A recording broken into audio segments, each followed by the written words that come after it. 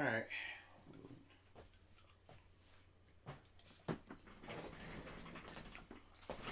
Eat some pizza first.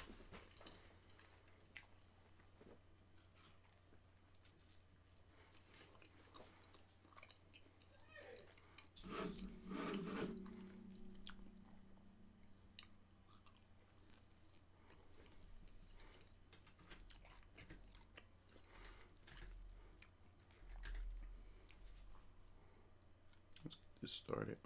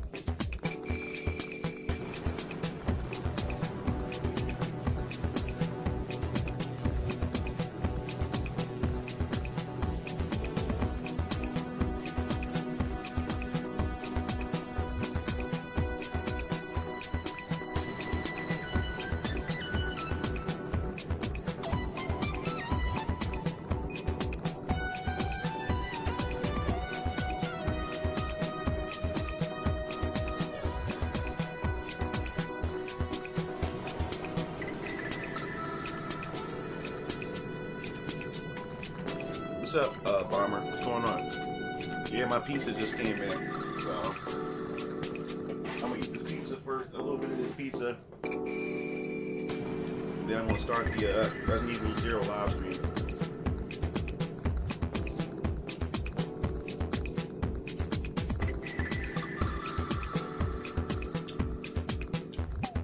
What's up?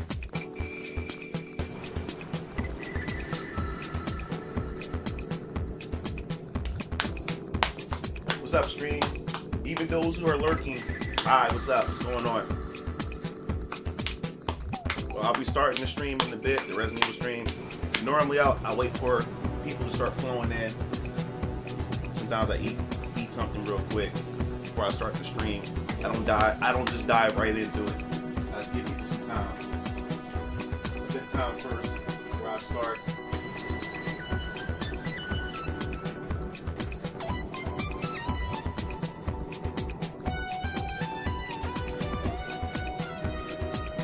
What's up, Dave?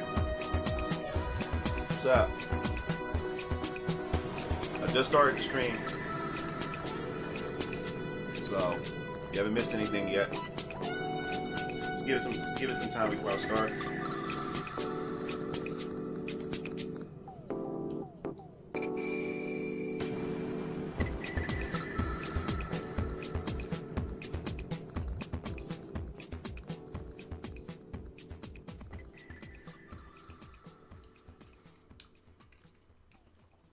Last night was a fun stream.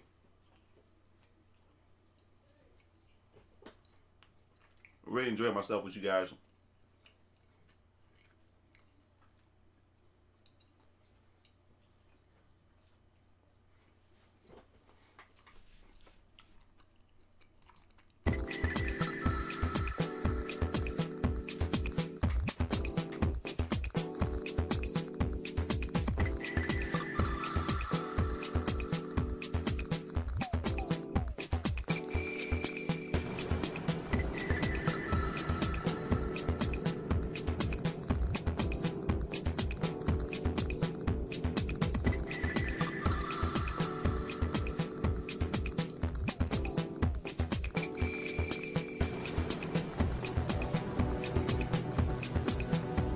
you haven't checked out the video that I posted up just a few minutes, like almost an hour ago, go check it out.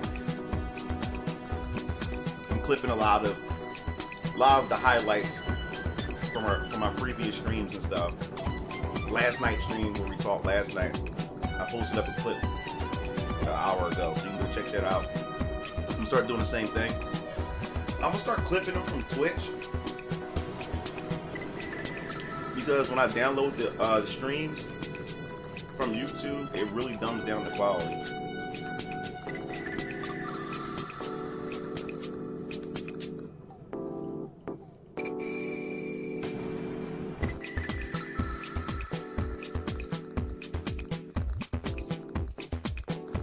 So, if you haven't checked out that clip, I just posted it up. You can go check that out.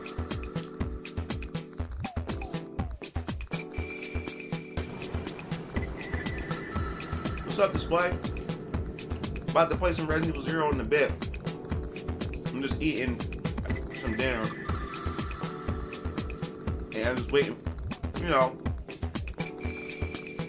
for a few of you guys to come in. Alright, ready to Display?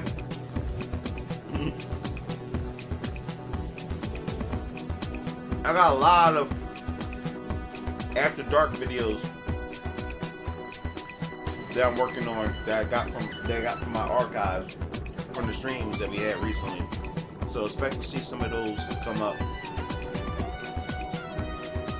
within the week.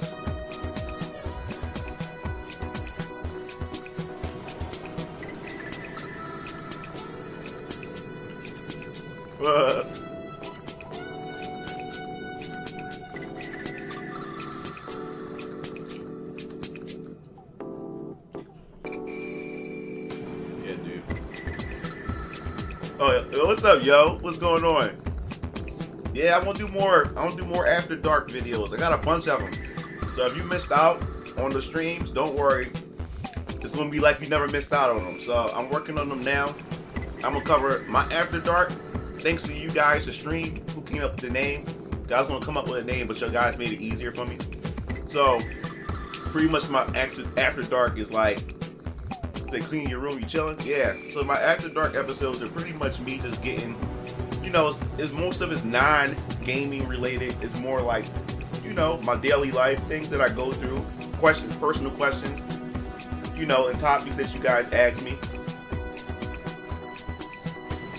And you know, and it's a little bit more it's more uncensored and stuff. I think, you know, most of us, we all adults here, so After Dark is more spicy as far as topics and stuff like that. So I'm going to be uploading a lot of those. It seems like you guys enjoy that, and it gets more hits than my, you know, my gaming stuff for some than my gaming stuff. So I think I'm on to something. So I'll just keep those in mind. I start doing more of those, and I've been attracting a lot of people who are not subscribers to my channel are now subscribing to my channel because of the After Dark. My first After Dark episode was me and my foot fetish confession video, me having a foot fetish and stuff like that. That's already at 1K views.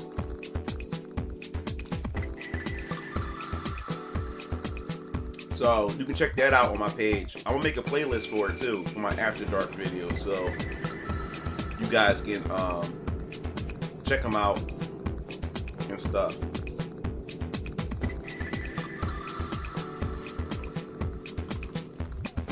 Okay, you at work? I'm gonna eat this last slice for now. And get started.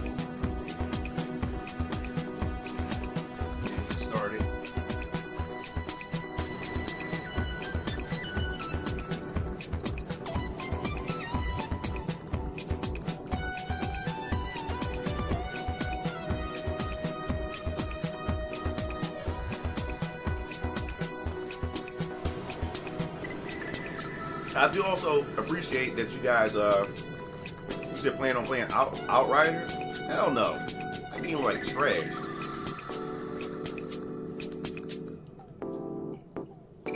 Wasn't impressed with it. My brother P Lancer was playing it, but nah. Oh yeah, this pizza's pretty good. Uncle Oogie's.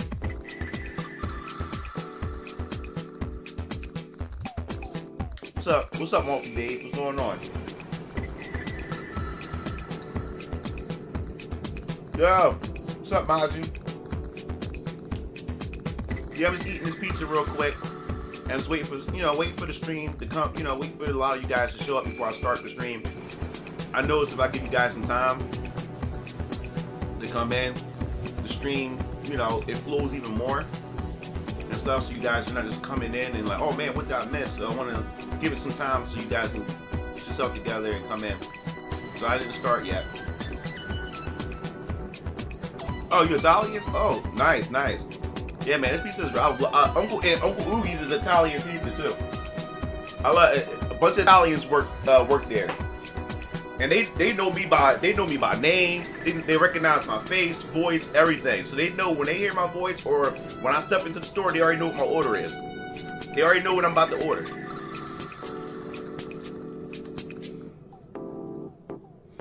You said it's like a Destiny mixed with Gears of War. Yeah, I'm good. That Outriders look whack.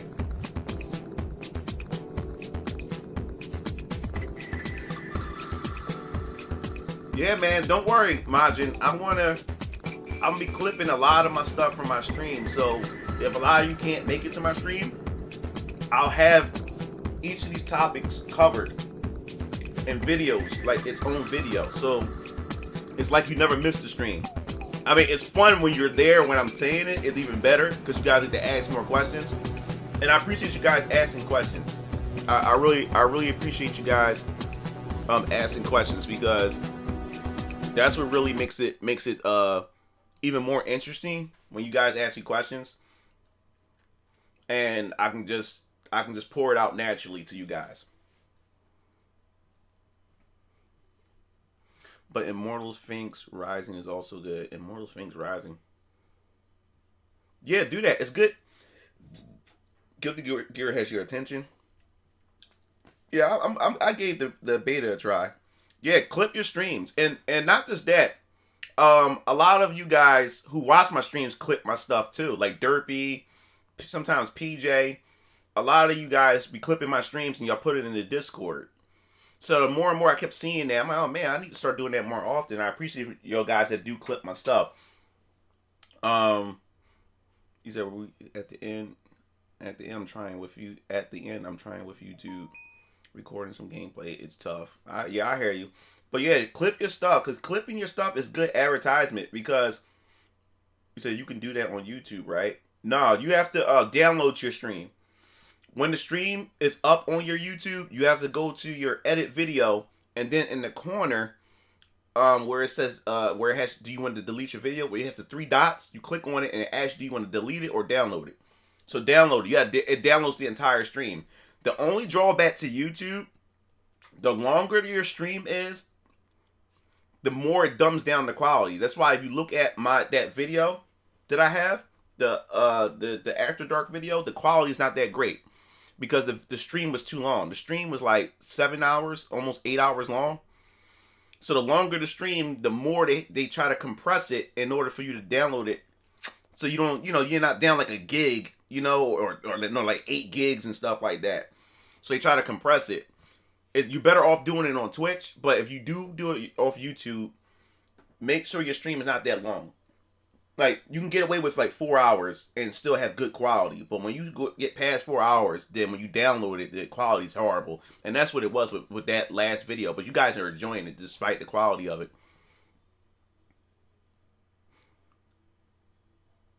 At the beginning, it seems like you are non-existent on the platform. That piece of finger, yeah, it's really good. Yeah, oh yeah, so you good then. Yeah, so this is the thing about streaming, clipping your streams. Because what you do is you want to take the highlights of your streams. That's how you bring more people. Like my Mugen After Dark, taking highlights from there, clipping them, and making them to videos, people look at it like, oh man, it seemed like you had fun that night. Or man, I wish I was there. So now people are like, yo, I need to subscribe so I can look out for this dude's channel when he streams. So it makes more people, like, it entices more people to check out your streams. and go subscribe or whatever because they don't want to miss out on the action. That's why it's good to highlight the clip your highlights, the fun aspects of your streams, so it entices people to say, you know what, I gotta subscribe to this man's channel because I can't miss out on this.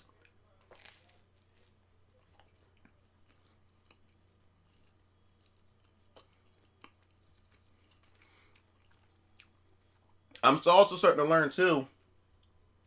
My streams are getting better, like as far as you guys coming in, the views and stuff. It's getting better because I'm being consistent. You have to be consistent with your streams. You're not going to get an audience if you want to stream for one day out of the week or whatever like that, because people are looking for consistent viewers, a consistent streamer. Because especially in the pandemic, people sit in the house all day, so you're looking for streamers, content creators that they can rely on for entertainment and stuff like that. So if you gotta spend more than an hour or two. At least spend 4 at the minimum. Because the longer you stream, the more people is going to dive into your stream to go check you out and stuff like that. So that's what I've been doing lately. Like, I will get all my 3D hentai work out the way, or my YouTube videos that I'm working on out the way. I try to get as much of that done so I can spend the evening or early afternoon to start the stream. The earlier I start, I can run for more hours.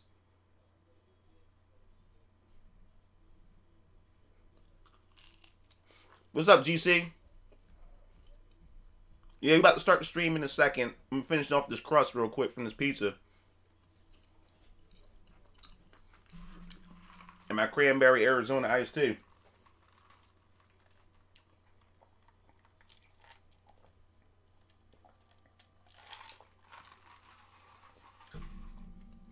Yeah, you have to, that was the hard part, trying to figure out what game I wanted to play on stream and stuff, but I have the answers in front of me. I have a whole backlog of games that I haven't even opened. So now, to give me incentive to actually play these games and open these games, why not stream this experience?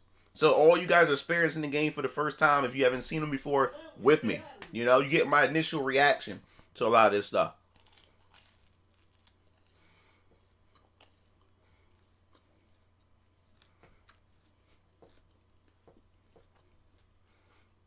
Alright, about to start. I'm going to get my controller.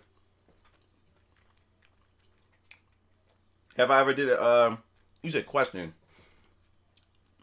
What was the first GameCube game you owned and why? Alright, I think I explained this yesterday since you missed out on it. But I haven't went into detail. That's a good question, Majin. And I'll answer your question in a second, Dave. Alright, so my first GameCube game is a very interesting question because GameCube was my first system that I bought with my own money. All my other consoles before GameCube, my parents bought them. My father bought them and stuff. So this was my first console that I earned with my own money. And I had bought it at launch. I get every console at launch. So, like I said last night's stream, when you had to pre-order the GameCube, because remember, GameCube and Xbox was coming out the same week. The first Xbox came out a day or two before the GameCube, if I can remember, because GameCube was released on a Sunday, and I believe the Xbox was released on a Thursday or Friday. Well, anyway, besides the point, I went. My father took me up to the electronic boutique, and the only way for you to get a GameCube on reserve, you had to get it in a bundle. You couldn't buy it separately. You had to get all this stuff added with your GameCube. And luckily, my summer job, because I was the camp counselor, I saved all that money. And I was only trying to get the console in one game. And I thought Smash Brothers was going to be a launch title, but it wasn't. It was a holiday title. So remember, I think the GameCube came out either September or October. The GameCube came out. I can't remember. All right, so when I went to Electronic Boutique, excuse me. When I went to Electronic Boutique, when I got there, they told me that, yeah, you can't just reserve just the console. You have to get it in a bundle. So I was like, damn, I wasn't expecting to spend this much money, but oh well. So they gave you like this brochure and they gave you a list of all these games that was going to be available at launch, and all these accessories. So you had to get accessories with it too. So and you had to pick what color that you wanted. Now I got so excited the day I was supposed to pick up my GameCube out. I ended up getting the wrong color. I wanted to get the black GameCube. I ended up getting the indigo color, the purple, the indigo color. I wound up getting that. I wasn't supposed to get them. I was supposed to get the black one, but I didn't realize until I got home that I reserved the black one. Well, anyway, you have to reserve not only the console, you have to reserve an extra controller, a memory card, and you have to reserve 3 games. So my first GameCube games were 3. My first GameCube games were 3 games. I had to get 3 games. So those 3 games were Luigi Mansion, Super Monkey Ball, and Star Wars Rogue Squadron. They were the first 3 games that I had for my GameCube, and I had an extra. And the extra controller was a generic third-party controller, which I couldn't stand. That second controller was shitty. So NBA Courtside and Road Leader, yeah. So I had those 3 games. Luigi Mansion. Yeah, Luigi Mansion, and you said you just watched. Oh, what's up, AJ? Just watch your hilarious video. He said nearly killed you. Yeah, So I had those 3 games: Luigi Mansion, Rogue Squadron, and Super Monkey Ball. What's up, Necron? Yeah, so those 3 games were good choices. Now I was gonna get Luigi Mansion regardless. You gotta get a Mario type game for the Nintendo console. So I got the Luigi Mansion, and I had those 3 games, and I pretty much didn't have any other games to the holidays, to Christmas. And Pikmin wasn't the launch title either, which I was disappointed in. That was a Thanksgiving release, and Melee was also in December, so that was the holiday release. So I didn't get those 2 games till Christmas, and that's what happened with that. I got 2 GameCube games for Christmas, which was Melee and Pikmin. But at launch, I had Luigi Mansion, Rogue Squadron, and Super Monkey Ball. So that's what I had for my GameCubes. They were my first games.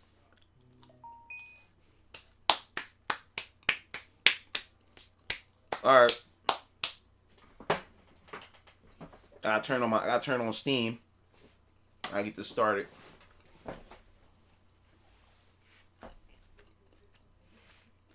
Okay, Necron.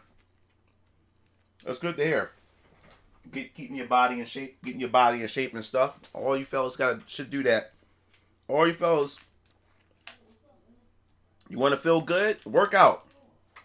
You don't have to be massive.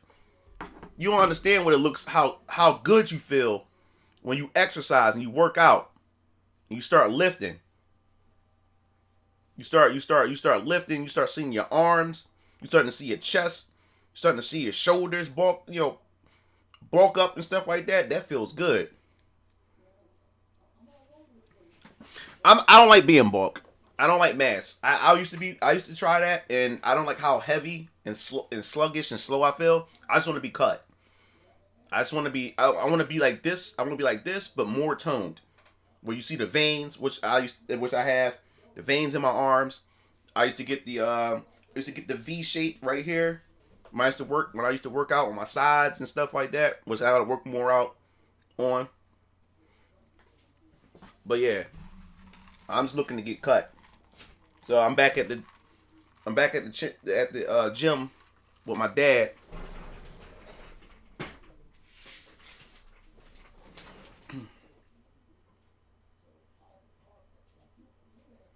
Let me check that in a second.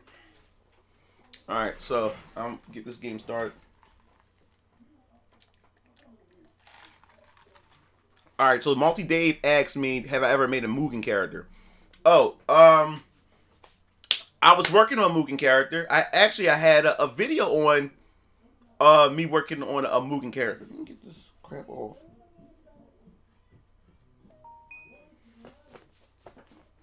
Yeah, I actually had I had two videos of work in progress videos. I can't remember what it was called. I think it was a game. It was a character based on this game called Little Fighters. I think it was an old PC game, online PC game. I was working on that character.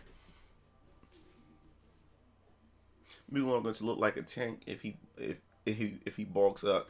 Yeah, I don't want to be bulk. I just want to be cut. When I could see my.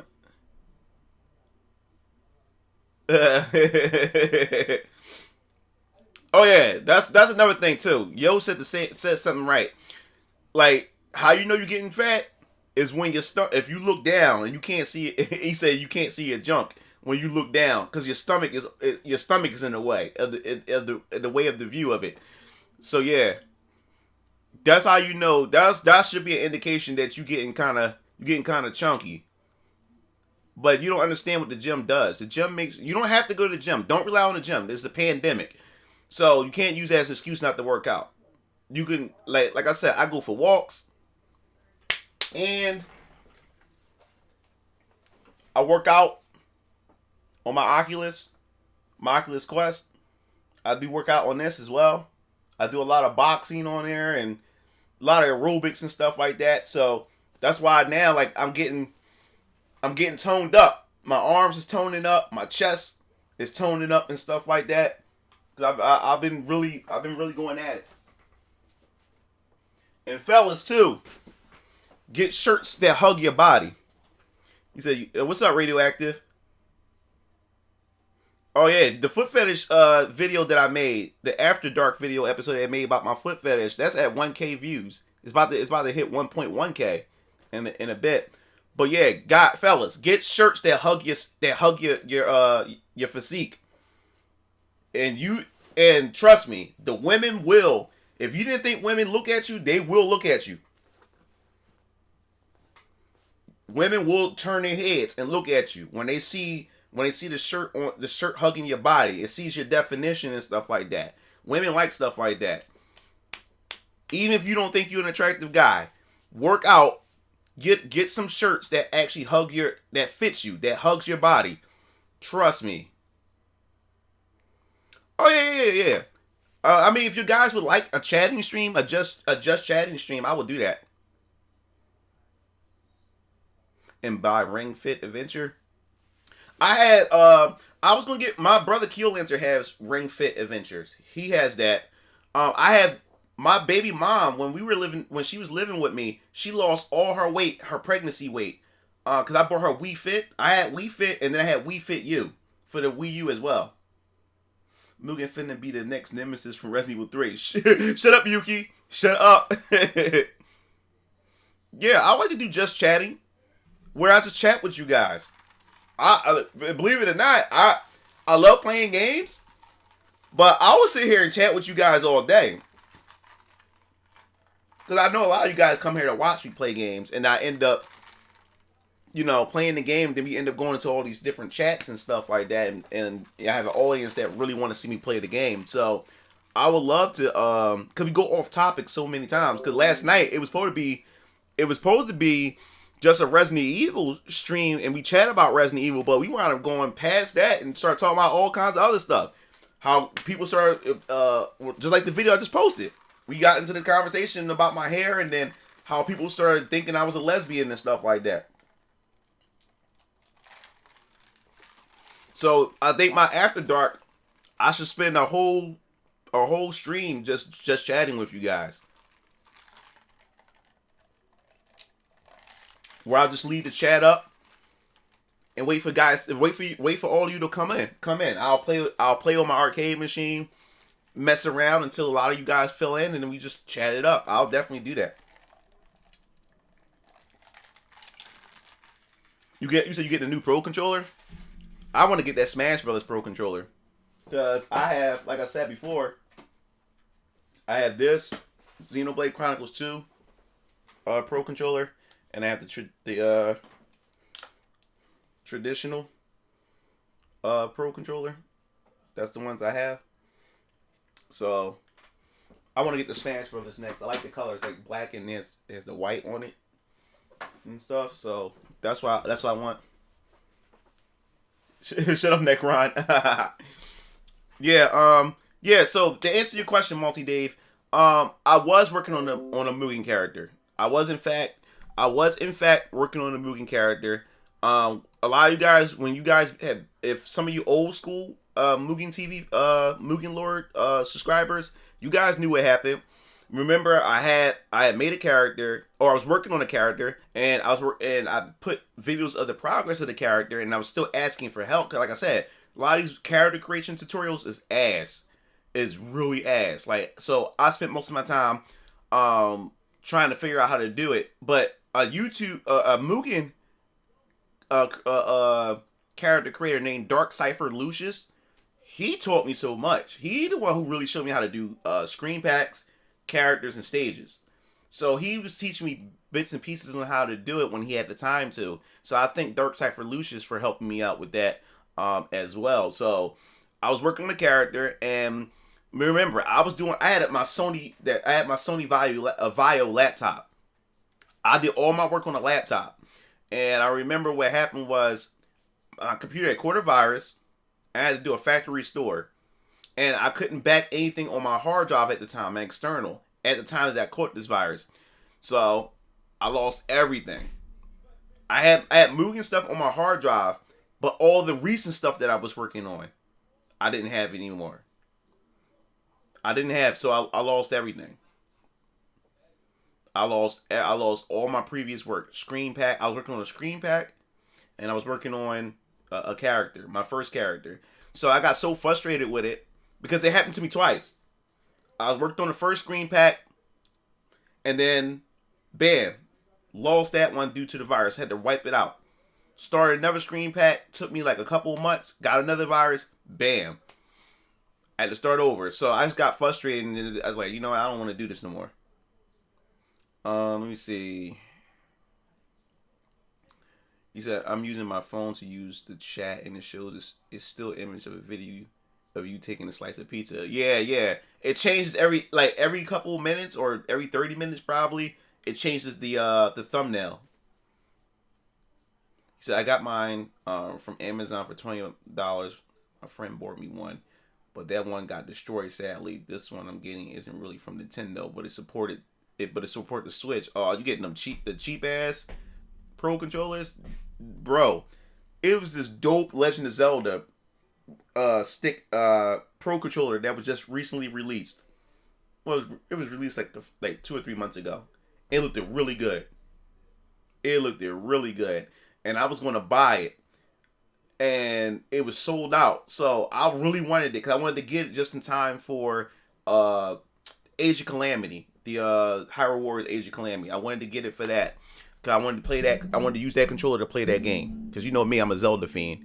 And so I was like, let me go on YouTube. Because sometimes go on YouTube to see if people have those controllers. Look at reviews for controllers, accessories.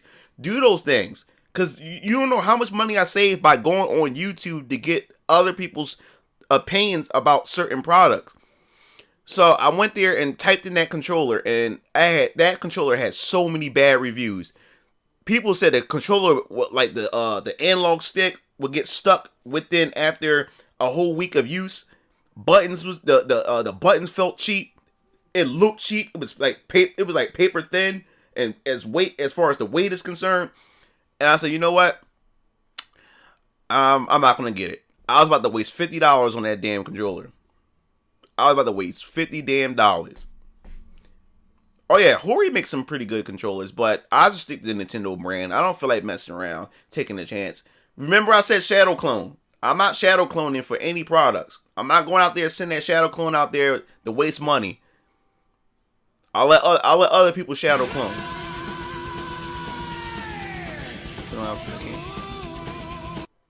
I'm not sure. Like, why does it do? I'm not sure if that person just Sacred sent me that again. Why does it repeat itself?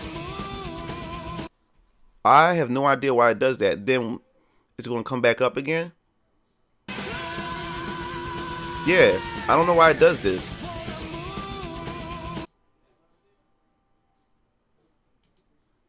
Yeah, I don't know why it does this. And then it's going to come up again.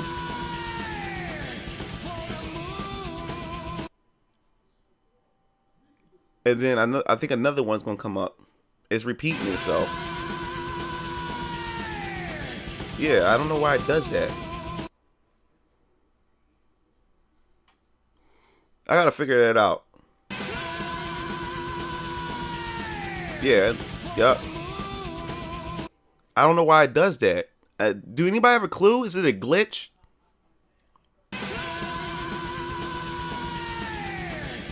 I'm not sure. Is it? I'm not sure if it's a glitch or not. Hold up, guys.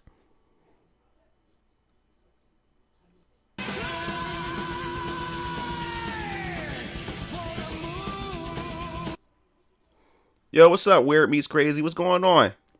We about to start the stream. We about to start this Resident Evil stream. I gotta get Steam, turn Steam on, and then we can get this started. All right, so, all right, let me turn on my Steam. We gonna get this party started. Are you gonna make a video on what Harada said regarding making his own Evo with other companies like Capcom? Yeah, I seen that on yeah, I saw that on Event Hubs. I saw that last night. He said Mugen Lord wants to look like Teen Gohan. What are you talking about? You didn't come late. I didn't start this. I didn't even start the game yet. Dash. You said he's practicing your. Oh, yo, Derpy in the building. Derpy's in the building.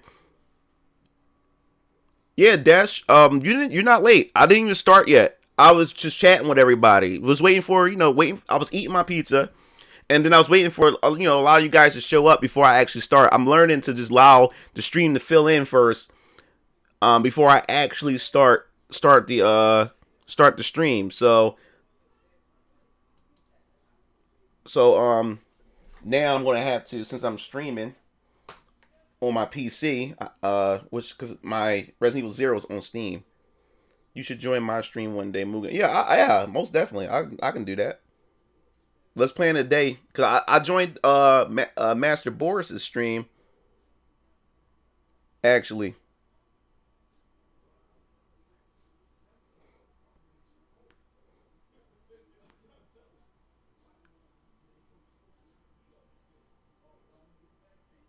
Alright.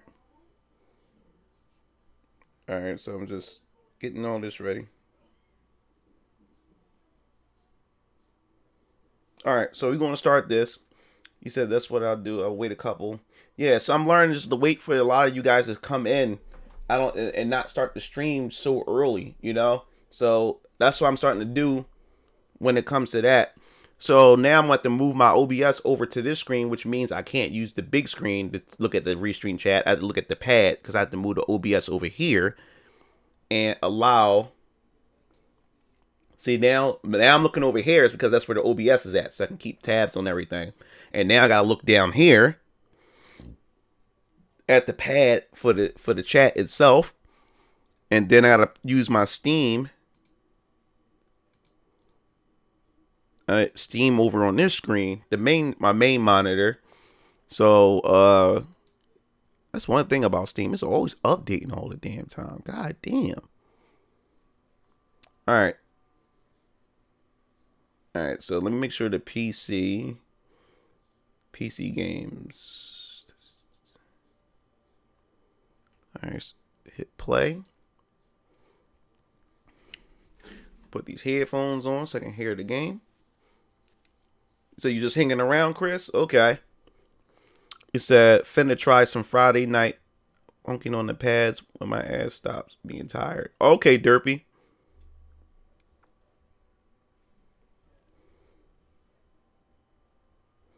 He said Mugen Lord making Sega Saturn RPGs. Yo, he had me cracking up when he said that, because I never noticed that. All right, let me All right, cool. We here?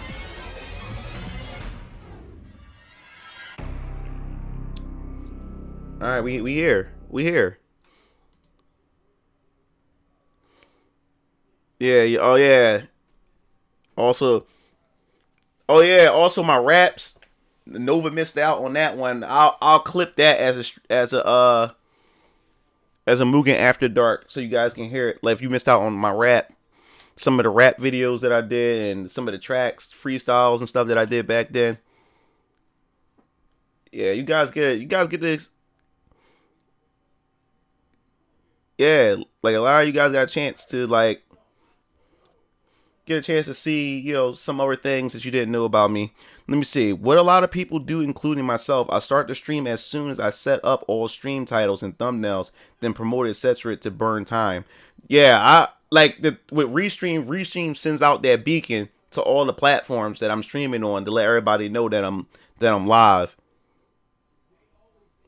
Well, I was supposed to do a mixtape a long time ago. I had a lot of stuff that I wanted to do. I had all these dreams back then about the whole rap thing. I wanted to get signed to the Def Jam at one time. I wanted to get signed by Rockefeller at one time. I was doing like me and my cousins. We was all, because the name of our group was called the Elite back in the day when we used to rap and stuff like that. And I was really into rap. And the thing was, like, my dad got me into rap because my dad had a rap group a long time ago back in the 80s. And my dad's even saying to himself, like, cause my dad had bars back in the 80s, and their sound, if my dad would have stuck with it, cause my dad said, yo, if he would have stuck with it, my life would have been totally different too, cause he would have definitely got signed, especially down back in the 80s.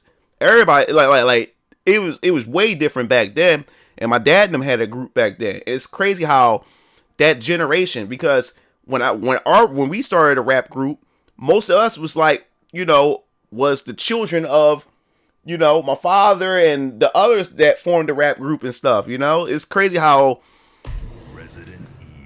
children take after their parents, when it comes to certain things.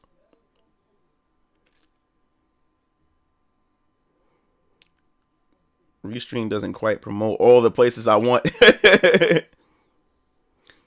You didn't see the raps. I'm gonna do a radioactive. What I'm gonna do is I'm gonna clip that tonight. So I'll probably have it up tomorrow, so you guys can go check that out. So if you haven't seen any of the raps that I posted up last night, you missed out. Like I said, it was a fun stream last night. We talked about a lot of stuff, and a lot of you guys had a chance to know other parts of. Oh crap! No, wrong one. I loaded the wrong game. Hold up. It's file 2. There we go.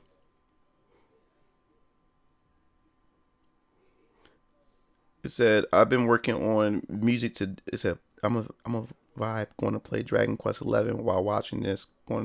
Okay, I got Dragon Quest 11. Still haven't played it. I still haven't really played it yet. I have it on the Switch, but I'm gonna get on the Xbox Series X next too. You said okay. So I've been working on music today, trying to stay productive while making money moves still. Made a few bucks from passive income and put in a few more local applications. Okay, Nova. And then you said, who are some of my favorite rappers or influences? Like today's rap sucks. I don't listen to rap anymore. That's how bad it is. If I do listen to rap, I go back to like the early. I'll go as far as back as the 80s, but most of the time I stay in the 90s and early 2000s. I stopped listening to rap once it got to like 2010, I would say. But the rappers that I really enjoyed growing up was I listened to Nas. I love Nas. Listened to a lot of Nas growing up.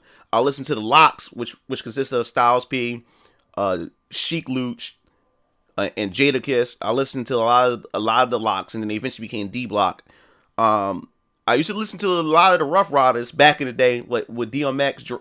DMX. Dragon, and the rest of them. And but as time started going along, I more so stuck to myself because I didn't want to get too much influence from other rappers and stuff because I wanted to have my own style or whatever. But when it came to other rap styles, like other groups, I like listen to the Roots. The Roots is really dope. I love the Roots. I listen to them a lot. Coming up, and it was a whole variety that I like to listen to. But rap is just not what it's used to. I love Hopsin. Hopsin is one of my other favorite rappers because he's Ill Mind? I think it was Ill Mind 3 or 4. Whatever one that I got introduced to Hopsin, and Hopsin was saying a lot of stuff that I would preach about. You know what I'm saying? And like I was vibing with Hopsin, so I like Hopsin. The most recent rappers like Eminem's like a hit or miss for me. I don't listen to a lot of Eminem, and y'all may hate me for it. You said you knew it. Is MF Doom. I forgot Miss MF Doom. I listen to MF Doom. That's my boy too. God rest his soul. Rest in peace. Also, y'all may hate me for this, but I was never a Jay-Z fan. I know a lot of you guys may hate me for it, but I was never a Jay-Z fan. I think Jay-Z was so overrated. I think Jay-Z is so overrated. Like everybody worshiped this dude. I was never a whole fan at all. I was more into Beanie Siegel, Philadelphia. Beanie Siegel. I like the Beanie Siegel, PD Crack. I was getting a bit into Freeway at first, but that's when Cassidy came in, and I was introduced to Cassidy when he battled Freeway. I was like, yo, who is this dude? Who is this cat? He is bodying Freeway. I was like, yo, his bars is crazy. So yeah, I love Cassidy. So yeah, man, like I was really into that stuff. Jay-Z is overrated. And I remember back in high school where people was literally about to fight over the whole Jay-Z and Nas. Remember when Nas dropped Ether? Man, I remember when Ether first came on the radio. We was in the car. We was coming from the studio laying the track. Me and my cousins.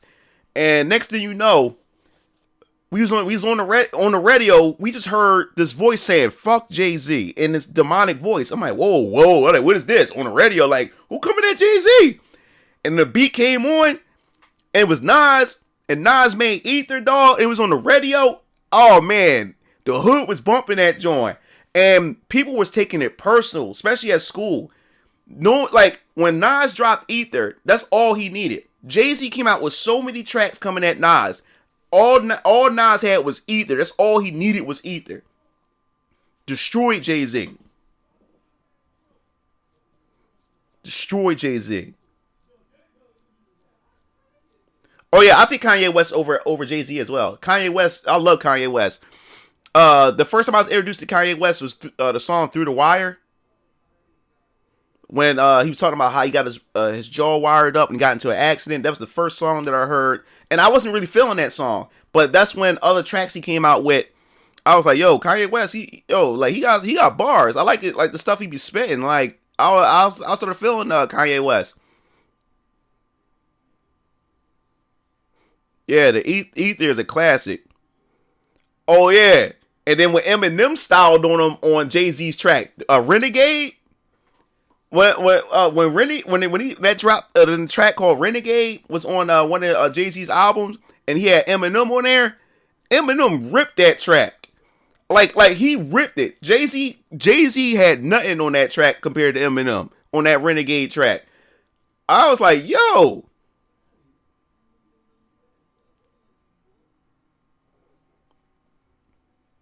Yeah, man. So yeah, man, like.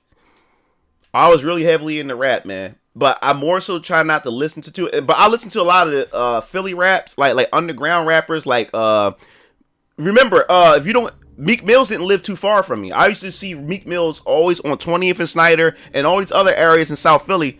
I remember when Meek Mills used to sit on his dirty ass couch all the time. He had these dirty ass t-shirts. I remember back in the day, I used to see Meek Mills a lot back then.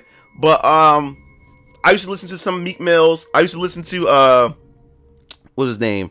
Reed Dollars. Yeah, it is a classic. Yo, what's up? But I used to listen to a lot of Rain Man. What was the other? D Jones.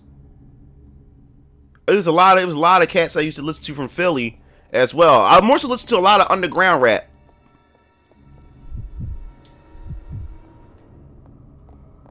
Cause I was into the battle rap and stuff too. I was heavily into the battle rapping scene.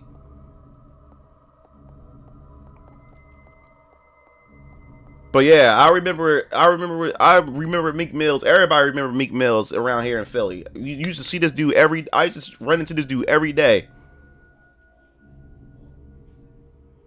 But today's rappers, man, not the same. I don't listen to none of that garbage today. Uh and some people may hate me too. I think Drake is overrated. I love J. Cole and Kendrick Lamar. I will listen to them before I listen to Drake. I think Drake is extremely overrated. No, I'm not. No, he does have bars. Don't get it twisted. He got bars, but I just think he's extremely overrated to me. And also Joe Buttons. That's my homie too. I love Joe Buttons and Royce the 5'9". Royce the 5'9", man. Oh man, I used to love listening to a lot of his stuff, and I used to get hype off of his stuff as well. It was the song. What's the name of that? Slaughterhouse. The group that he had, Slaughterhouse. Oh, Rakim? Yeah, I listen to Rock. If you want to go old school, yeah. If you want to talk old school, yeah. Run DMC, Rakim, what's his name? Eric B.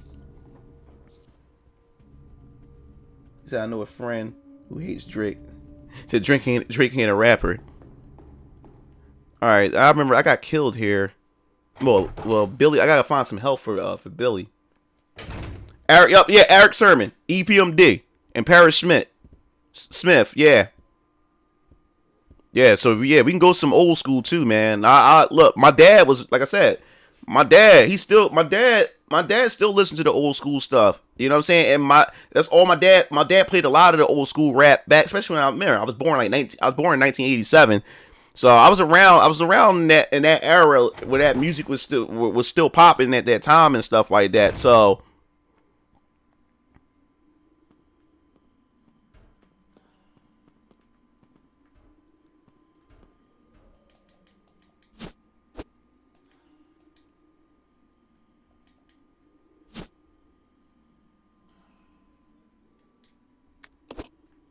all right, hold up.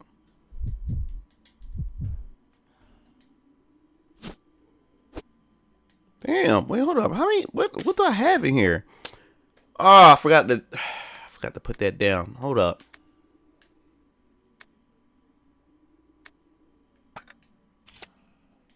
Wrong button. Naughty by Nature. Yup. NWA. Yeah, he listened to all those. I know all of those. Now, 3 6 Mafia, whack. And then wasn't a fan of 3 6 Mafia.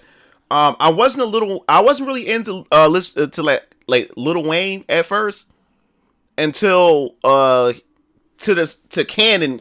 He did the song called Cannon. That's when I started listening to Lil Wayne. Lil Wayne, I was getting into a lot of Lil Wayne stuff at a bit after that.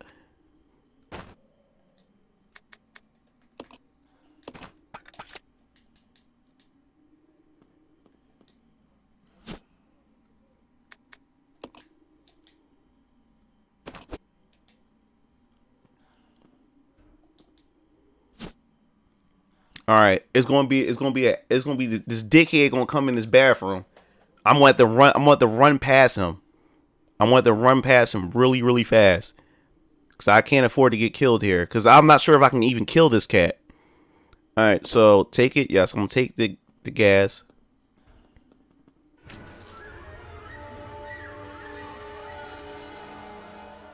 Yeah. Yeah, Mobb Deep, yeah. Quiet Storm was my favorite track from Mobb Deep. I love Quiet Storm.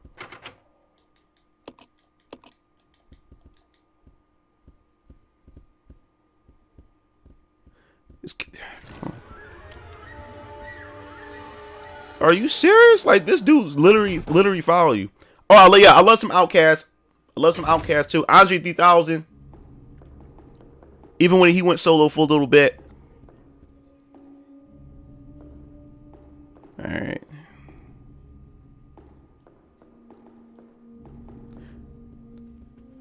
And also G Unit was overrated too. I like 50 Cent, Lloyd Banks, and Tony Yayo, but There was another G Unit, Rockefeller, a lot of them, like, they was so overran on the radio so much.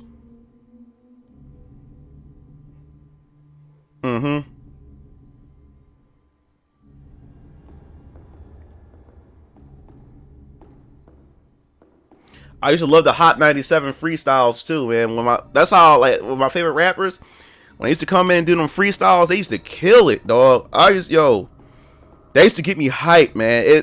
They used to make me want to write. It improve my bars and everything. When I used to hear these cats go flow, man. I love when these dudes go in and they just flow. Like, another underrated dude is Papoose. Like, this dude, you can get this dude. You can have him go through each letter of the alphabet and he will flow through the entire alphabet. Like, he just did a recent video that he had all the boxes of cereal and made a story, freestyle, and made a story about the boxes of cereal, cornflakes, Fruit Loops, and everything. Like, he was just killing it.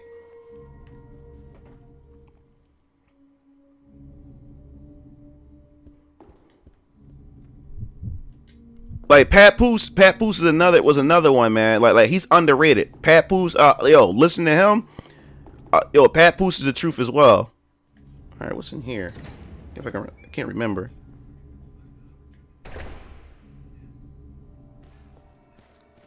Oh, hell no. I gotta come back later. Hold up. I come back here. Let me go.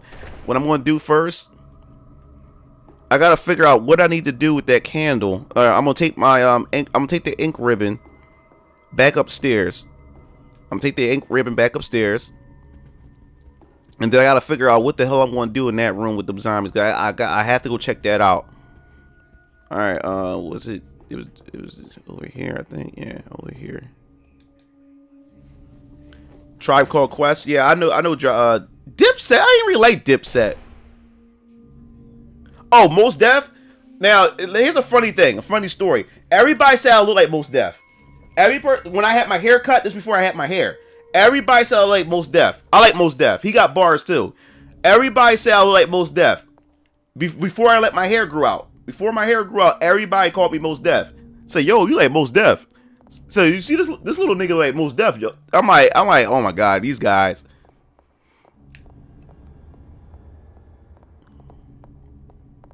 All right, I'm gonna drop these ink ribbons over here real quick, and then we're gonna proceed.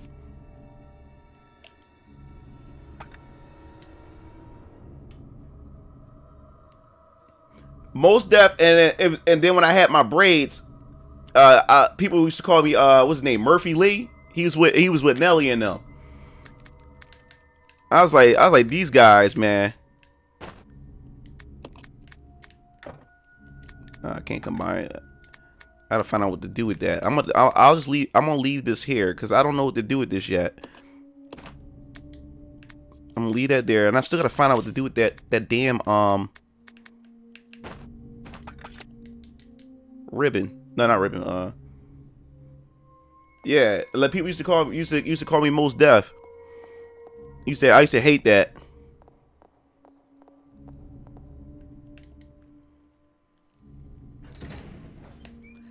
And y'all may disagree with me, but I also think Biggie and Tupac was overrated too.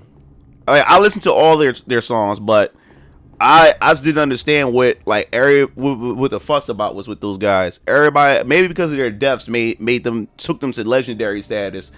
But even when they were around and alive, I was really never a big fan of them.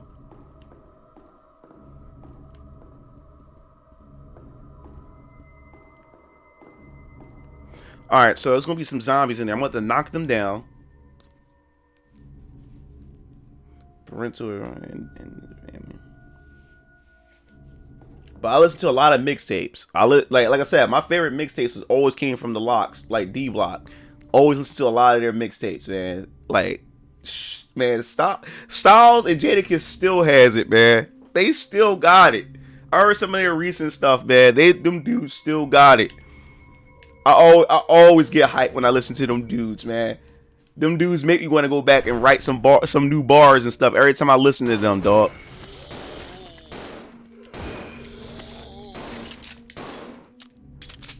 Billy, don't go crazy with the bullets now. Come on, let's go, let's go, let's go.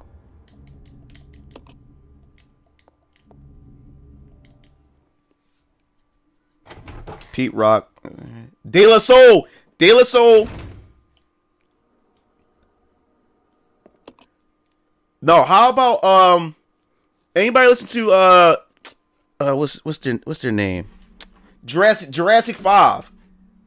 No, most people, they're underground. Jurassic 5 was so underground, no one recognized them until this company, this record label in Europe signed them, and they went to Europe and became big in Europe. And then Sega wanted to promote them. So when Dreamcast came out, they went on tour with Sega with the Dreamcast, a Dreamcast tour, and that's when I was first introduced to them. They're old school. They're modern rappers, but they rap old school style. And they're lyrical. They're very lyrical.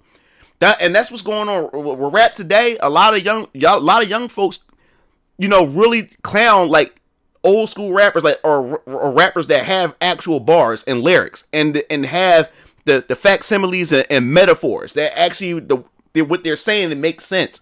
A lot of people, a lot of the youth today don't like those type of rappers. And Jurassic 5 is still one of my favorite rap groups. A lot of people don't know who they are, but their promotion came on this Dreamcast demo disc. And I first seen them, I was like, man, these dudes is whack. But I kept clowning them, and the more and more I listened to them, like, yo, these dudes flow. And the words that they use, dog, I started listening to a lot of their tracks. Jurassic 5. We'll look at their music, one of their music videos. They're very old, they're modern, but with an old school flavor.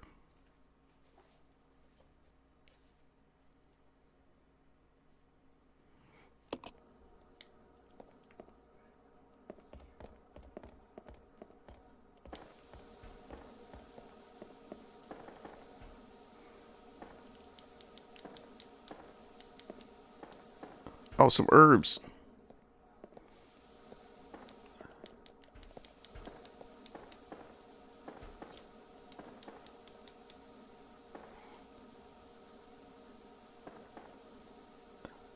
I'm gonna have to shut this down somehow.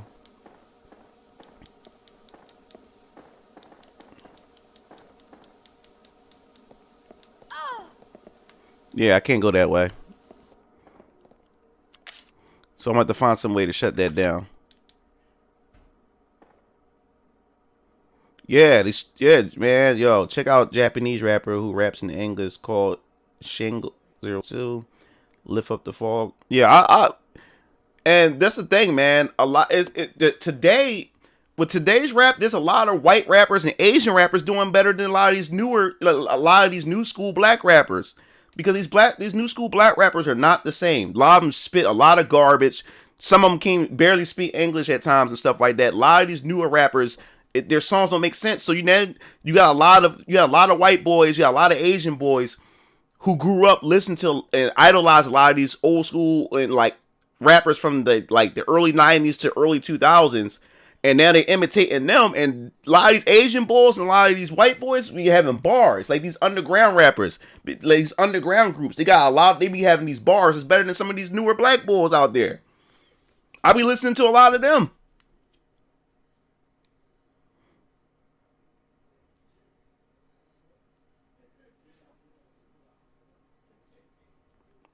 Yeah.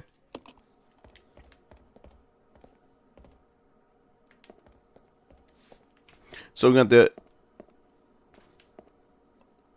there's another doorway over here. Okay. Yo, I'm gonna change these controls. I'm not, because they keep making me run the opposite way.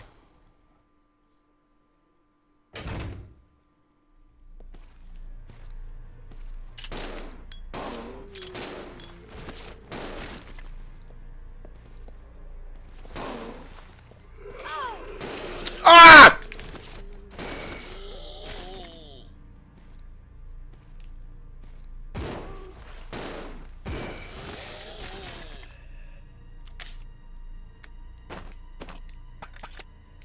Billy, you need to stop firing them shots off like that. Oh, I found the other statue. All right, we're gonna take that back to balance that, and we got more. Oh, another shotgun. What the f? What the hell I'm gonna do? All this stuff, and we still haven't found the film. All right, we're gonna go grab this first, and then we're gonna go back. I'm at caution, and she's always out of space. Damn, come on, girl. We still low on effing health like crazy. Take the black statue, yes.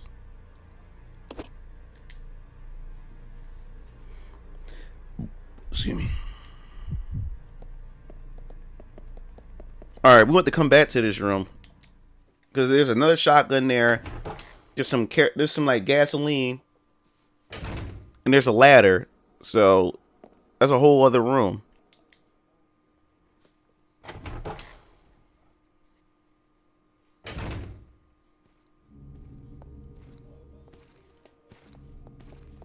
You stay here. Come on. Okay. All right.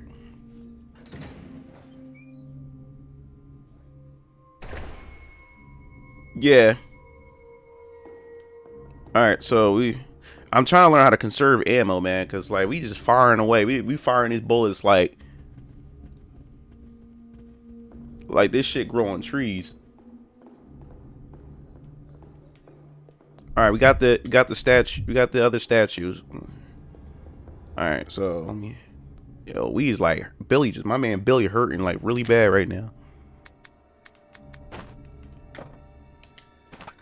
What do you mean? I mean, hold up. I mean,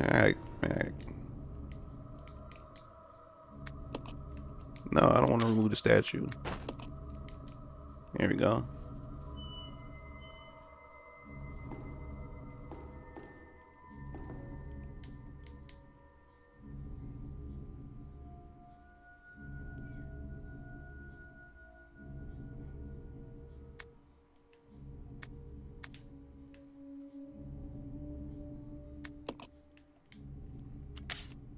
Is there something I'm missing? All right, we still haven't.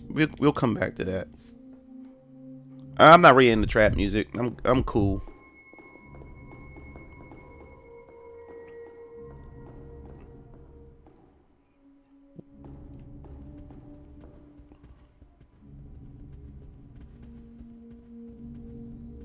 All right.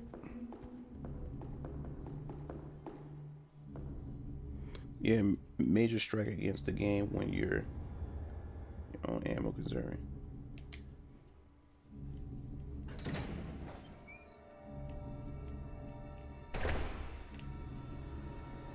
And I wasn't really a big fan of T.I. either.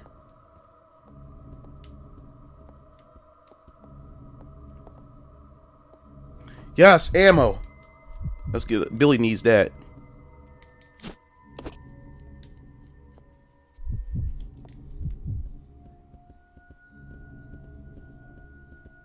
Come on, Billy, you in the way, damn it.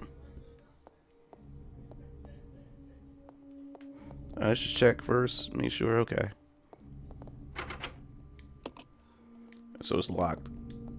Fire motif. Okay, so let's go back to the other room. There's another shotgun in that room.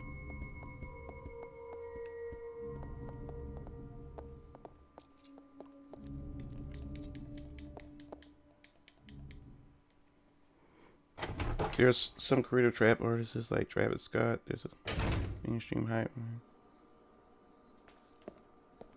He said needs it to waste.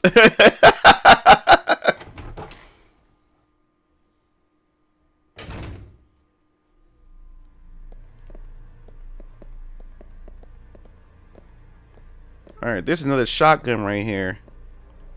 Is this one? All right, so I'm thinking it's a hunting gun. Maybe I should leave this here and grab the other one.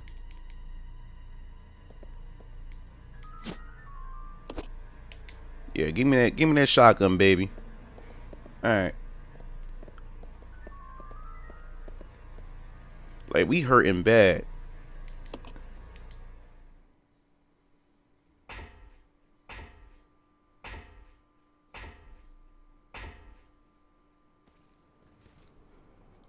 I wasn't it. Cameron was overrated too. He used to just Follow me. Yeah. and the way Cameron rap, he used to just say whatever he comes out of his mouth, like Mocha Loca, Choka Soka. Like, I used to hate his style. Like, like what the fuck is he talking about?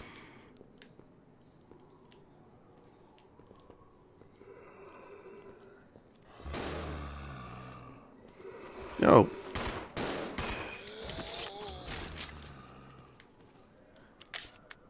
Alright, give me that shotgun.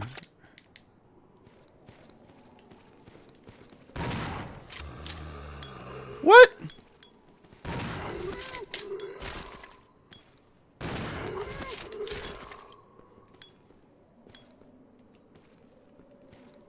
Cause you can't run past these dudes. We have to clear this. We have to clear this out.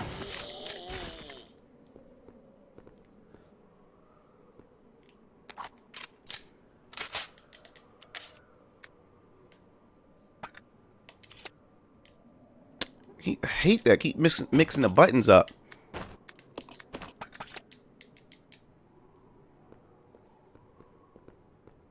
Yes! Herbs! There we go. There we go.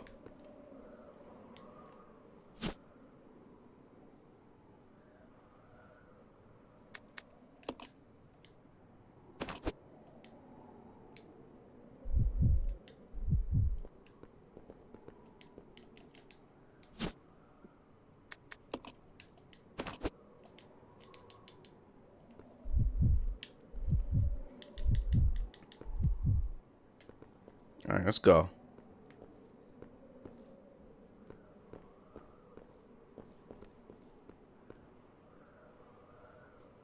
So Public Enemy, Chuck D, and Flavor Flav. Isn't it the best? But most who have heard it like that, at least to some degree. You said, damn, now I want to start recording again. Alright, door's unlocked. Alright, let's see what crazy shit is in here.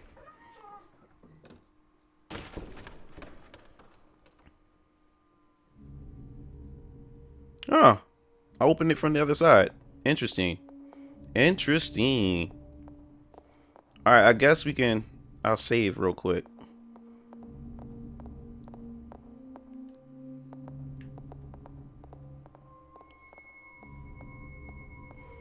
Still missing something. I gotta check the other rooms.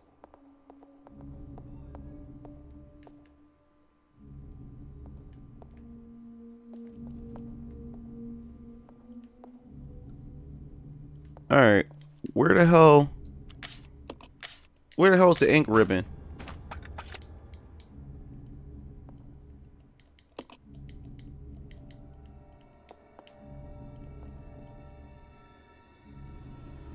I'll check it out. Roger. Let's regroup. Okay.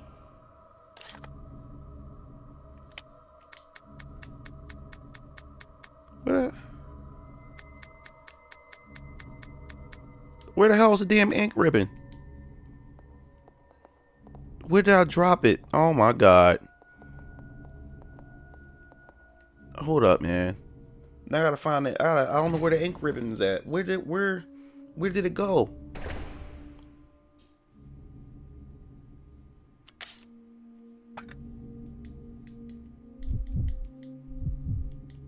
No, wrong button.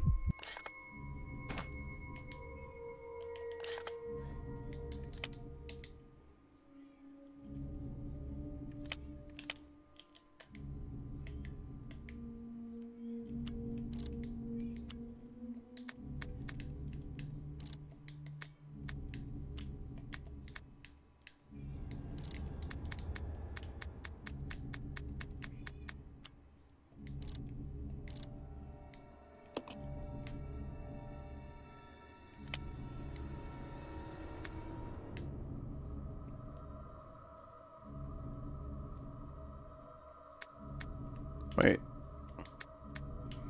Don't tell me I left it. Where did I leave the ink ribbon? Where the hell is it?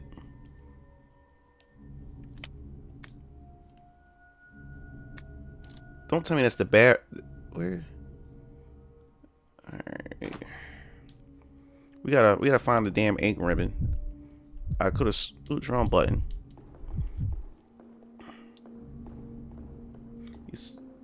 Check out a soundtrack from the game Anarchy Reigns. I'll check that out.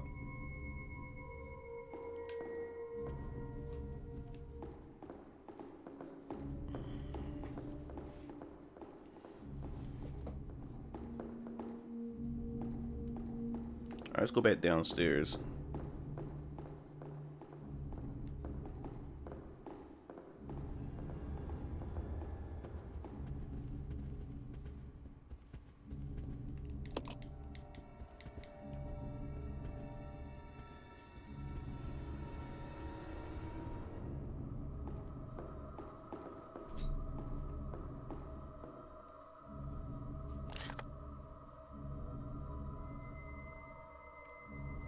That's where I left it at. I think it's back in that bathroom.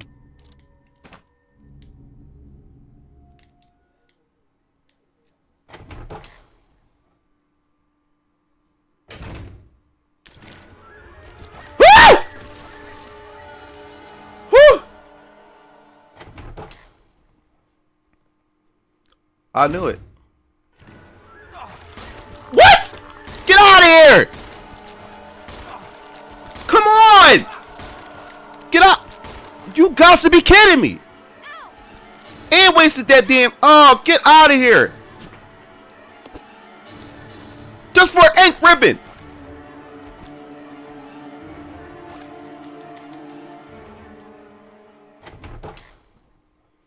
Dig, man! Oh, you got to be kidding me! All that health!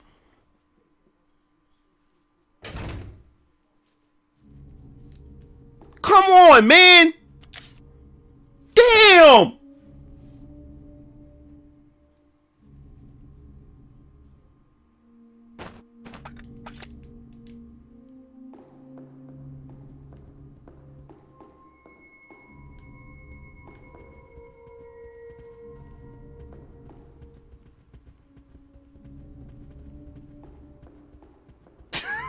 Oh my God! I went through all that trouble to get health and lose it again because of those damn things.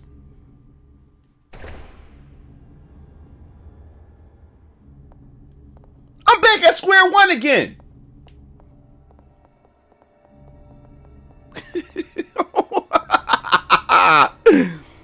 Oh.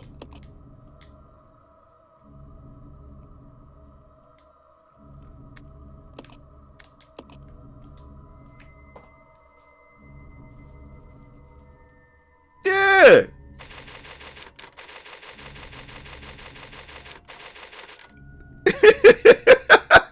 Oh my God. Oh my God. I'm so irked right now. I can't believe this, man. Damn.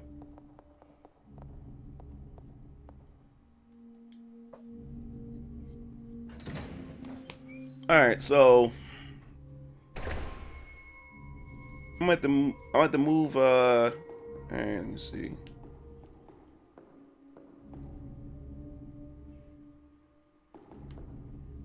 All right, I gotta find something else I'm missing.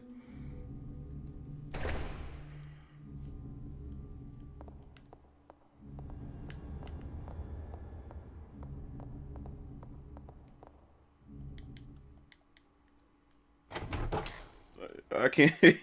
I can't believe this, man.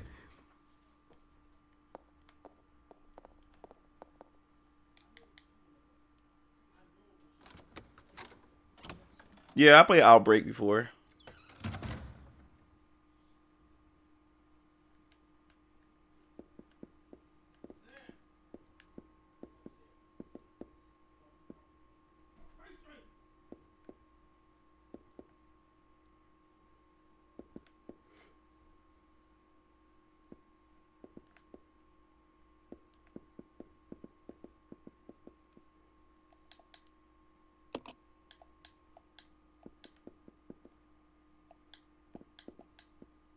I gotta find a way to light this damn candle.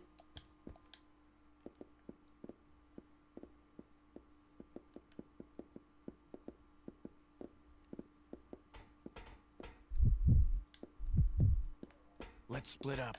Roger. Come on. Roger. Oh, so I just gotta go around the other way. Alright. Let me check that other room.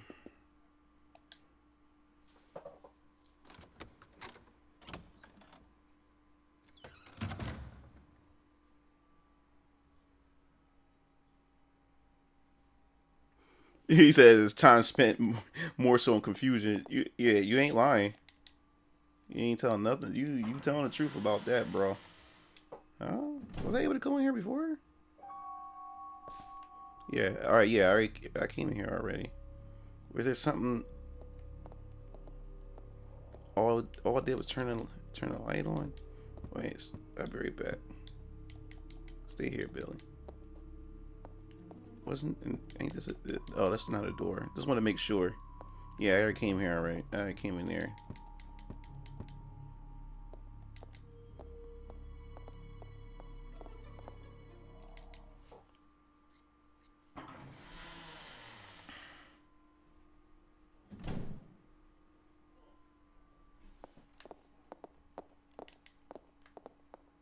Alright, so we're gonna go this way.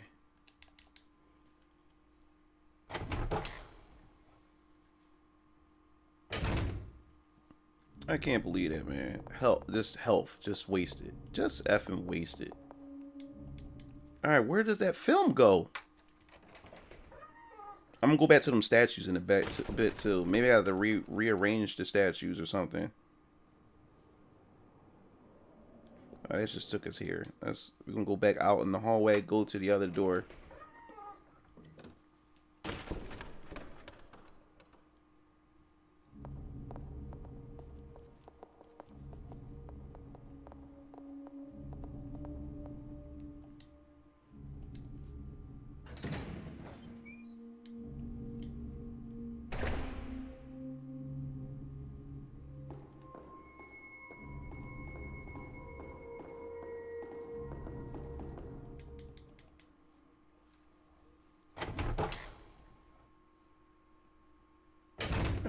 I have no idea.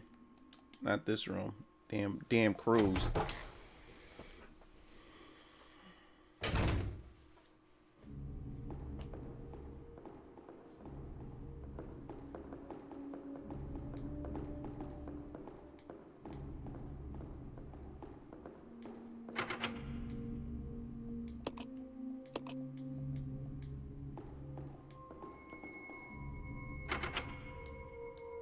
Door's locked, but seeing the keyhole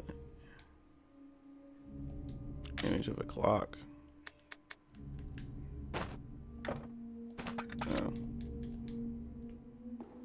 Alright, we have to come back.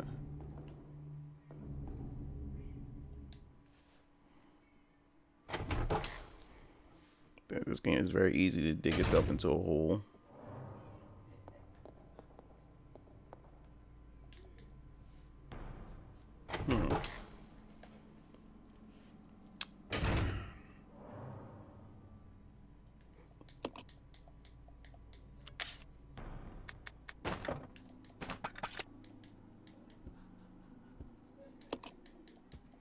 Oh, so I guess I can't use that here.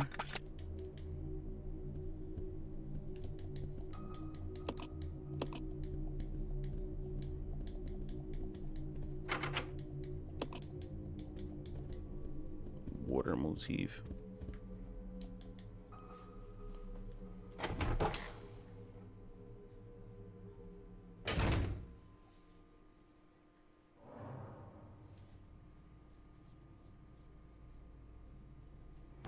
Well, I saved multiple files, so I should be cool. If I don't like the current save, I can just go back.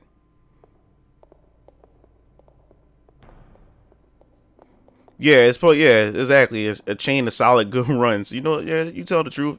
A chain of solid good runs between saves and stuff. Yeah.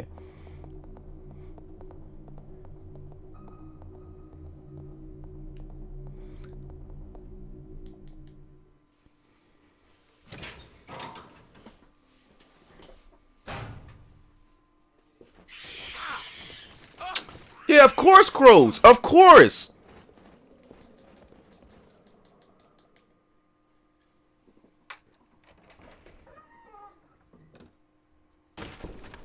Well, yeah, in Resident Evil, in Resident Evil, you supposed to save the least amount of times.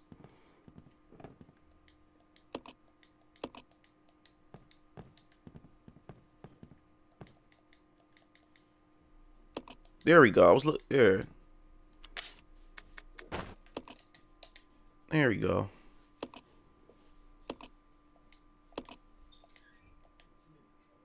Oh my god. Was there something that I was supposed to keep in mind?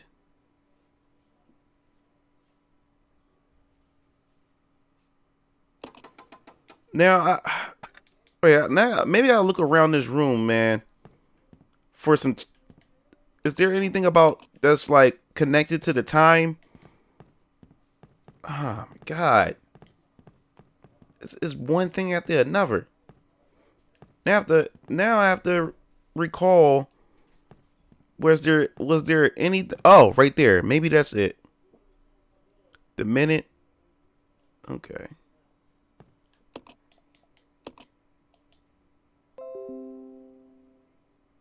Oh no, that's what I just did.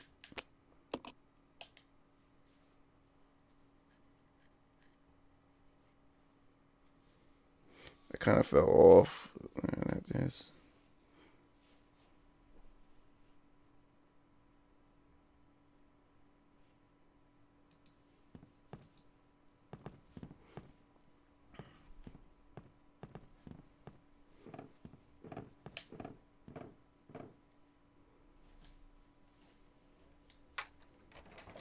So I gotta find out where.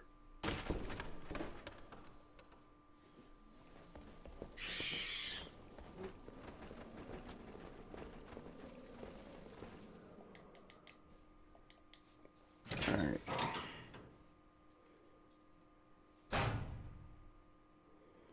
Now I gotta find some clues about the time on the clock. Was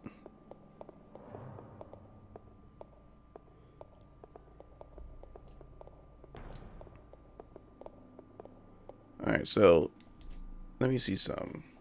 Maybe is there a hint of a clock?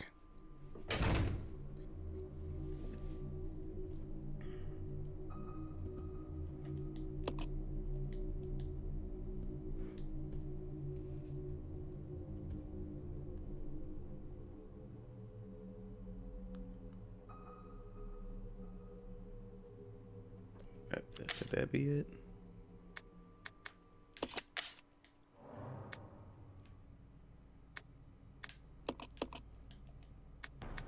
Make sure there was no hints.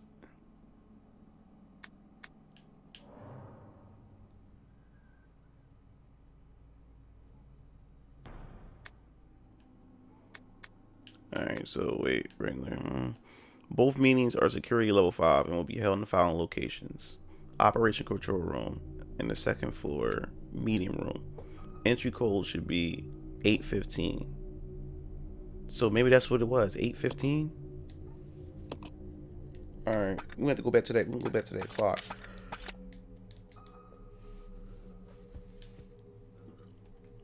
Damn, I could have did it. Now I gotta run past his crows again.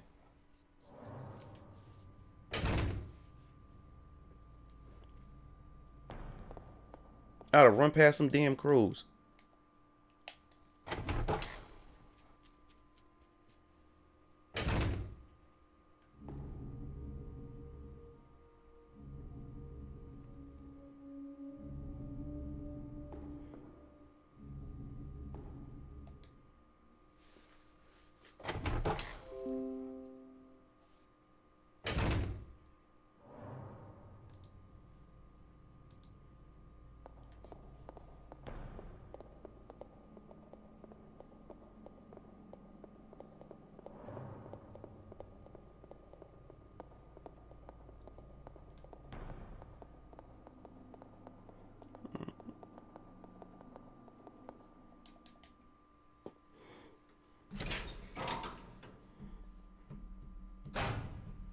You said 0 was a. Yeah, I don't even have this memorized. Not today. Like Buzz Lightyear would say, not today. All right.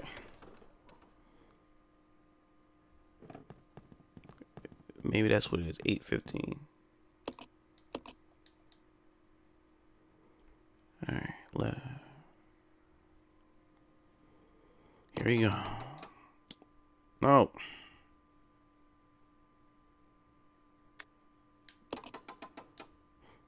Let's go to our hand. Right?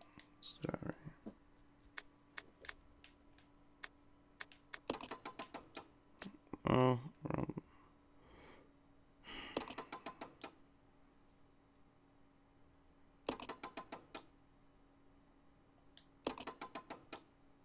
All right, here we go.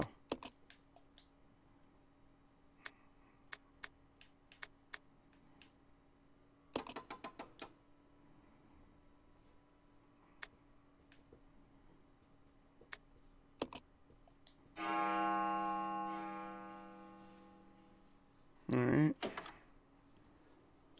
Oh my God. I gotta go through those leech dudes again, man. They be drawing with this.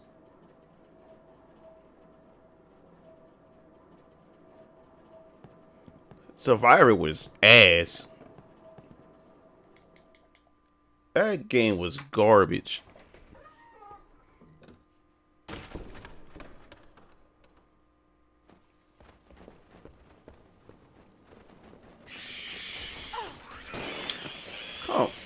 Come on.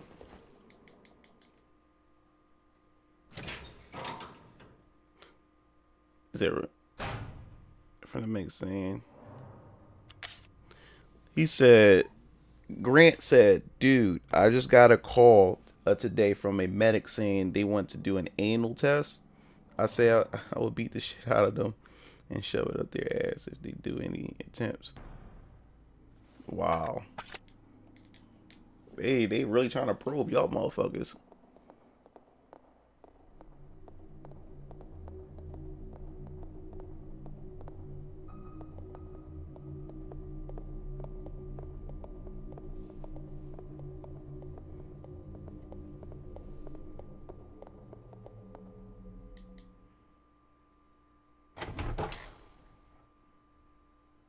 Yeah, it's Resident Evil Survivor. Hell no, I ain't playing that shitty game. And I thought a Resident Evil in first person would have been good at that time too, but them dudes totally proved me wrong. I don't know what they was thinking with that garbage.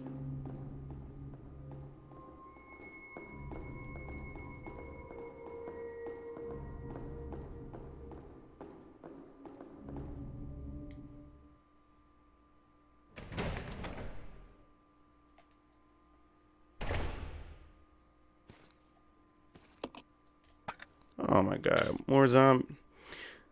Oh God, more zombies. All right.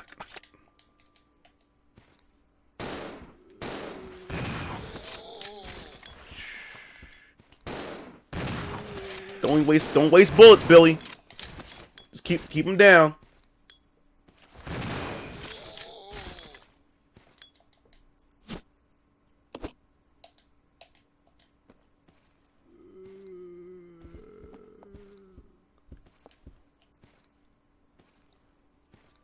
Who the?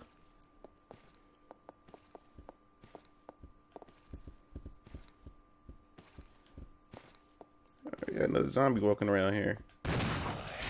Sit down. Sit your ass down.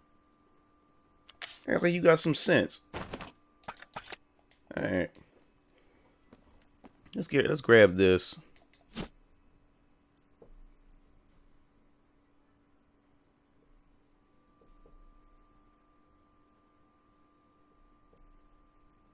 Yeah, they can't force you to take anything. I'm telling you, dudes. This whole vaccine shit is a way to control your ass. Y'all think it's a joke.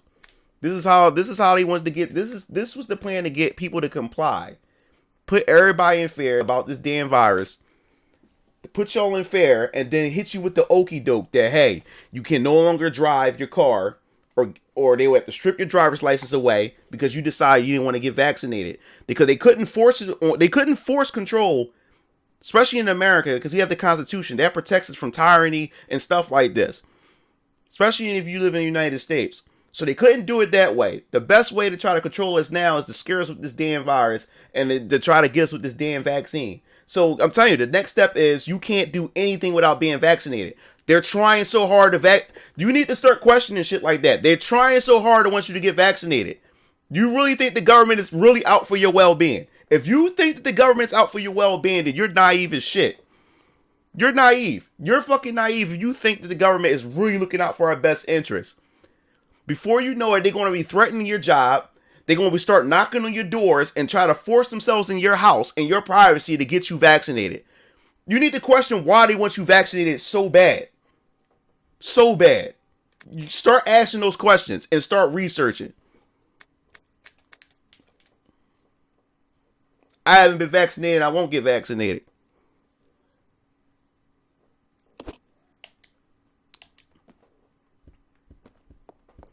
And I still walk around without a mask. The only places I put a mask on is places where I need to go, and they require me to wear a mask. Most places, even in my neighborhood, don't even require a mask. I can just walk right in. But if I gotta get my medication from CVS, okay, I'm not going to sit there and try to stir a drama or stuff like that. So I'll put the mask on just to get my medication. But I never wore a mask. I walk around without a mask, especially if a place don't really give two shits about you wearing a mask or not. I walk right in there. This shit is compliance. That shit is compliance.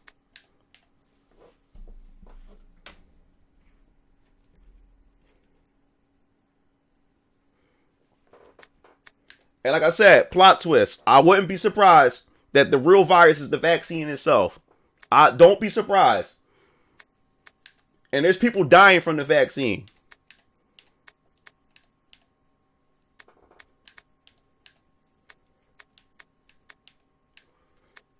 I'm telling you, you seen Marvel Avengers, the Infinity War, that Thanos snap when everybody got deleted?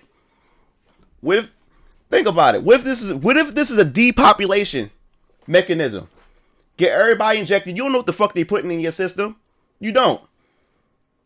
You get a certain amount of the population to put it on, and all you gotta do is just switch of a button, snap their finger, whatever's in your system, they'll shoot like a beacon out there.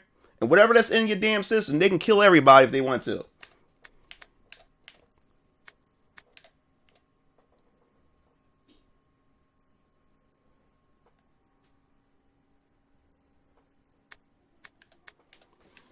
But, like I said, if you want to take the vaccine, that's fine. Go ahead. But I never took it.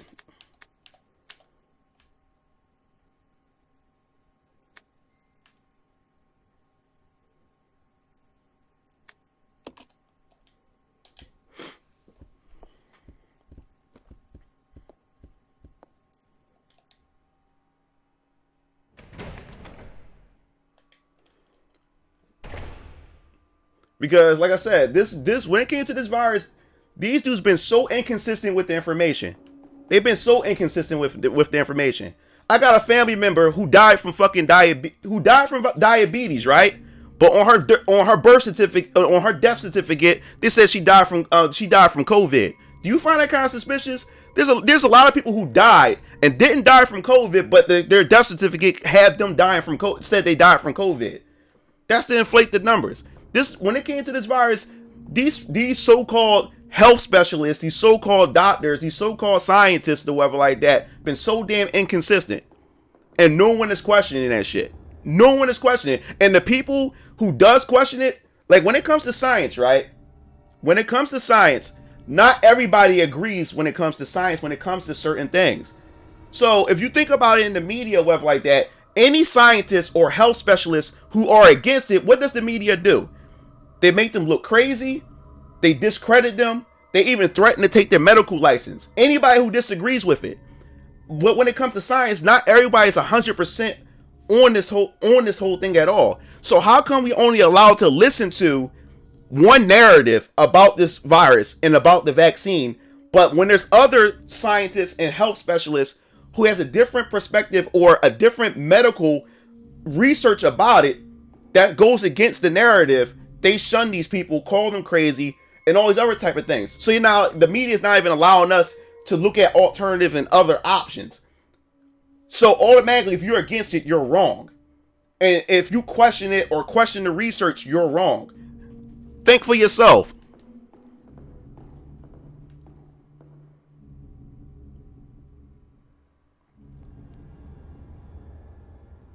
And that's the thing. And that's another thing. The CIA created the term conspiracy theory. Because when you start asking questions about things, all you gotta do is call it a conspiracy theory and no one questions it no more. Everybody just think that, oh, it has to be false. Because you call it a conspiracy theory. The CIA created the term conspiracy theory for those who question stuff. So if you call it a conspiracy theory, no one wants to talk about it. No one wants to research it. No one wants to question it. I'm like this. I'm the type of person like this. When people give me information, you don't have to believe a person. But I'm the type of person who's curious, and I'm a person that always questions things anyway. So when somebody give me information, if it does sound bizarre, because I'm a curious person, I'm going to look into it to myself. Like I said, even when I talk to you guys, when I give advice, or when I share my experiences or whatever like that, don't just take my word for it. I always tell you guys to go research, and I want you to go look into things and educate yourself. Don't let people throw a narrative at you and you just gobble it up. That's being a sheep. You're not thinking for yourself or whatever like that. I learned a long time ago to stop believing what the media is telling me, stop believing what these politicians are telling me, and stop believing a lot of things what people are telling me and start looking into stuff. Even I'm a Christian when it comes to a lot of things. I even question a lot of things in scriptures and stuff like that to open my eyes to a lot of things. I'm always open to new information. I don't just write it off and just call it a conspiracy. You know what I'm saying? I don't just do that. What I do is I go look into it, and then what I do is I look at both sides of everything, and then I take things from both sides to piece together what makes sense and stuff like that. Like, another thing, Jeffrey Epstein. You know, Jeffrey Epstein, the Epstein Island has always been a thing for years. And everybody who talked about the Jeffrey Epstein Island years ago, what they call those people? They called them conspiracy theorists. They called them conspiracies. And guess what? Now all of a sudden we know that the Epstein Island exists. It's no longer a conspiracy now because we have to wait until the media talks about it for it to not be a conspiracy. But everybody knew about the whole Jeffrey Epstein thing. Everybody knew about this man. Everybody knew about what this man did, how a lot of these elites went over there and did these things to these women, did these things to these children, but they called everybody who talked about the Jeffrey Epstein thing years ago conspiracy theorists. They said it's all conspiracy. So everybody had to wait until the media talks about it in order for them to believe it. That's how they control you. But now all of a sudden, now it's no longer is out in the public, now it's no longer conspiracy. Like, so when it comes to a lot of stuff, I don't just throw it out the window. I'll research it and look into it. And what a lot of people don't understand is they put a lot of this stuff in our movies. They put a lot of this stuff in our cartoons. They put a lot of this stuff in comic books and everything. They put it in there, right? So when somebody would talk about this stuff, right? What's the first thing that people would say? Man, that sounds like something from a Marvel movie. Or man, that sounds like a movie. That sounds like sci-fi. No, a lot of this stuff is actually real. They put this stuff in our movies. So what happens is when the actual truth come out, or when this stuff start to expose itself, you'll discredit it because you think it's just, this is all made up. It's not real. This is fake. This is some bullshit. This stuff from movies and stuff like that. You gotta think, man. Open your mind up. Question stuff, man. This is the internet, man. We got so much technology. This is what the elites are afraid of too. The elites is afraid of. See, the internet is also a necessary evil, because the internet can manipulate you, and the internet can inform you. Now, I say this to say this. Watch. Well, you said you should watch Spiritual. Yeah, it's called Predict. Yeah, think about it. Google is ran by elites. If you go on Google, right, this what scared me.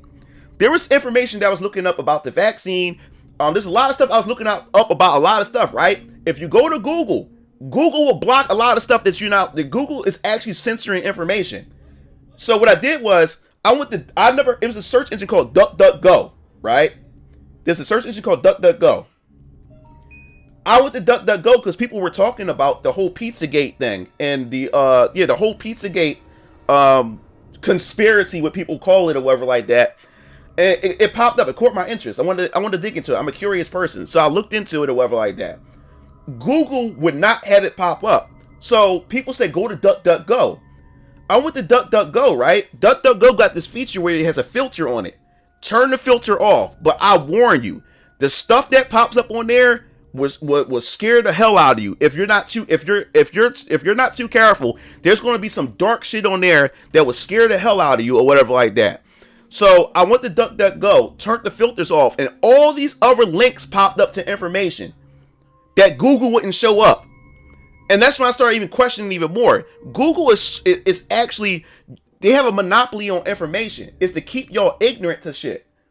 Google is controlling and monopolizing information. That's why I stopped using Google as a search engine. If you want to search something, like I said, it's all political. They also they lean left. So if there's anything that's going to speak against the left narrative, you're not going to find it on Google. If you type it in, they're going to bury it, or they're just going to just censor it altogether where you can't find it or whatever like that. And you're going to get this opposite narrative. Everything's all positive or whatever like that. If you say anything about Biden or whatever like that, or search anything about Biden, you're going to hear nothing but positives or these fact checkers. Also, don't trust those fact checking websites too. Those fact checking websites are owned by the same companies, and they have the same shareholders as these global elites that own a lot of this stuff, that owns a lot of these newspapers and these media outlets and stuff like that. So they're compromised too. You can't even believe these fact checkers. They're all compromised. They're all of them. So they're feeding you one narrative and got you believing in one thing. And the moment you question it, you get canceled, and you got other people attacking you because you're questioning this narrative. Think for yourself, people. Think for yourself. Don't use Google. So turn the filter off. If you turn the filter off, all this stuff will show up. Things that Google wouldn't show. And everybody's starting to go to DuckDuckGo. And now there was a hit piece about DuckDuckGo. You understand? Every time people are trying to find the truth, or anytime people are trying to inform themselves, the media will go after those people. Look at Parler, look at Gab. Twitter went on a whole crusade to get rid of conservative viewers, or not even conservative viewers, people who are in the middle, people who want to use their brain and question and stuff. If you say anything against a narrative, you was getting removed off of Twitter. And guess what they do?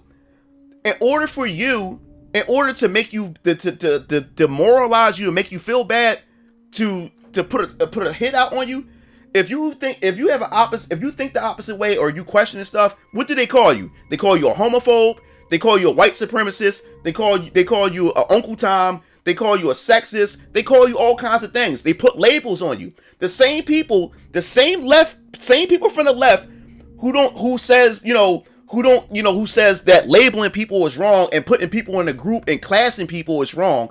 You know what I'm saying? Are the same people that's labeling you. They putting labels on you. So if you question whatever narrative it is, you're getting removed off their platform. You can't speak your mind. And then once they remove you off the platform, they put labels on you. Why? Why are they trying so hard to put labels on you? Because they don't want you to go in. They don't want other people to go in to dig to find the truth or whatever like that. They're afraid. These people are afraid of everybody waking up.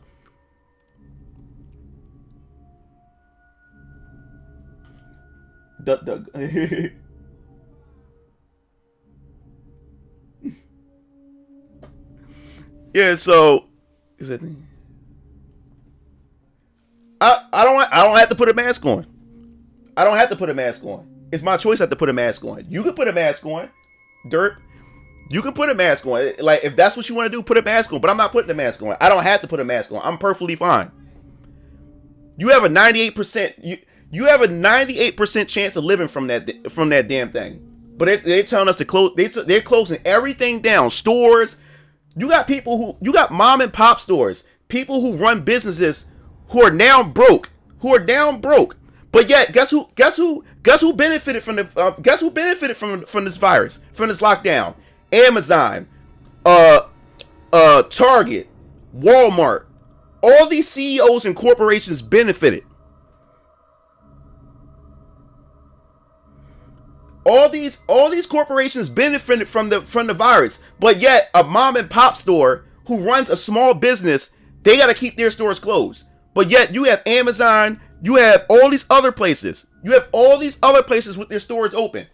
All these big corporations, they made billions while regular Americans were losing their jobs. Question that for a second. And another thing, this is what I understand.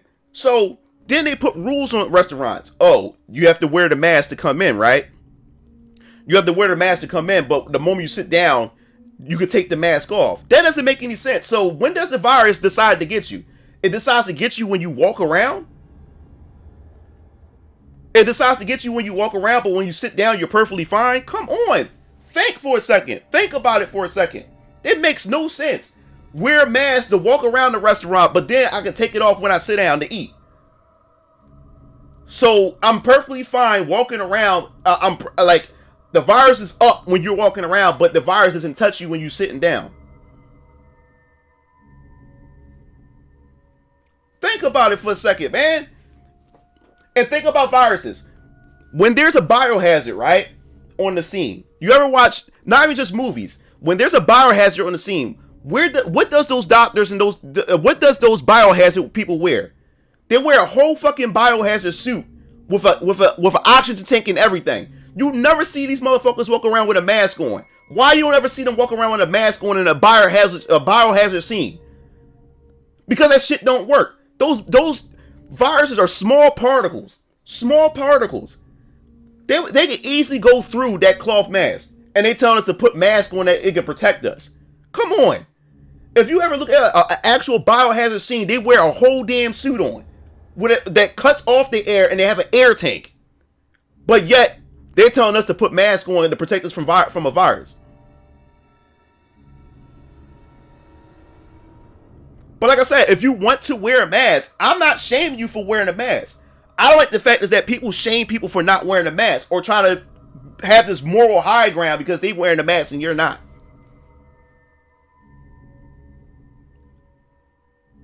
I haven't worn a mask since this whole pandemic. I walked around, been into a lot of places and stuff that allow me to wear it. But ever since this pandemic, everything's been closed as well too. So there wasn't even a lot of places where I was able to walk in. Only supermarkets and the CVS to get my medicine. It was the only time I wear my mask. And now they're telling us to wear it's a good idea to wear 2 masks. 2 masks? Why not 3 then? Why not 4? And people are literally believing it. Think about it. These dudes been messing up this whole thing about the virus. They've been telling us so many damn information about this. Oh, never. No, it's not this. Oh, it's not that. And like I said, so many people that died from it who didn't have COVID or had it in their system. Like I said, a family member of mine, she was overweight. She died of diabetes, but yet they said she died of COVID. Why did they do something like that? That's to inflate the numbers, to make this thing look more serious than what it is. In a newspaper, a guy died in a motorcycle accident. They found COVID in his system, but he died from the motorcycle accident. But they said that he died from COVID. If this virus is that deadly, why are you inflating the numbers?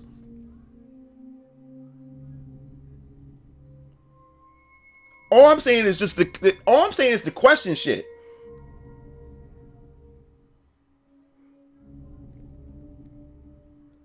He said, yeah. You said in Sweden, you find it funny that some people start wearing masks on the bus and then take it off when they get off the bus. It's all about compliance, man. It's all about compliance. Like I said, if you want to wear the mask that's fine. I'm not like, wear the mask. If that makes you feel safe, wear it. I just don't like how people try to question me or try to make me feel bad or have this moral high ground because I decide I don't want to wear one.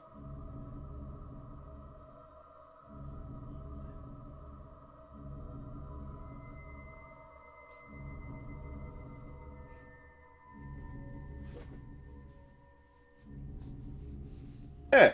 So that's all I'm saying. My brothers don't wear masks. My father don't wear a mask. My sister don't wear a mask. My daughter don't wear a mask. There's a lot of people in my corner that don't wear a mask. That don't wear a mask. But if you want to wear one, wear one. That's perfectly fine. That's perfectly fine.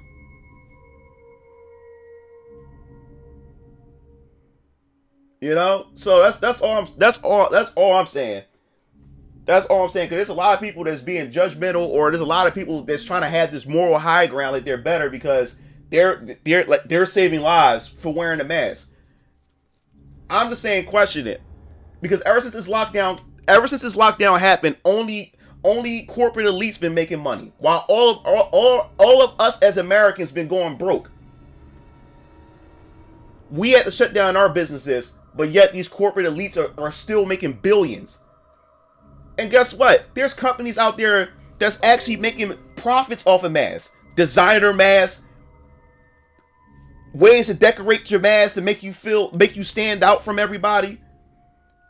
This all became a lucrative business too. This mask thing became a lucrative business. This mask thing became a lucrative business.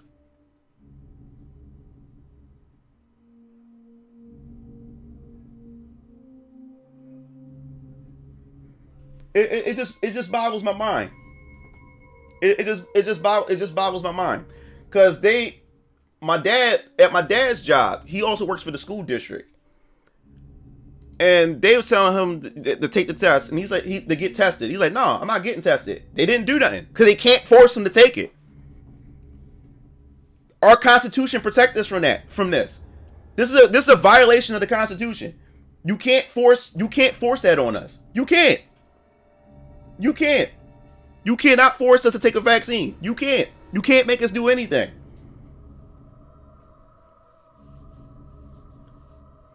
And also look at it.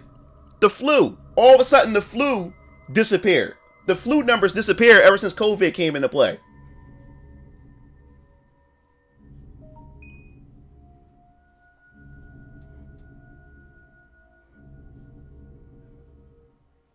Yeah. And there's some places that's trying to tell people to even wear masks in your own home. Dude, this is a way. This is how they're going to creep in, because this was doing. It's dividing people. It's dividing people to where. It's dividing people in a group to where you got people who don't want to wear masks, and then you have a group of people who want to wear masks. The more people that complies, it gives our government more reasons to enforce more restrictions on us. Because they couldn't do it before. They couldn't do it. They try to do it with the guns, take our guns away. They try to do it with all these other laws that try to be able to enforce certain restrictions on us. That's why I said social media, cancel culture. Cancel culture was the easiest way for our government and these big tech corporations to silence our voices. To silence our voices from speaking our opinion and questioning things. Think about it. Twitter, Facebook, all these places. And YouTube would censor you right away, and that's because you have people on the other side of the spectrum of society who gets offended or think everything is racist or think everything is sexist and everything. So when those people start crying about certain things, then it all of a sudden the government's like, oh, we're not trying to come in and impede on anything. But we looking out for your best interest. So, okay, we'll put a restriction here. You're not allowed to say this.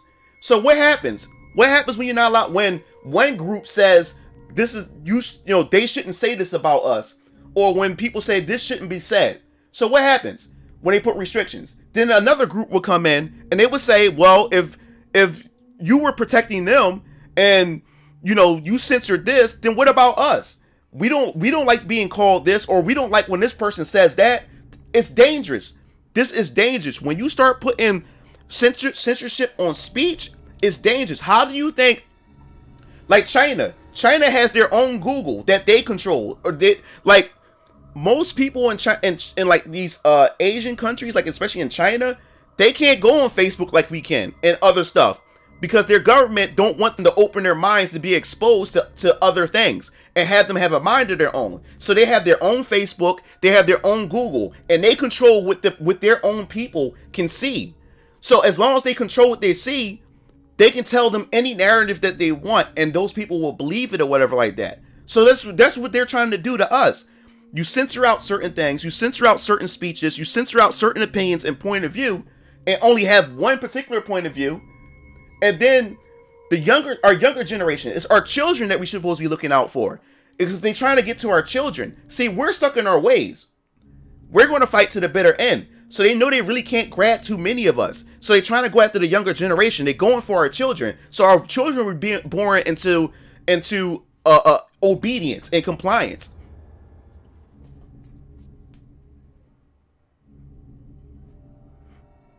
We're not very effective. It's just the best they can do considering circumstances, the crime against humanity. So that's what I'm saying.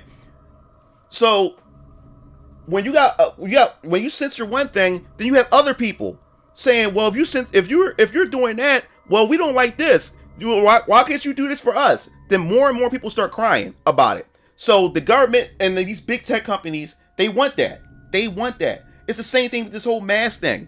You got one group that doesn't like this mask thing, and you have another group who's totally going to comply with it.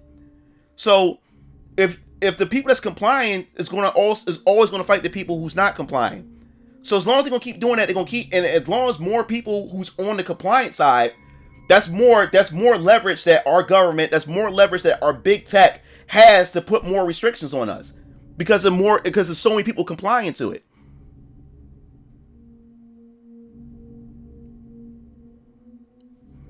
You know what I'm saying? I said, don't be surprised. Don't be surprised when they're gonna start coming for our homes. Don't be surprised that when they're gonna start coming to our homes, knocking on our doors, trying to force vaccinations on us. Don't be surprised. A lot of people's calling this conspiracy. A lot of people is saying, oh, that won't happen. Don't be surprised. There's a lot of things that have been happening throughout our country's history that people didn't think was going to happen, and it's now happening right now. It's now happening right now. So never be that naive to think none of this could ever happen. They're trying to set it up now. People's going to lose their jobs for people who don't want to take the vaccine. That's not right. You can't force us to take a vaccine. You can't do that. So that's what they're going to do. They're going to do that. No corporation should have any power like that to control your income and to control where you can eat. Think about it for a minute. Like I said,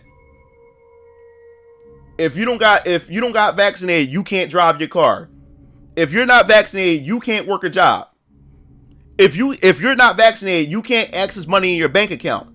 They're trying to get it that way, and those who are compliant to it are the ones that's giving these big tech and giving our government that type of control and that type of power.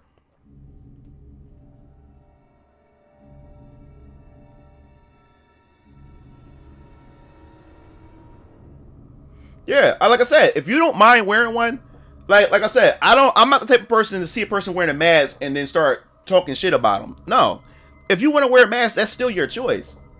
If you want to wear a mask, it's not a big deal to you. That is your choice. I'm all about choice.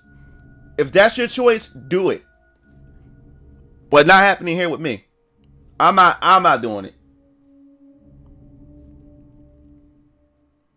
With some cool. that's how I personally feel about it.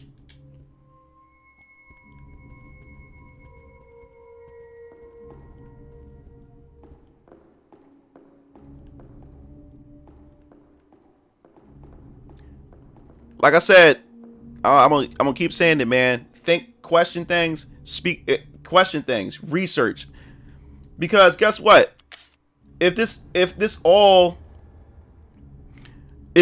happened to not go that way, what, you didn't lose anything. Research it. If it all happened to be fucking fake, you didn't lose anything. You just did some research. You took in some information, and you kept yourself informed with certain things. Like I said, prepared. You always have to be prepared for anything. That's why if something does go down, I'm be prepared for it, because I took in extra information. Just take in extra information. He said I came for Resident Evil. That's all I'm saying, man. Like, because I have so many people around me. The first thing they say is conspiracy, because that's the way to deflect. That's the way to deflect what you're saying or whatever like that, instead of just actually going in to actually look into it themselves. Oh, it's conspiracy. But the CIA created the term conspiracy theory. That's to discredit people who's close to the truth or who is questioning authority.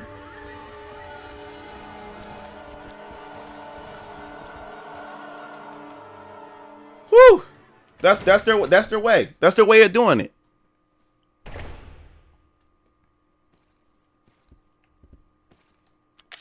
Oh God, it's another zombie here.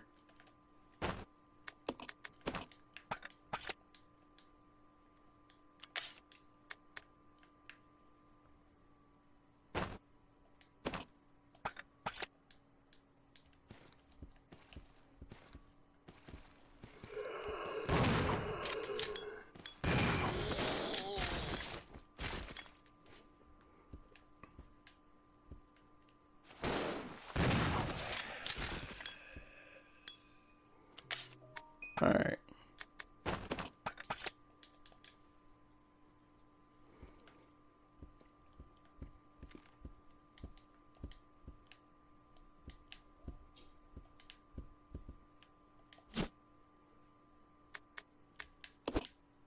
Let me switch to which call. Damn, sometimes I wish I could move to a new plane and start fresh. I don't trust that vaccine. I really don't trust that vaccine, yo. I really don't. And they trying to get the whole world to take it.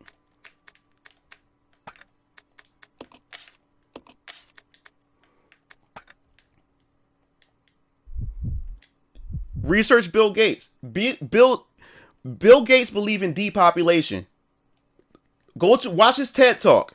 Bill Gates believe in wiping out a certain portion of our population. He believes in depopulation. What's the best way? And one of his TED Talks, he said that he gave us a percentage of how populated the world is, right? And he was saying that the best way, he said it in his TED Talk. Look for it. He said in his TED Talk, the best way to get that population number down is through vaccines. Through vaccines. He said it himself. This is a TED Talk back in 2016, I believe. 15 or 16. And this is the same man that our media is highlighting.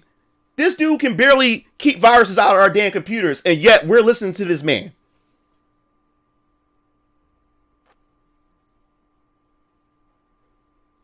And Bill Gates is going to profit off of it. This vaccine has a patent on it. He's already a rich man. He's going to get even richer off of this. But Bill Gates said it himself. Bill Gates said himself that the lower this number of the population, we can do it through technology and vaccines. Vaccines can either, you don't know what they're putting in your system. For all they know, you getting that vaccine, it can sterilize you where you can't make children. Or, like I said, you can get the entire world or a certain portion of the population to take the vaccine, and they can have it, and you don't know what's in it. It could be nanites in it. It could be anything that's going in your DNA. And since it's Bill Gates, since he's all about tech, all they have to do is turn on a kill switch, and whoever got the damn vaccine can just suddenly just drop and die, get a heart attack or anything. That man believes in depopulation. The Rockefeller family, all of them. Bill Gates believe in depopulation, and this is the main dude that's pioneering this damn vaccine. Research Bill Gates in the Gates Foundation. Research that shit. Research it. He believes in depopulation. He believes he's that much of an elite. He believes that some of y'all don't belong on this planet. And some of y'all got to go. Think about it. They want your ass to take that vaccine so bad. And like I said, in Hollywood movies, they put a lot of this stuff in their movies. Like I said, Avengers Endgame, that Thanos snap. When Thanos got all them Infinity Stones, what did he do? What did he do? He snapped his finger, and what happened to half the damn universe? Everybody faded from existence. You don't think Bill Gates is capable of that? Get a portion of y'all to take that vaccine, and all you gotta do, and whatever's in your system, whatever type of shit they got in your system from taking that vaccine, and then they want you to take multiple shots to make sure y'all got it in your system. To make sure you got it in your system. So you don't think that Bill Gates is Thanos? Not Thanos? That motherfucker is Thanos. Get enough of y'all to take that joint, snap his finger, snap that switch on, depopulate the planet just like that. I'm just saying. I would question that.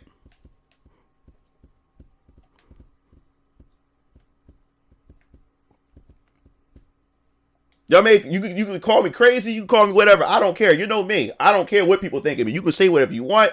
You can unsubscribe. You don't have to watch none of my content no more because I personally don't give a fuck. But all I'm saying is question that shit.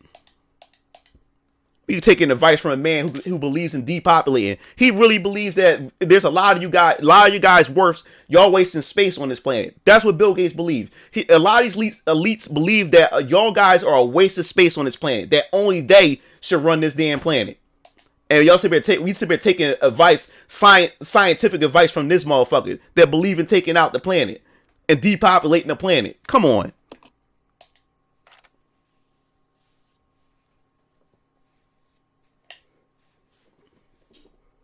Yeah, Infinity War. You're right, Ajay. It was Infinity War. Endgame's the second part. But yeah, come on. They ain't put that in the movie for. They ain't put that part in there for no reason. Thanos snapped your asses right off this damn planet.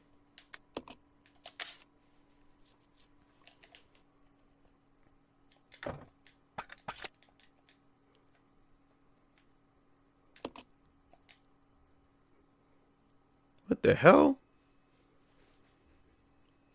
A bizarre pattern. Wait, I'm at the let me take a screenshot of this.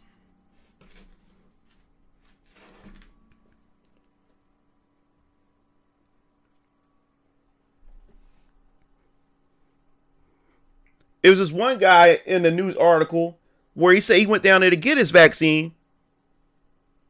He went down there. He waited for a whole hour. They finally called him in to get his shot. After he got a shot, he said he went to go walk out. The nurse, the nurse ran out there and said, "Sorry, sir, you have to come back." We're sorry. We gave you the wrong shot. We didn't give you the vaccine. We gave you the wrong shot. Once you come back in and take the vaccine." It said it scared the hell out of him. He said, "Wait a minute. Then what the fuck did y'all put in me?" And then he just turned away and walked away or whatever like that.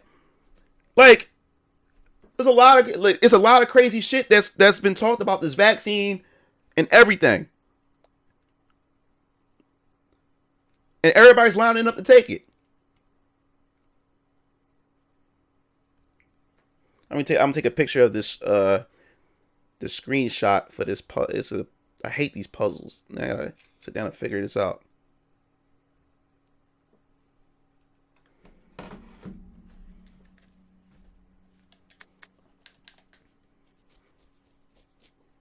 They tell you it's a vaccine, but you had no idea what the fuck they putting in you.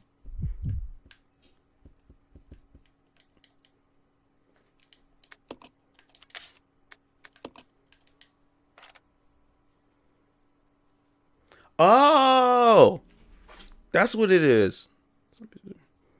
All right, let me take a picture of this.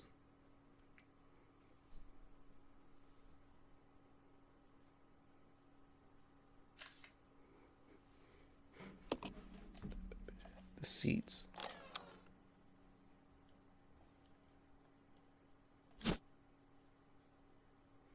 Okay, I got it.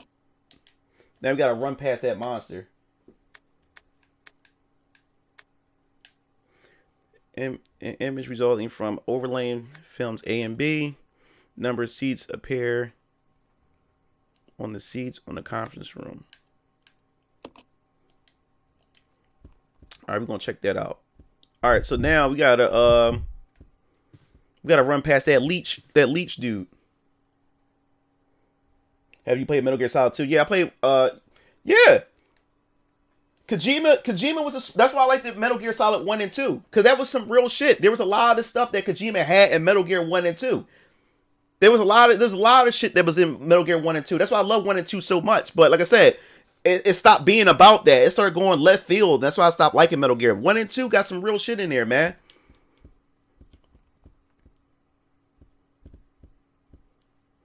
There's a lot of people who don't think that Illuminati is real. A lot of people don't think that the Pizzagate is real. A lot of people don't think a lot of this stuff is real. It's called Eyes Wide Shut. Watch this movie. It's starring Tom Cruise and his wife Nicole Kidman at the time. It's called Eyes Wide Shut. I want you guys to look for that movie. It scared the hell out of me. My brothers and them watched it. I was asleep one night and they had it on. It's about secret societies. And the guy who filmed it and directed, he said he was exposing the secret society because he's from Hollywood. He knew everything that was going down in Hollywood. He made this movie to expose what was going on, and he died making that movie. He mysteriously died. Never got a chance to, because there was 45 minutes cut from the movie after he died. After he died, they had somebody else take over the movie production, and they cut 45 minutes from the movie. It's called Eyes Wide Shut. It's because your eyes are open. These motherfuckers is actually doing shit in front of your face. Your eyes are wide open, but it's shut. They're doing it right in front of your face, and you're that ignorant to it.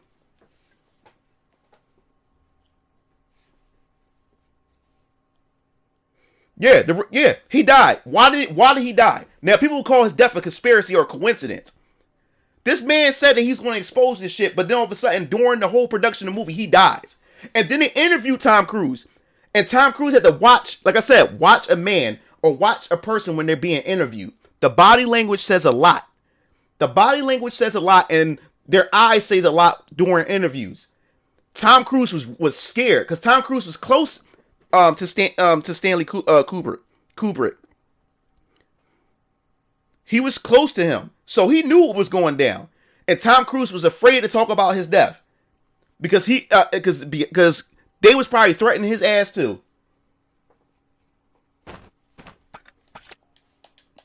Come on, man.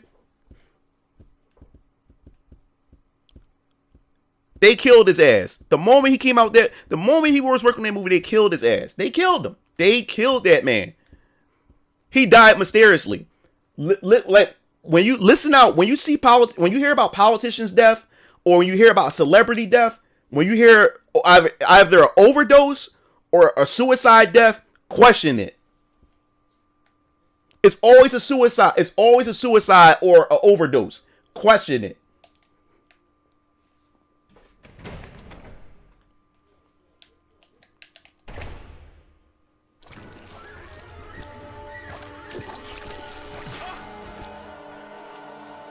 Oh, I went in the wrong room. Damn it. I go into a room with another one.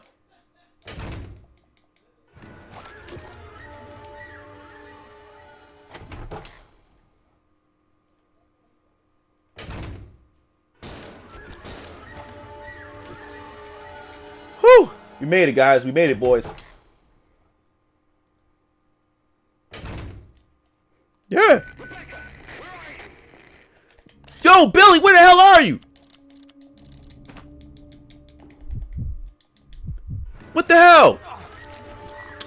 Oh! Get out of here! He wasn't following me. All right, I gotta do that whole thing. I gotta do that whole thing again. But I'm too All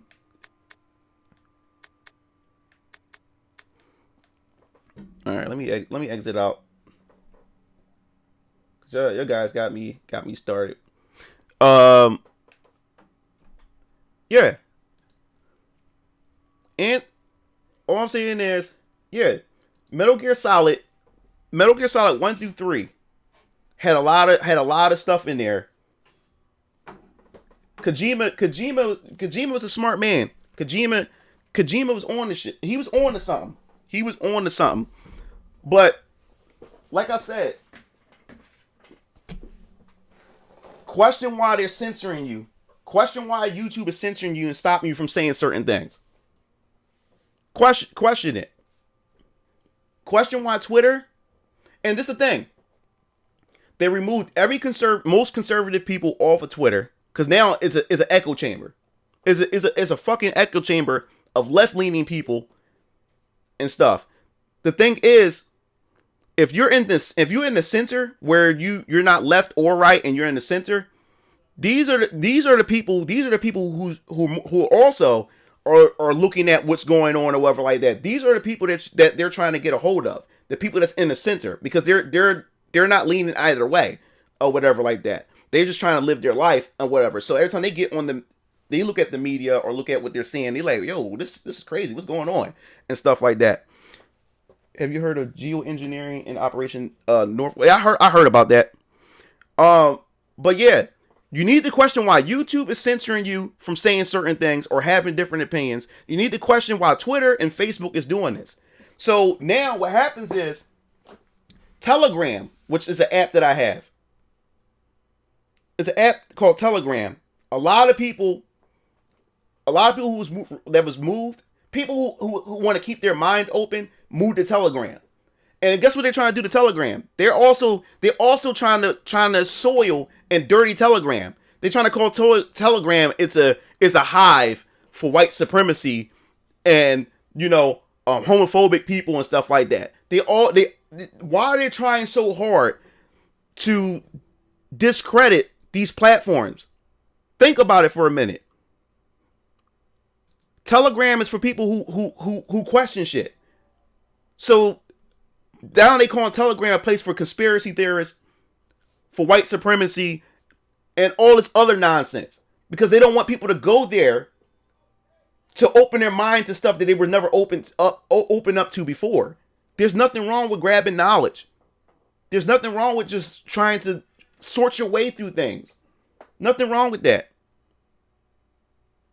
Think about it for a minute. Our own government, gonorrhea, syphilis, these were man-made diseases that they used on African American men, on blacks. They was using it as a biological weapon back then. Our government was injecting black men with gonorrhea and syphilis to see how it affect people and how you can depopulate the black generation, the black species, the black race and stuff like that.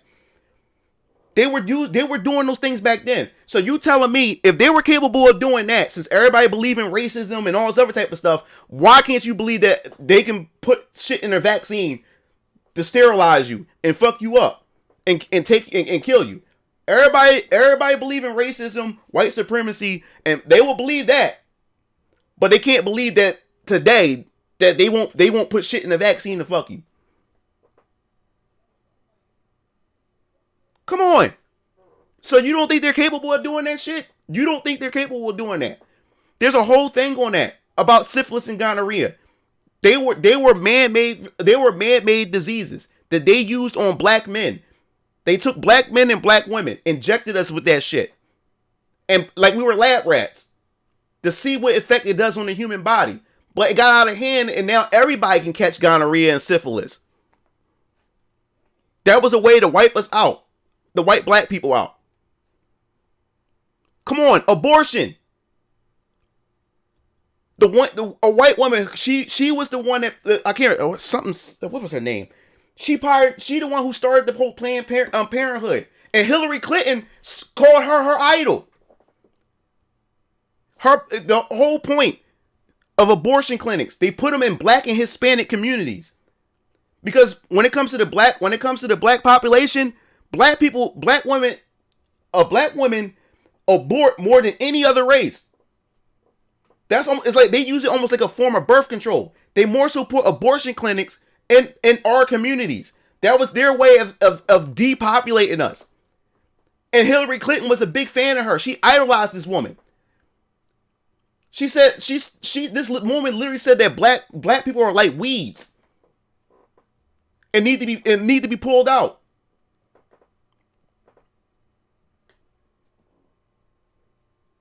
Yeah. And Hillary Clinton said that was her idol. Hillary Clinton said that was her idol. But a lot of y'all will vote for this woman. A lot of y'all will vote for this woman. These people were secretly trying to take us out. And it's not just about black people. They're secretly trying to take everybody out. Yeah, the Tuskegee experiment. I couldn't get off the top of my head. At this point, AJ, I don't care if YouTube censor me. I don't care if they take action against me. I don't care, because I'm all about speaking my mind. Because if they do that, and then then all it does, it proves my point. That's all it does. It proves my fucking point. I don't care. And plus, I'm a small YouTuber, so I'm making little waves. I would have been going if I was a big YouTuber. They would have been got rid of me, period. They would have got rid of my channel, period. But I'm a small YouTuber.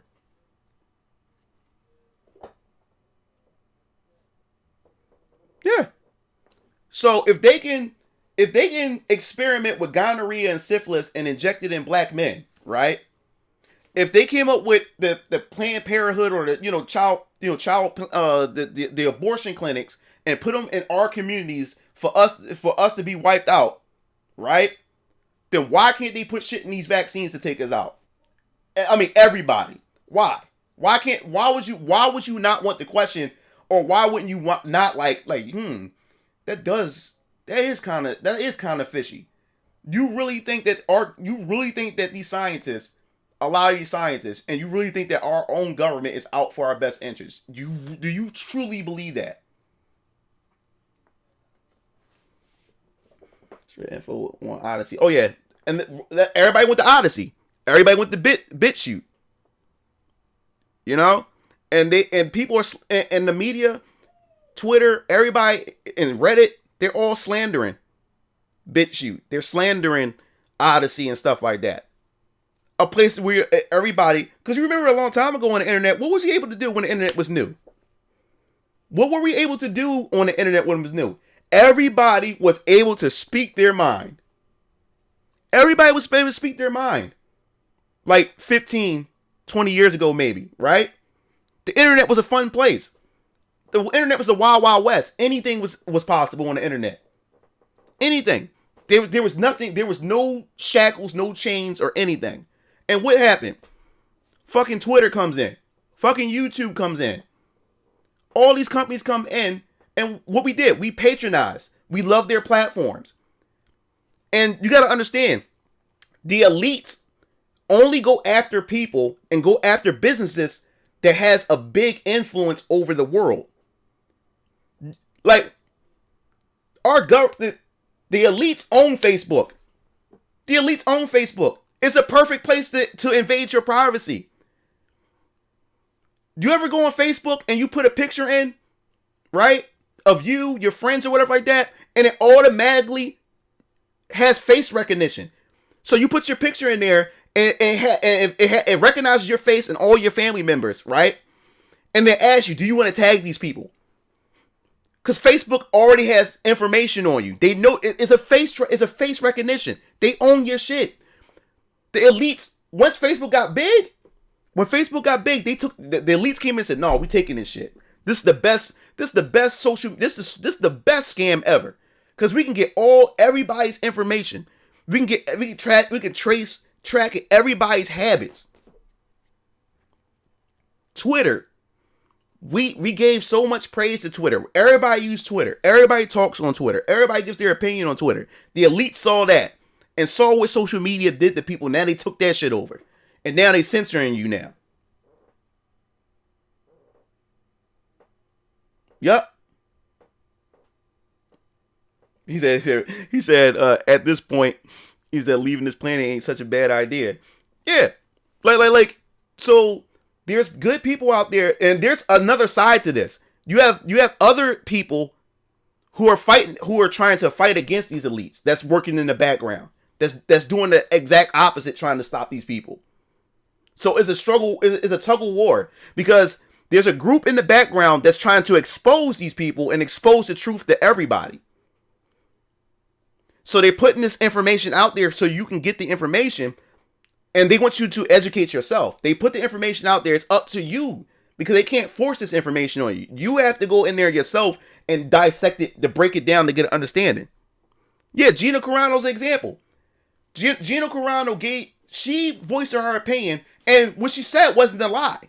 What she said, it was factual information.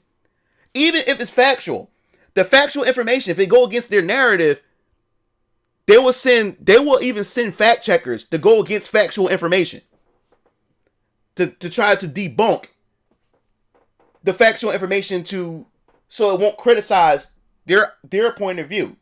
Gina Carano did not say anything that was a lie. And she got fired from Disney and the Star Wars projects. But the people on the left side or the opposite side can do the same exact thing, no cancel, because it's okay for them to say that. I'm not sure if she's still on Twitter, because I never followed her on Twitter. Yeah, Pedro Pascal, he kept his job because he had Trump derangement syndrome. If anything against Trump, if you're against Trump, period, you're on the right side. That's considered being on the right side of being on the right side of history. If anything against Trump, so if you want to keep your job, just slander Trump the whole time. If you want to keep your job, or have some type of job in Hollywood. If you're a person who believes, some of, Trump's policies and stuff like that, then you're considered the enemy. It's a cult. That's a cult. That's control. So yeah, Pedro Pascal, he went on a whole Trump rant. And he's considered a hero for ranting against Trump and stuff like that. So he keeps his job. But if you say anything that's opposite of that, you lose your job. Yeah. Both sides are garbage, but within both sides, within certain sides, there is some logic behind it and stuff like that. And you gotta look through it.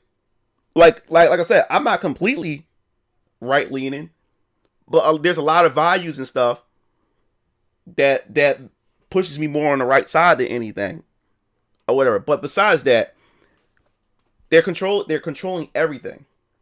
They're controlling everything. That's why I say to you guys, you may not agree with what I say, and that's why I love you guys too, is because you don't have to agree with me. And my channel is for any of you guys with different opinions to speak your opinion. I'm not here to like ban you. I'm not here to put you on time out for disagreeing with me. I don't care. Like me and Derpy don't see eye to eye politically on a lot of things either. But Derpy's still my boy. You know what I'm saying? We may not agree on political things, but that's my boy.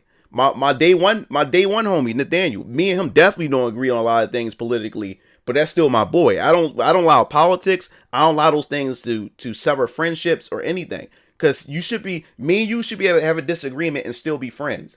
You know what I'm saying?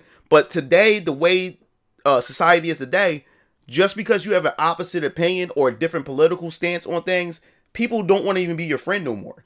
People are ready to cancel you. People are ready to cut you from their life because you believe a different thing than other people, than them. And that's toxic altogether.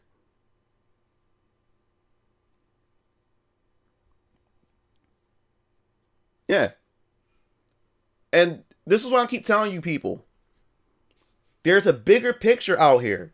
This is what I'm trying to tell people. These elites, they don't give a shit about us. Like I said about Bill Gates. Bill Gates is literally telling you guys that you are not worth the space on this planet. He wants to depopulate this planet. What the elites want to do is depopulate their planet so they can run the planet. And whoever is left have to pretty much their slaves. You would have to get access through food, money, and everything through these people. That's what these elites are trying to do. They want to depopulate this planet so they can run this planet. Because they have to depopulate the planet because when it comes to being the elite, these elites, it's not many of them. They just have the money. They just have the money and the power. But it's not a lot of them. So we're more of a threat to them. We're a threat to them because we outnumber them. But the best way to control us is to manipulate and divide us. That's why I keep telling you, it's more things than black and white. We're so fixated on color. We're so fixated on black this, white this. We're so fixated on women this, men that. The elites are doing this on purpose. They're having us fighting each other over the simplest and stupidest shit while they're at the top just setting things up. They got all these things planned to fuck us all over while we sit here arguing about race. We arguing about class. We arguing about gender and shit like that. We arguing about all this little minuscule shit while they at the top planning to fuck us over. Because when they ready to fuck us over, right? It's not gonna make a difference what color we are, what gender we are. It's not gonna make a difference. We're all gonna be on the same boat because we all gonna get fucked together. Yeah, radio. I'm in on. I researched this shit. Trust me. Yeah.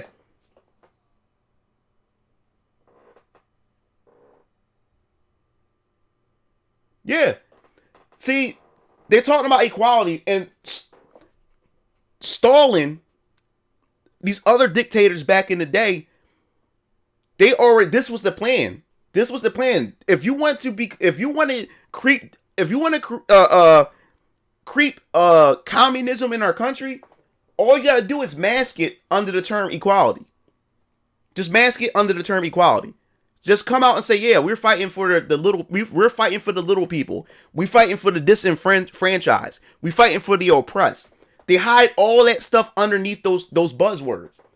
So people who feel like they're impressed, or people who feel like they have no control over their life and looking for a way out and looking for escape, or looking to blame somebody for their shortcomings, they're all on board with that. They're all on board with it. I'm black. I know my history. I know what we've been through as black people. But that's not. I don't use what my ancestors. I don't use what my people has gone through. As an excuse to why I can't elevate myself as an individual and as a person myself. Especially when we got so many examples of black powerful leaders and black people throughout history, despite how oppressed they were, they found a way to change everybody's life. They didn't just change black people's life. They left a footprint on history that changed everybody's life. These black people, these great black men and women changed everybody's life. And despite the hardship, they became somebody. They became prominent figures in history. So if they were able to do it during times where it was just shitty being black, if they was able to become something, then what's our excuse? Us black people, we the most free people that I've ever seen today. With today's technology, with today's platforms that we have, you can be anything that you want to be. As long as you put your mind to it. We are more free today than what my grandfather had to experience, than what my great-grandfather had to experience, than what my great-grandmother had to experience, or what my grandmother had to experience. I am way more free than ever before.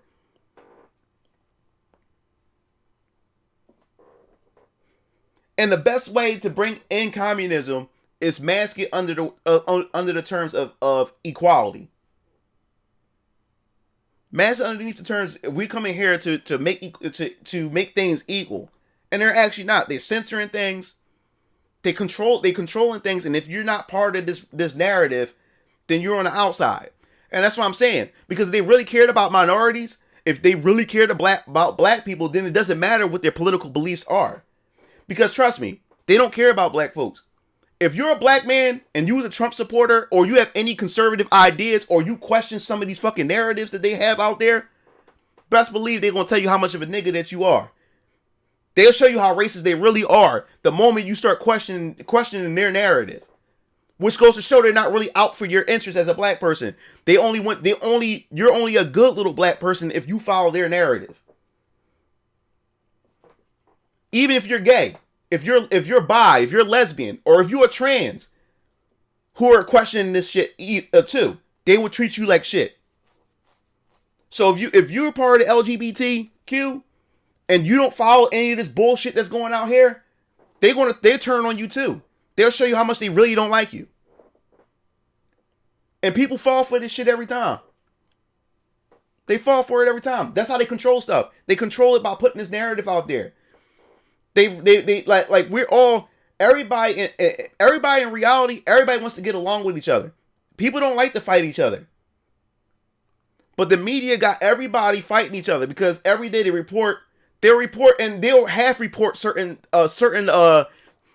incidents that happen to create some type of racial divide, some racial war. And then you go and when you actually do the research, because like I said, every time there's footage out there or there's audio clips out there, look for it. Don't listen to CNN or other news sites that because what they do is they take sound bites, cut it up, chop it up, and they formulate their own narrative, or they give you something out of context.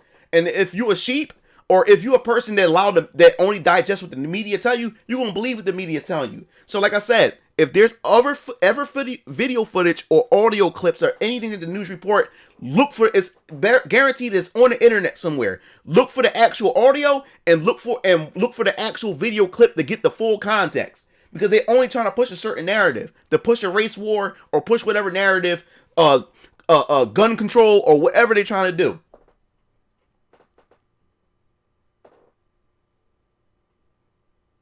See, the thing is, people want people think equal opportunity means equal outcome. It doesn't. It doesn't mean equal outcome. It doesn't mean equal outcome at all. Just because we have this, just because I want the equal opportunity, because everybody should have an equal opportunity to be able to pursue something. But it doesn't mean that the outcome of what you're pursuing, of that opportunity is going to become, the outcome of that is going to be same like everybody else. Because there's no such thing as equality, if you think about it. Not everybody is smart. You got smart people, you got dumb people. You got tall people, you got short people. You got skinny people, you got fat people. Some people got a penis, some people got a vagina. Everybody's not the same. So we have to get this false pretense that we're all equal in some sense. No, we're all not equal. Everybody has differences to them. So just because me and you applied for the same job and was given equal opportunity to apply for the same job or to have the opportunity to pursue something doesn't mean that the outcome of me and you is going to be the same. You may outperform me or I may outperform you. Depending on who works the hardest. But these people don't want that. People assume that if I give you equal opportunity, that also the outcome should be the same. That doesn't work that way. Same thing, they trying to get women in math and science and stuff like that. And come to find out, a lot of women don't want to go to math and science. They don't want to. And even they got scholarships of women. They even open the floodgates to allow more women, but women don't want to go there. And they're trying to force an equal outcome. Men and women have different priorities. Men and women have different goals. You know what I'm saying? To what they want to attain out of life. So now they're trying to force an equal outcome. They're trying to force it. And that force is causing a lot of backlash. And also, if you force it, that means you're going to discriminate against a gender in order to make this, in order to create this so-called equal outcome. Oh yeah, Death Stranding, yeah, all that too. But yeah, man, that's what cracks me up. Like people think because they have an equal opportunity that their outcome should be the same as well. No, it doesn't happen. It doesn't happen that way. Like a lot of people live in this la la land. Like everything is perfect and stuff. It doesn't work that way. You gotta bust your ass. You have to earn it. A lot of people don't want to earn shit. People just want to be given shit nowadays. Because society, mainstream media, everybody has done that. This whole propaganda that's going on. And that's what's crazy, man. That's what's crazy. That's what's crazy about this. And they trying to get to our children, man. I'm scared of what the world may be like by the time my daughter becomes a young woman. God knows what this world is going to be like. We're no longer shaming. We're no longer judging. We're no longer doing any things. We're encouraging negative behavior.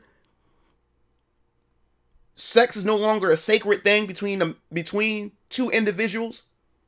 Now everybody just like nothing. Everything's out in the open. Nothing's private no more. Everybody's just doing whatever the hell they want.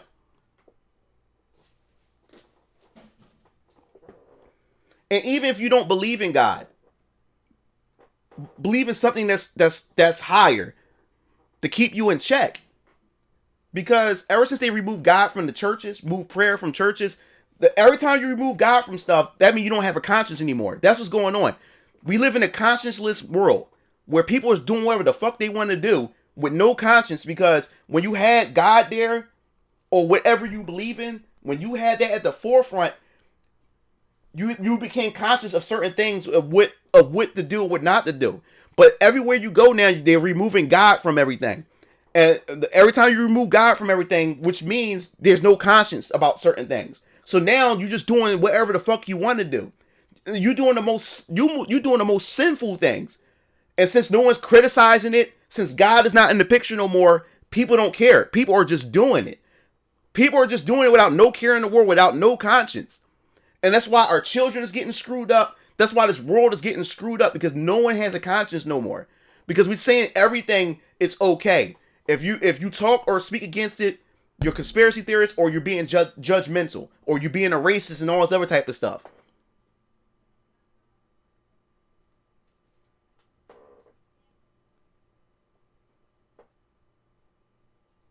Yeah. Especially as black people, we've been survivors. We always survived. We survived slavery. We survived a lot of things. We got it in us to survive. So why are we allowing these people that pretend they looking out for us? We've been surviving this long. We broke boundaries. We made history. We do everything. Like black people, we're the most mimic people. Down to the way we dress, down to the way we talk, the swag, everything, sports, everything. Everybody wants to mimic us. So why are we looking for people? Why are we looking for the government, or why are we looking for these people for handouts?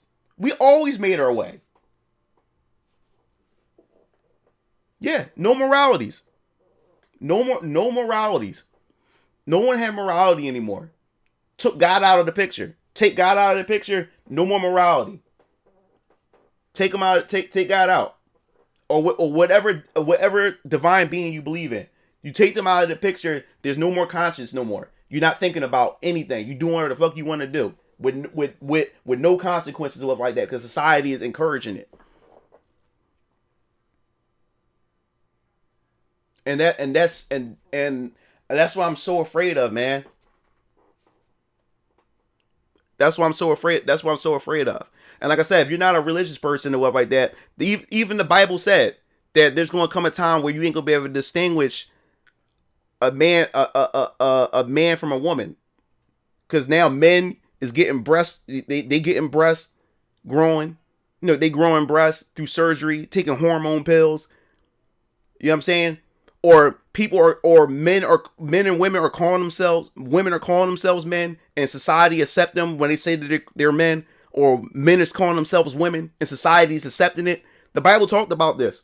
Talked about this was going to be a time that this was going to happen. You know? It's like there's no more boundaries.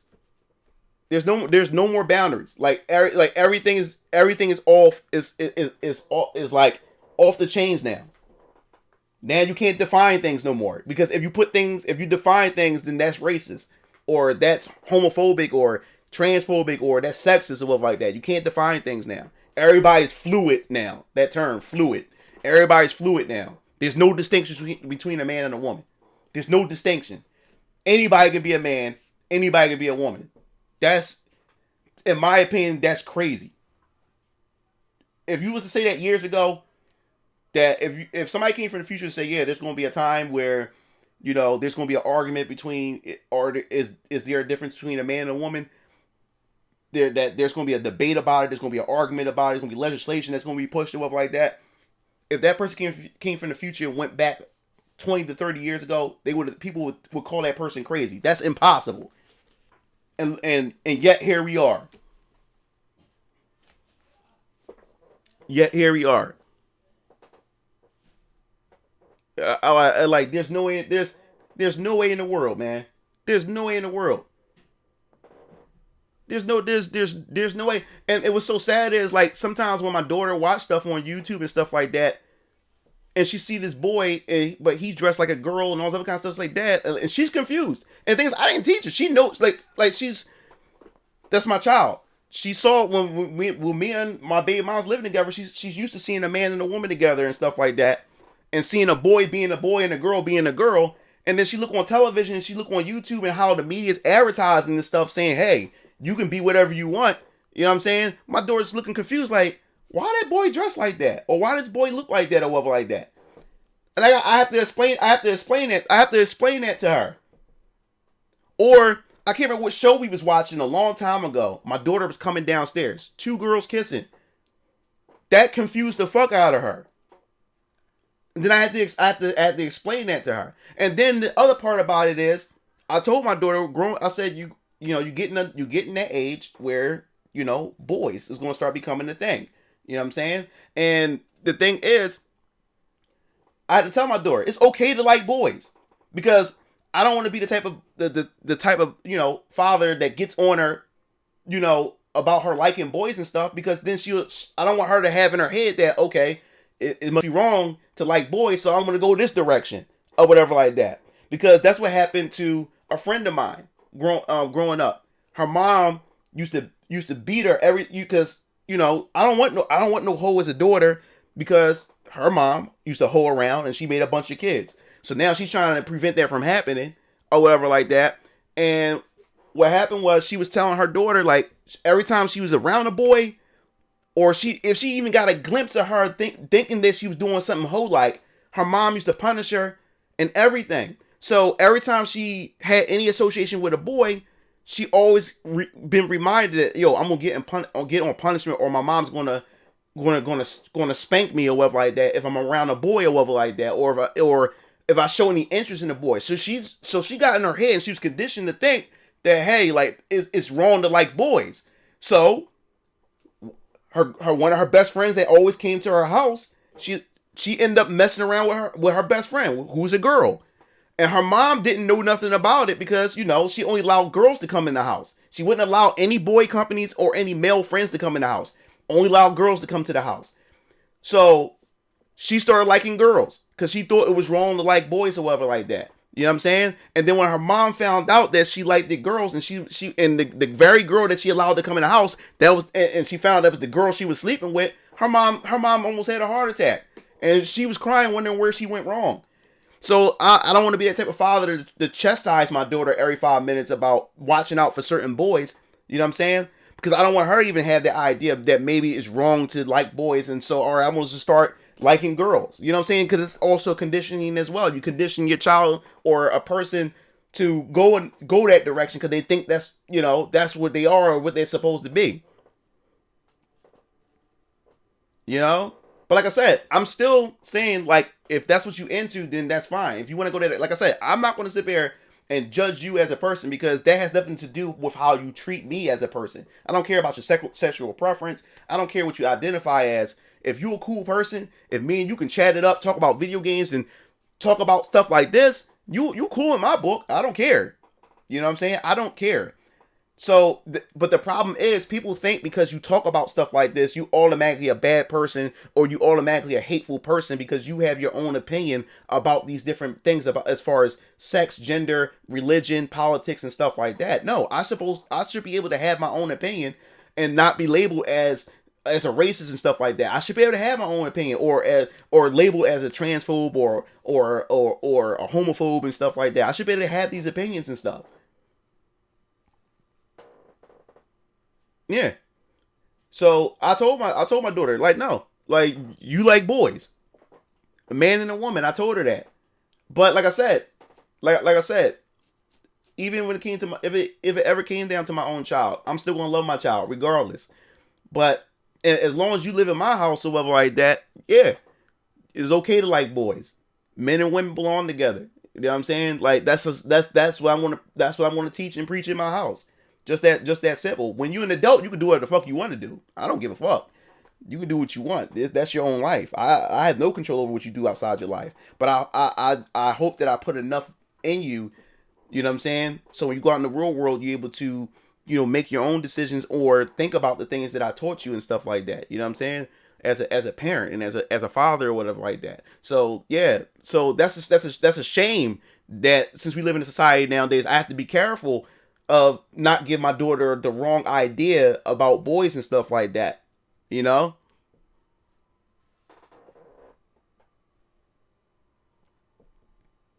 Mm-hmm. And yeah, because I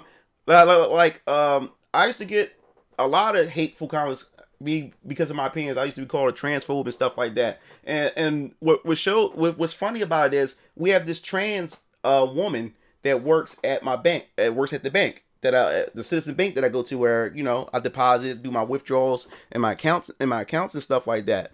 So like I said, this trans woman, even though this clearly a dude or whatever like that. And also, when I do run into trans women, like if they working at stores and stuff like that, I don't refer to them as her. I don't. I'll just say thank you. Or if they have a name, I'll just say their name. I never refer to them as her. Because like I said, my beliefs, you still a man. I don't care what nobody say. You still a man. No amount of mods, no amount of cheat codes or hacks you can use to change your avatar from man to woman. In my eyes, you still a man to me. But I'm not I would not say to you, I won't call you he, and I won't call you she. If you have a name, I'll just call you by your name. You know what I'm saying? I don't care what mods, I don't care what cheat codes you use to change your male avatar to a woman avatar in real life. You still a he to me. You know what I'm saying? No and ifs or buts about it. You know what I'm saying? So I'm a firm believer of that. And people who are watching this can get offended all they want. I'm not out here to offend, but that's what I believe. But back to my point, I see this. I see him. This trans woman. He works at the counter, right?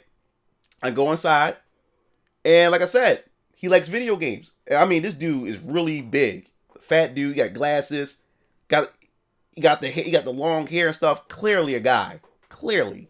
Like no amount of makeup, no amount of clothing he can wear, that is a guy. Still got a guy voice and everything.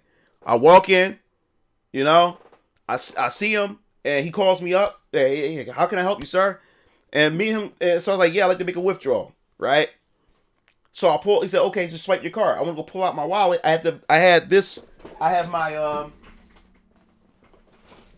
have my Legend of Zelda Majora's Mask, got Young Link on it, wallet. I pulled this out to take my debit card out. He said, "Oh, so you're a Zelda fan?" He said, "And you got a wallet of one of the best Zelda ever made." The moment I recognized that he loved Zelda, me and him just started. Me and this trans woman was having a whole conversation. I didn't care he was fucking trans. It didn't matter. He's still a person. He liked the video games, and he liked it. My favorite friend. This trans woman liked it. My favorite franchise, Legend of Zelda. Right there, we was able to talk. I talked the whole time while I was waiting, while he was counting my money and stuff like that. We talked the whole time. Nice person. So just because I don't believe in this whole trans thing like that, why would I treat this person or disregard this person's existence? Why? Why would I treat this person like shit or not say nothing to this person? Because if I'm a phobia, it means you're afraid of something. I'm not afraid of this individual. Yeah, this person liked this Zelda. He liked this trans woman liked this Zelda, and we talked the whole time about Zelda. The whole time, holding up the line. And then I had a bunch of people in back of me. Me and this trans woman was talking about Zelda the whole time. And we was debating about which was the better. I was like, look, man, you can like, I forgot what this person, I ain't gonna say this person name. I don't want to put this person name out there. But like I said, I don't refer to the trans woman as a her.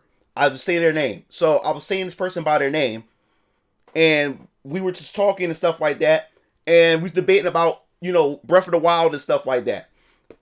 And he recognized, this trans woman recognizes me every time I walk in, and always serves me when I come in.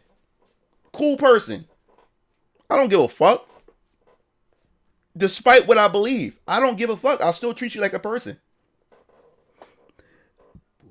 Yeah, but these people from these groups believe that if you have this opinion, you're just an automatic, a hateful person. And that's what I'm talking about. Because what happens is, now you're taking homophobic, you're taking transphobic, and you're taking racism and white supremacy. You're taking these terms, and now you're conflating them. Now no one takes these terms seriously no more. Because anything can be considered racist now. So when an actual person is actually being racist, no one is going to take it seriously. No one's going to believe you and stuff when racism is actually occurring. No one's going to believe it. Because you putting everything and everybody under this umbrella because of having a different opinion. And that needs to stop. That kind of thinking needs to stop. And that's what pisses me off so much. Because we so fixated on that. Throwing these buzzwords out. It pisses me off. But if you can say whatever you want about straight person, because you heard about the whole super straight movement that's being pushed, you can say whatever you want about heterosexual people. And it's okay because they're the majority. It's okay to talk shit about them. But if you're about equality or whatever like that, then you shouldn't be saying the things you should be that you wouldn't like said about straight people. You know what I'm saying? It has to be equal across the board. If you don't like certain things said about you, then you shouldn't say those things about these type of people. So it has to be equal across the board. That's all I'm about. I'm about consistency. Be consistent. And also, yeah, exactly. Be consistent. I'm a person that's about consistency. Be consistent. Don't say that you're not okay with this, but then when it's reversed, all of a sudden it's okay. No, it should go both ways. I like if a white person is being racist against me as a black person or against black people. Yeah, I will feel some type of way about that. But a black person shouldn't turn around and do the same exact thing towards white people. That's wrong. Be consistent. So what is it? So be consistent about this. You only care about racism when it's going one direction. So you don't care about racism. That means you don't care about racism then. You only care about racism being done towards you. So racism is fine anywhere else as long as it's not directed towards you. So that means you're okay with racism. You're okay with it as long as it's not directed towards you. That's all I care. I care about consistency. Yeah, I care about consistency. And if you're a black person that says something like this, how dare you? You're Uncle Tom. You know what I'm saying? You're a coon. You a sellout. You all these type of things. When you're defending this, when you defend that, when you defend the white person when racism is done towards them, no. Like, I don't like racism. I don't like racism, period. You know what I'm saying? I don't like it being done to me, and I don't like it being done to other people as well. So I mean, you don't really care about racism. You only care about if it's going one direction. That's selfish. That means you don't care about racism. As long as if it's happening to you, then everybody should give a fuck. But if it's happening to other people, then so what? Then so be it. That's their problem. Then how do you expect people to care about you when racism is coming your direction? When you don't give a fuck about other people of other races being when other people's being racist against them, then why would you want people to care about you when you don't care about them? That makes no sense. That makes no sense. Like I said, and that's what I'm saying. What's so racist is with these movements, they only make it like only white people can be racist. Trust me, I had a lot of Asian people be racist towards me. When I walk into certain Chinese restaurants or convenience stores and stuff like that, follow me around the store, get security, assume that I'm stealing something, or stuff like that. I have more interactions with Asians than white people, especially back in the hood back in the day. I had more racism towards me from Asian people than white people or whatever like that. But guess what? That's that individual that's being racist. I don't sit there and throw a blanket around all Asian people. I don't throw a blanket around all white people and stuff like that. Shit. You can be black and be racist against your own people. Oh yeah, I'm archiving this too. So for everybody who missed this conversation, this will be a video too. This will be a video. So you guys will be able to catch this. So I'm making sure for the next couple of days, expect a lot of archive videos popping up on my channel. So you guys can catch all this and do, share it and stuff like that. But I experienced a lot. I experienced racism from Mexicans, dog. When me and my baby mom used to work at the Adobe Cafe at Roxborough, her mom knew the manager, knew the owners, Mr. Mariano and Miss Maria, the husband and wife, and that was the worst. And that was the worst experience ever because I was the only black motherfucker that worked there. It was a Mexican restaurant, but you had nothing but white people working there. But you had illegal immigrants, illegal Mexicans working in the back of the kitchen. And I was the only black motherfucker that worked there. Or whatever. I gave good customer service. I was even employee of the month one time. But the wife did not like me. And she was stealing, and she was shortchanging my check. She was stealing money from her husband. And that was another thing that got me fired too, because me and her husband found out that his own wife was stealing from him.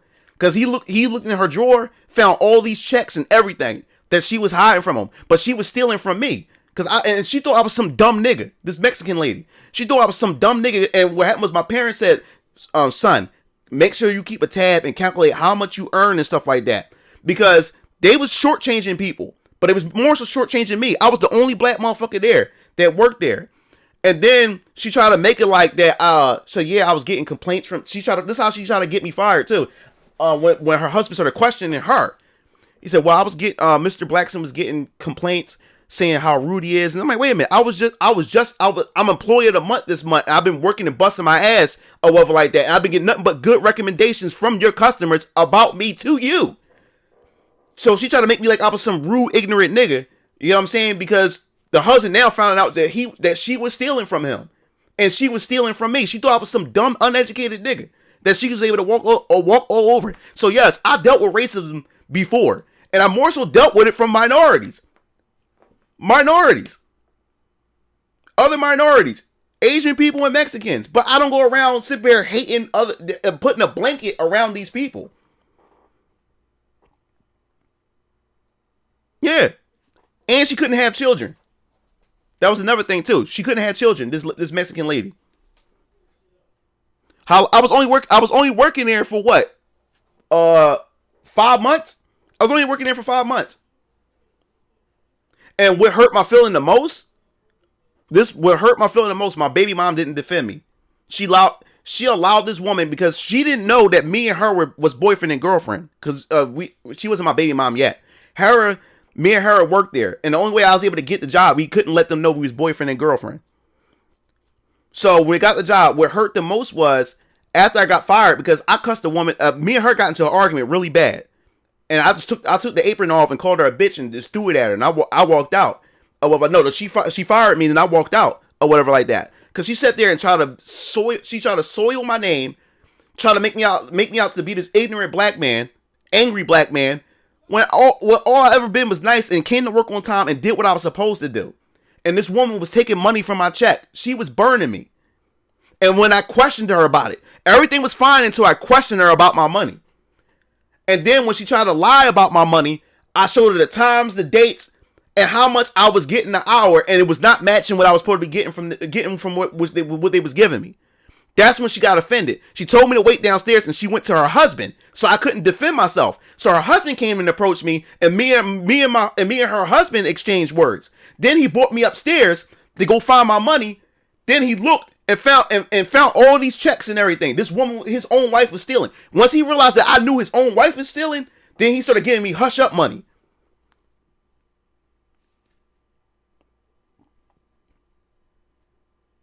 He said, "Oh, wow. Oh, you know you was Puerto Rican Nova. I didn't know that. But you got black in me too, and growing up with the type of minorities, I got love for all my people. Yeah, like I said, despite the racism I experienced from Asian people and Mexican people and stuff like that, and of course I experienced racism from some white people too. But racism goes everywhere. It don't discriminate. Racism doesn't discriminate or whatever like that.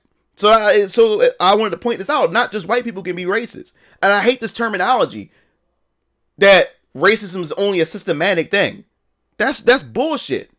So that deflects you from any type of responsibility if you're being racist towards people as a minority. Yeah, the hustlers from the good money. Yeah. Oh, you are? Oh, Raph? Yeah. So I experienced racism all the way around from all different types of races. Oh, let's not talk. And I experienced racism from Indian people as well. We had a job. My aunt and them had a cleaning service, and it was an Indian festival going on down in Lancaster. So they had this festival outside this Indian temple, right? So we had to clean the temple, and never again. And my mom and dad didn't allow me to do that type of work ever again, because those Indian people was actually treating us like niggas, yo. They had us clean the entire temple, and not just that. They would eat in front of us. They would not feed us because they had a ton of food there. And we had to work from 7 in the morning. We had to work from 7 in the morning to 12 a.m. the next day. And we only had a 30-minute break. And I was young. I was 14. So this is during the time I got my GameCube. I wanted another GameCube game. But and we had to work for 3 days. We had to work for 3 days, and we was going to get $800 a piece. $800 a piece. But that was the worst experience ever, was because they treated us like we was fucking niggas. They didn't feed us. They had all this food. We worked it from 7 a.m. to 12 a.m. They didn't feed us, and when they ate, they would eat and just they would look at us and just throw the shit on the floor, and then point at it and tell us to go get it. That was the worst. They was treating us like fucking niggas there at that temple. And then they had gorgeous daughters. And when the daughters was talking to me and my cousin Tyree, they would scold us, or they would argue with my aunt and them, saying that we weren't allowed to talk to their daughters. It was so racist there. It was so racist there, yo. And my parents was upset about it, and they said, "No, you're not going with them no more. You're not going to work that no more. I don't care." And my parents, they always give me money, but I'm 14. I want to make my own money. You know what I'm saying? I'm a young man. I want to make my own money. But my dad said that was an experience you had to learn. But as your father, I would never let you work like that again. I would never let you demean yourself like that. Those Indian people at that temple was racist as shit. I never experienced racism like that to that day. They treated us like shit down there. And my aunt and them wanted the money so bad, so they allowed these Indian people to talk all kinds of shit to them. I never cleaned like that. They had us cleaning like slaves. We had to clean the entire temple. We had to clean the park that they had. They had all the tents. We had to set the tents up. And it was only 5 of us. We had to put all the tents up, the stereo equipment and everything.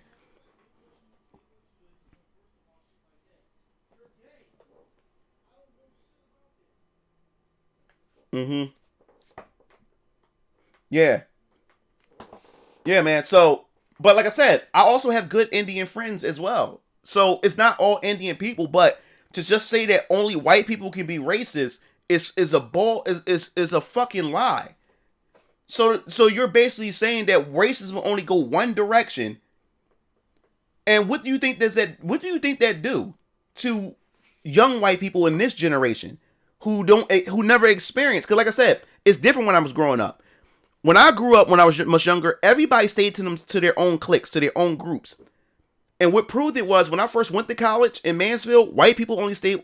You never seen us mangle together. A lot of the black students stayed together.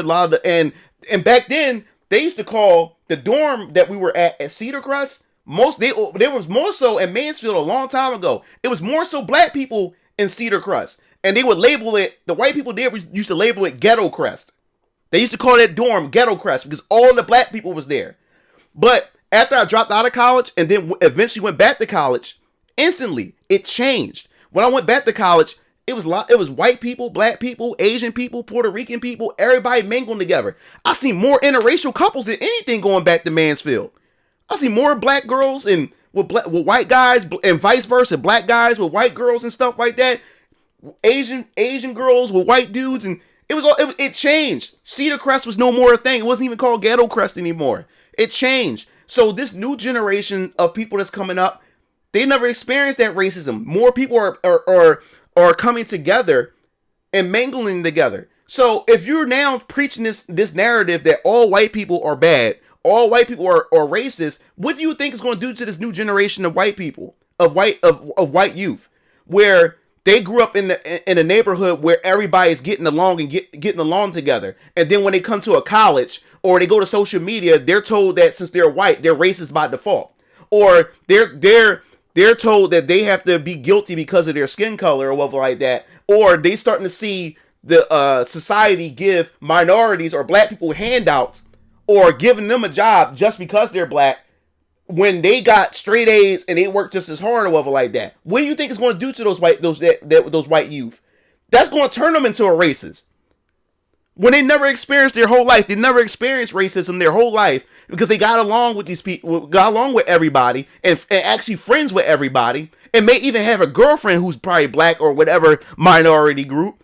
And then all of a sudden they go to Twitter, go to college, and then now they're being told that they're privileged by default, and that they're racist by default, and they see all the minority groups around them getting all these type of handouts and stuff like that. That would turn them into a racist.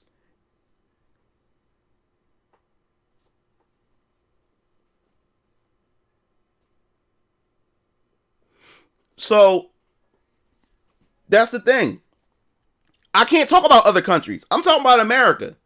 I can't talk about other countries. I don't live in other countries. I only talk about America. When it comes to, like, they literally got people today believing that America is like the 1940s or the 1800s right now. They really got people thinking that America is the most racist country in the world right now. And I said this in my last couple of videos. Why do you think a lot of these foreigners are dying to come here on boats? Why do you think a lot of people are trying to cross the border to come to America? If this is the most racist country in the world, then people need to stay where the fuck they at. But they're coming here for a reason, because they see opportunity here compared to where they come from.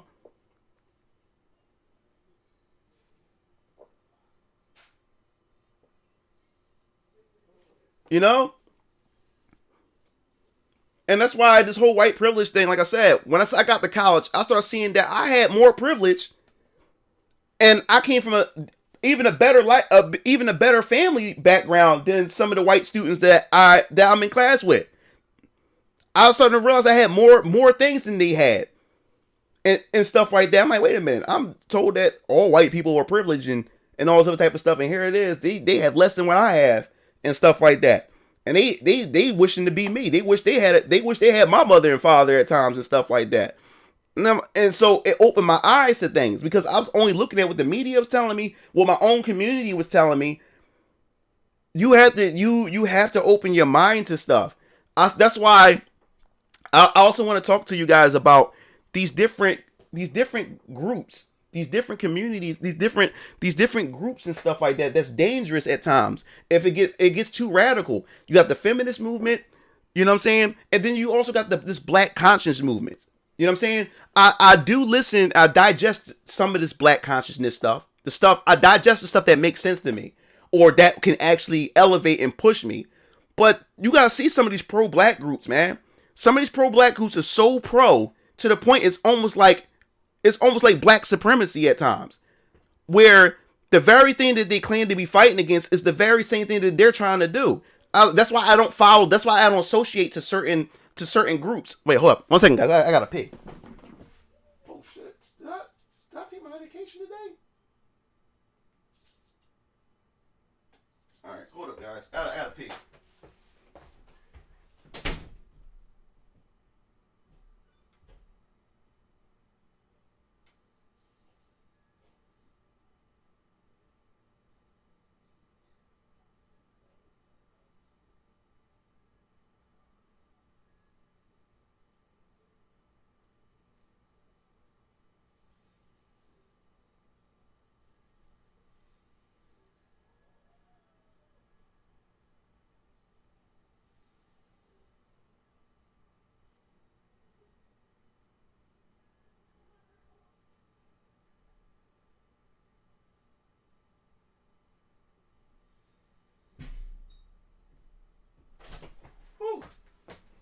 I'm back. Hold up, guys. It's getting hot in here. Conversation getting heated, and I love it. I had to even take my Mugen TV shirt off. It's getting too hot in here. Yeah, so the thing is, I even had to. That's why I don't associate myself to these type of movements and to these type of groups, is because some of these groups get so damn radical, or they end up becoming the very thing that they claim to be fighting against. That's why I take certain things. There's nothing wrong. Like I said, there's a lot of pro-black people, and I don't mind my people being I don't mind my people being pro-black or being pro themselves. There's nothing wrong with that. It's encouraging, it's uplifting and stuff. But then you got some people who are so radical, so radicalized, I can't be a part of this movement or associated with this movement because of how radical it is. And then you have so many hypocrites. And you also got so many grifters among these type of communities. So we're gonna talk about the pro-black, and then we're gonna move to other type of communities that I want to talk about. But I want to talk about this consciousness, this pro-black stuff, or like that. You know, I'm a firm believer of being proud of your race. There's nothing wrong with being proud of your race. It doesn't make you a supremacist. It doesn't make you a racist or anything. You should be proud of your race. You should be proud of your race accomplishments and stuff like that. There's nothing wrong with that. But when you start taking that shit to the extreme and start becoming the very thing that you claim you be fighting against, then I have an issue with it. And that was the problem with a lot of these pro-black groups on Facebook and even in person and stuff like that, where these people are so radical of like that, where I'm like, oh, wait a minute, you sound like a black KKK member for all that. You know what I'm saying? What's going on? And what cracks me up is about a lot of this pro-black stuff too. They have a lot of issues with, you know, mixed race, you know, with mixed race. Just like how some of these white supremacists or these racist whites have problem with their, you know, with white people stepping out of their race and mixing and stuff. You got black people that believes the same thing, and they have big issues with interracial children and stuff like that. So I heard some of the craziest shit and seen some of the craziest shit, and I don't like how they treat interracial children, because I have an interracial child too. You know, my child is half black, half white and stuff like that. And I see how some of these, how this group at times, and some of these people within this group how they treat interracial children and stuff like that, who are half black, half white. And most times they don't even call them black. I remember this one picture that, you know, since they're pro-black, you said, you know, look at these beautiful black children. But one of them said, like, look at these black children, but point out the one who isn't black. It was the interracial kid, the interracial little girl. You know what I'm saying? And they seem they're dogging this interracial little girl and dogging the black men or that was, you know, who fucking around with white girls and stuff like that. And it's downright disgusting. You know what I'm saying? It's downright disgusting. And it really pisses me off how when it comes to these type of groups, right? When it comes to interracials, when it comes to interracial children or whatever like that, they have a problem with interracial children, right? Right? But any two times an interracial child or a child that has black in them, any two times that interracial child is in a sport or they doing music or anything where white folks is at, if that interracial child does anything to disrupt white people or offend white people, like beating them in a sport or whatever like that, then all of a sudden that child is considered black. Then black people want to pretty much claim that interracial child because it's pissing off white people, because that child is dominating in a sport because they got black in them, or they dominate in music or whatever they're doing. Then all of a sudden these type of black people want to claim that interracial child, but before they was down at interracial children and stuff like that. And that's what pisses me off. Yeah, and that's what pisses me off about this. And then I remember down Center City we used to have the Hebrew Israelites. You know what I'm saying? They used to have like the speaker, and they be trying, talking about their original, Hebrews and all this other type of stuff. And I remember I was with this white chick, me and her was dating and stuff, and we holding hands. And as I'm walking by, they literally calling like, hey, brother, you sleeping with the enemy, and they were saying all kinds of racist shit towards this white chick that I'm with, and calling me a sellout. You know what I'm saying? Calling me all kinds of stuff while I'm walking with this white girl or stuff like that. It was the most disrespectful thing ever or whatever. You know what I'm saying? That's wrong. Because if a white person did the same exact thing, hell would break loose. So why is it right only one way around? That doesn't make sense. I'm a person that's trying to make sense of shit.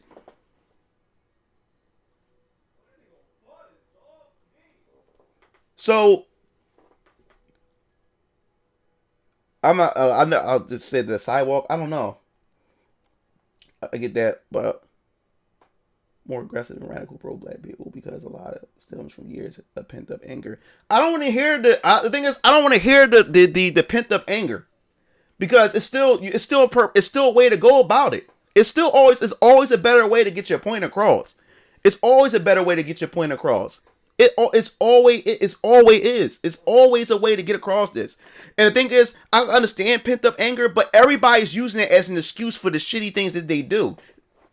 And see, the thing is, I'll be on board with that. The pent-up anger from the past and stuff like that. I'll be on board with that. But everybody's using it as an excuse for their behavior. And that's shit. That's shitty. That's really shitty. And I see a lot of people. I see a lot of these people within those groups that do that. That does that shit, man.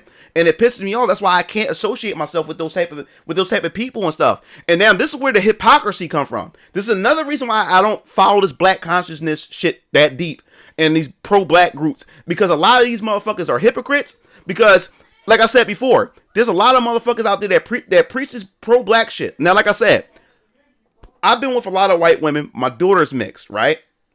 There's a lot of black people who talk. There's a lot of these pro-black people who got YouTube channels, content creators, and just do all kinds of stuff. Who in reality are fucking hypocrites and are actual grifters. Like I said, I have an interracial child. I don't care who you fall in love with. I don't care what race of persons you fall in love with. As long as if that person treats you right and your love is being reciprocated, all power to y'all. But what I find hypocritical, there's a lot of these motherfuckers out there, right? That would preach this pro-black shit and talk about black men got, love your black queen and all this other type of stuff, right? And then you turn around and you find out that this motherfucker's with a white woman.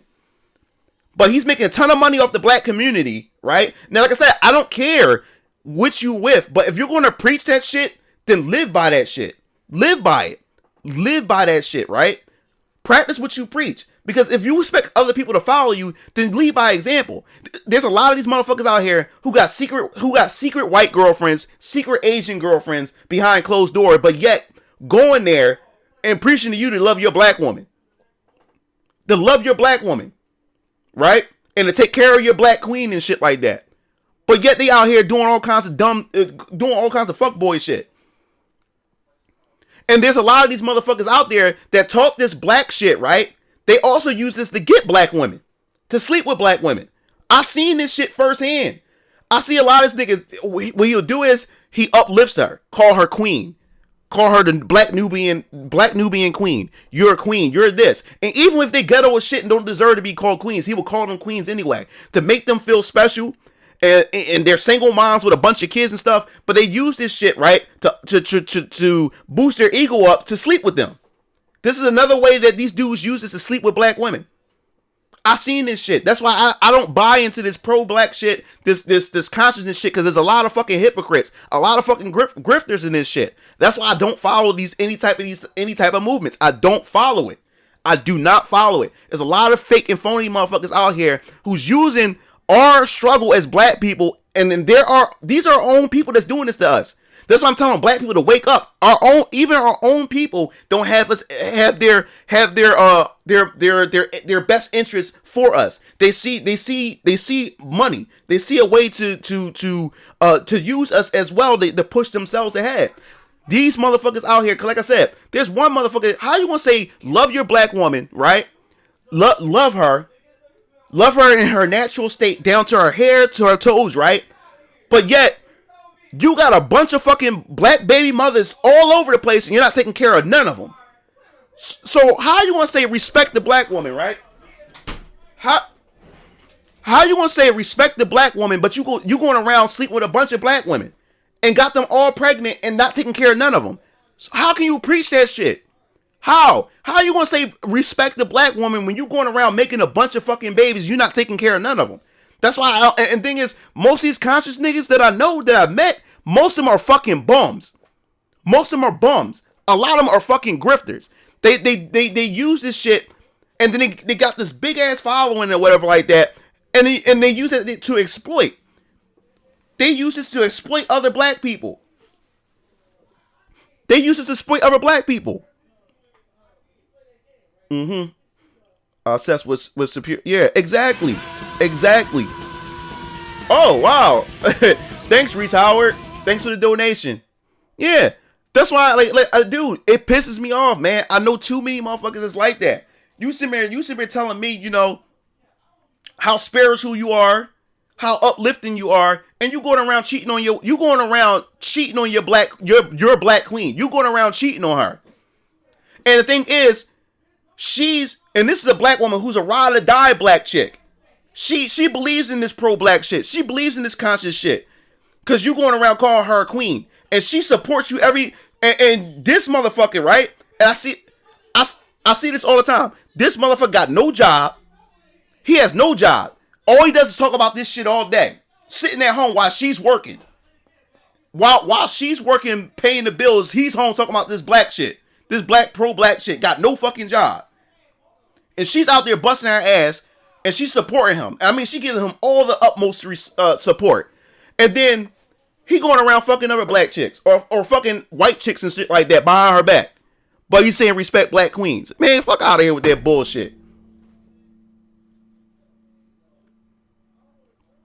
Fuck out of here with that bullshit. That's why I don't follow none of that black consciousness, man. It's too many dudes I know preaching this, right? Then all of a sudden they say support, right? They say support black owned businesses, but most of them don't ever support black owned businesses when it comes time to support a black business. Most of them never do.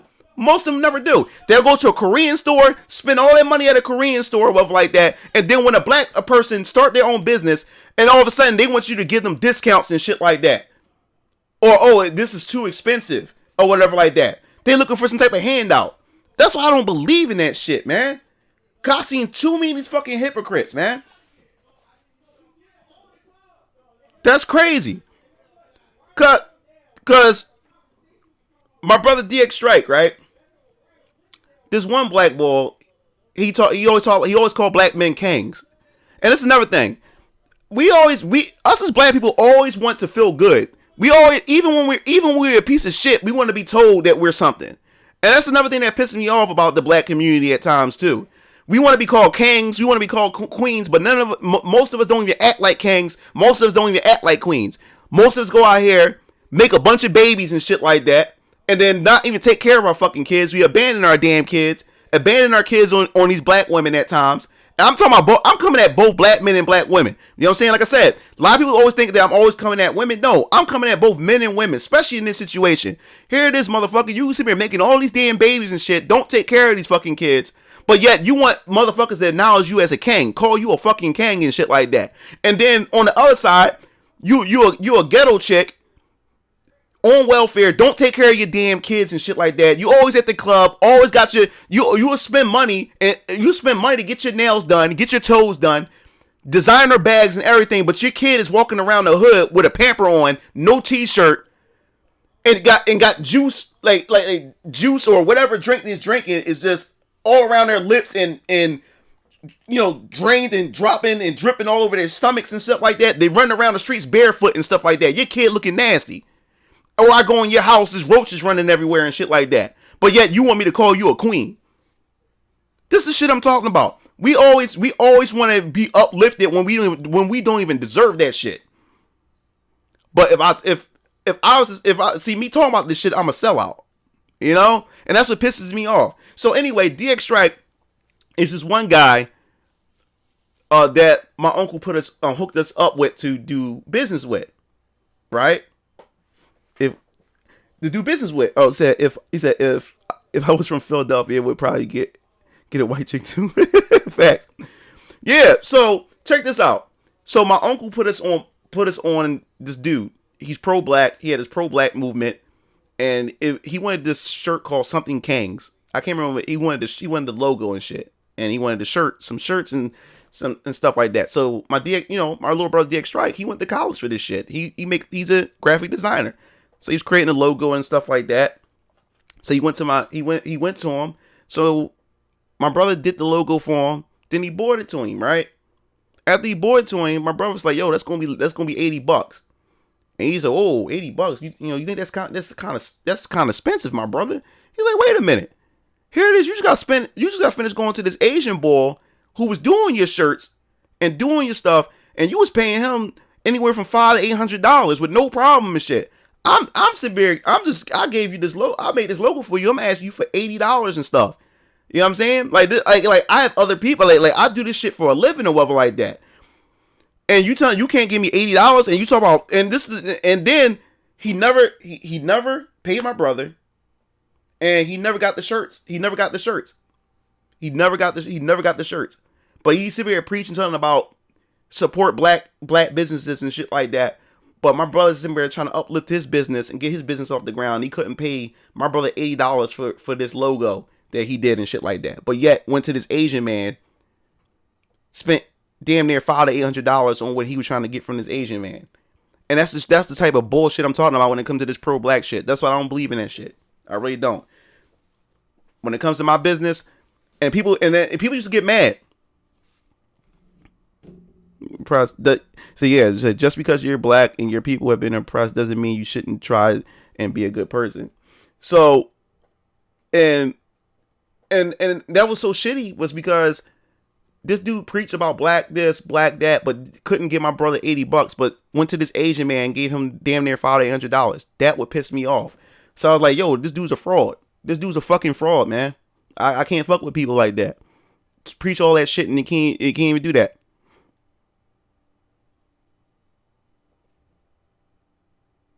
He said, like, do people just come out like how do I be toxic today because my ego or for that's that? Like, it's crazy. He said poverty corrupts the mind. Like, and this is another thing. And I hate how black people try to tell us how to run our business because, like, for instance, I'll move into this other aspect. Like, you know, my brother's a photographer, right? My brother's a photographer, and we take pictures of models.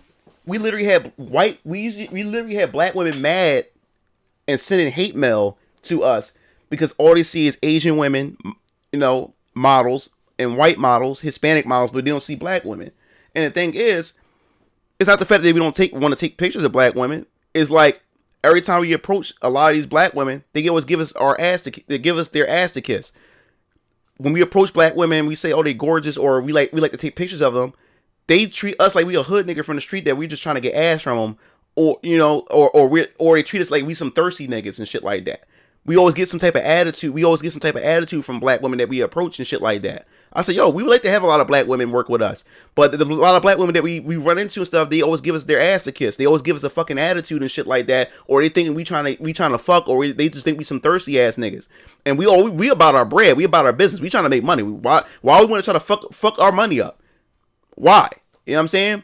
So I was like, yo, y'all need to get your attitudes together. Then maybe y'all see more black women. We'll take pictures of more black women and shit like that. We got very little black women that we take pictures of and shit like that. You know what I'm saying? It's like every time we try to do stuff, you know, with model and stuff, we always get a lot of attitude from them. That must be repeating itself. I think, yeah. Oh no, I know you're not. Low tier guys speak real shit. That's why I said I fuck with him when besides that rage shit, he speak real shit too. That's why I can vibe with low. If I met low tier guy in person, I'll be able to fuck with him.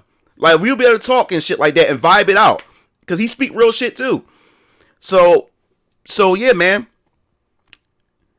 Yeah, I would support anybody. I don't care what color you are, I would support anybody. But that was the problem. There's a lot of black women who literally was sending us hate mail.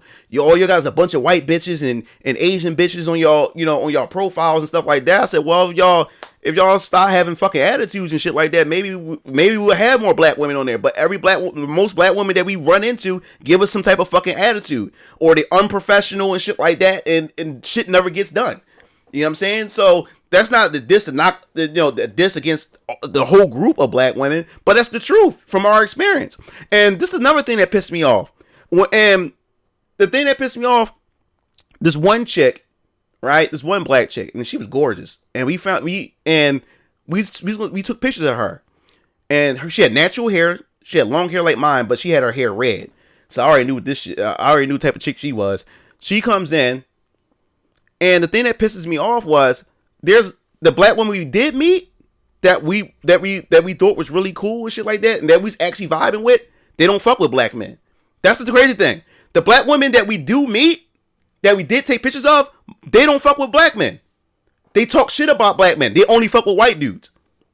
And these are black women that we vibe with, that like anime or play video games or business minded and stuff. They don't fuck with black men. They don't fuck with black men at all. They only fuck with white dudes. So you see how that works? So, but this is the thing. This black chick that we had come in, she was nice. She was nice too. Nice. As far as, you know, her looks and stuff like that. So she comes over. She comes over to the studio. He'll take pictures of her. I'm filming. We're filming her. And this is about like 4 or 5 years ago. The thing that pisses off about this chick, because the whole time during the shoot, all she was doing was talking about how much black men wasn't shit. And she kept talking, and all she did was brag about her white boyfriend the whole day. How great he is, how much he take care of her. The whole time during the shoot. Because like I said, when we do our shoots, a lot of these chicks, they get really personal with us. They share a lot of their personal business. We don't ask. They just start talking to us. They get really comfortable and they start sharing a lot of their personal business with us and shit like that. But this chick, all she did, talk about how black men ain't shit. Black men are always broke, this and the other. But yet you're in a studio that's owned by black men, that's owned by black entrepreneurs. But you're sitting there talking about how black men got nothing to offer during this whole time of the shoot. And the thing is, we let her talk. He said, you should call this segment 10 Things to Really Piss Me Off. Yeah. And this is a beautiful black woman. Beautiful black woman. That was like I would date her if, you know what I'm saying? If there was a possibility, I would have dated this chick. But after, she turned me off because she kept talking about how black men wasn't this, black men wasn't that. And yet she's sitting in the studio that's owned by black men who are entrepreneurs. One is a single dad, but raising his own daughter on his own, a good father, all these other type of things. Right? And she kept uplifting. Like, and not to change the subject, because I'm going to get back to what the point that I'm trying to make. This is the thing. I don't care who you decide. If you decide to date outside your race, I don't care. What I don't like is when you try to take that other race and try to uplift this other race to make your own race look bad. Like, if you want to date a white woman, and I don't really see a lot of black men that do that, but most of my experience, I see a lot of black women, because statistically, it's harder for a black woman to go outside her race than it is for a black man. So when most black women get lucky to get a white dude or any guy outside of black, she's more submissive, more humble, more than anything, because she lucked up and got this man that's not black, a non-black man. So she does everything to try to cater and please him and even uplift him more than anything and talk shit about black men. But anyway, I don't mind anybody dating outside their race. I don't like how there's some people out there who will uplift one race, the race that they're dating, to beat down their others, like purposely. I mean, maliciously. There's nothing wrong with criticizing, but to try to uplift, to try to make this one look good and this one look bad, I don't like that. And that's what she's pretty much doing, because the whole time she was praising her white boyfriend like he was like this god, stuff like that. And all she did the whole day, and that was another way of her saying that she's not interested in us in this studio. That's what she was trying to let us know. Like that she's only fucking with white dudes. And things like, that's cool, like, we don't give a fuck. Like, give us that fucking bread. That's what we want. That's what we got you here for. We got you because we want this bread. So he said like, shit's crazy, so I'm just thinking a shit eater is going to eat shit.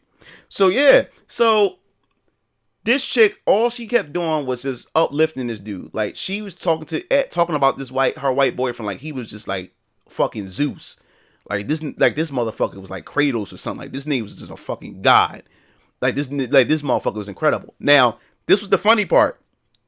She didn't have a car.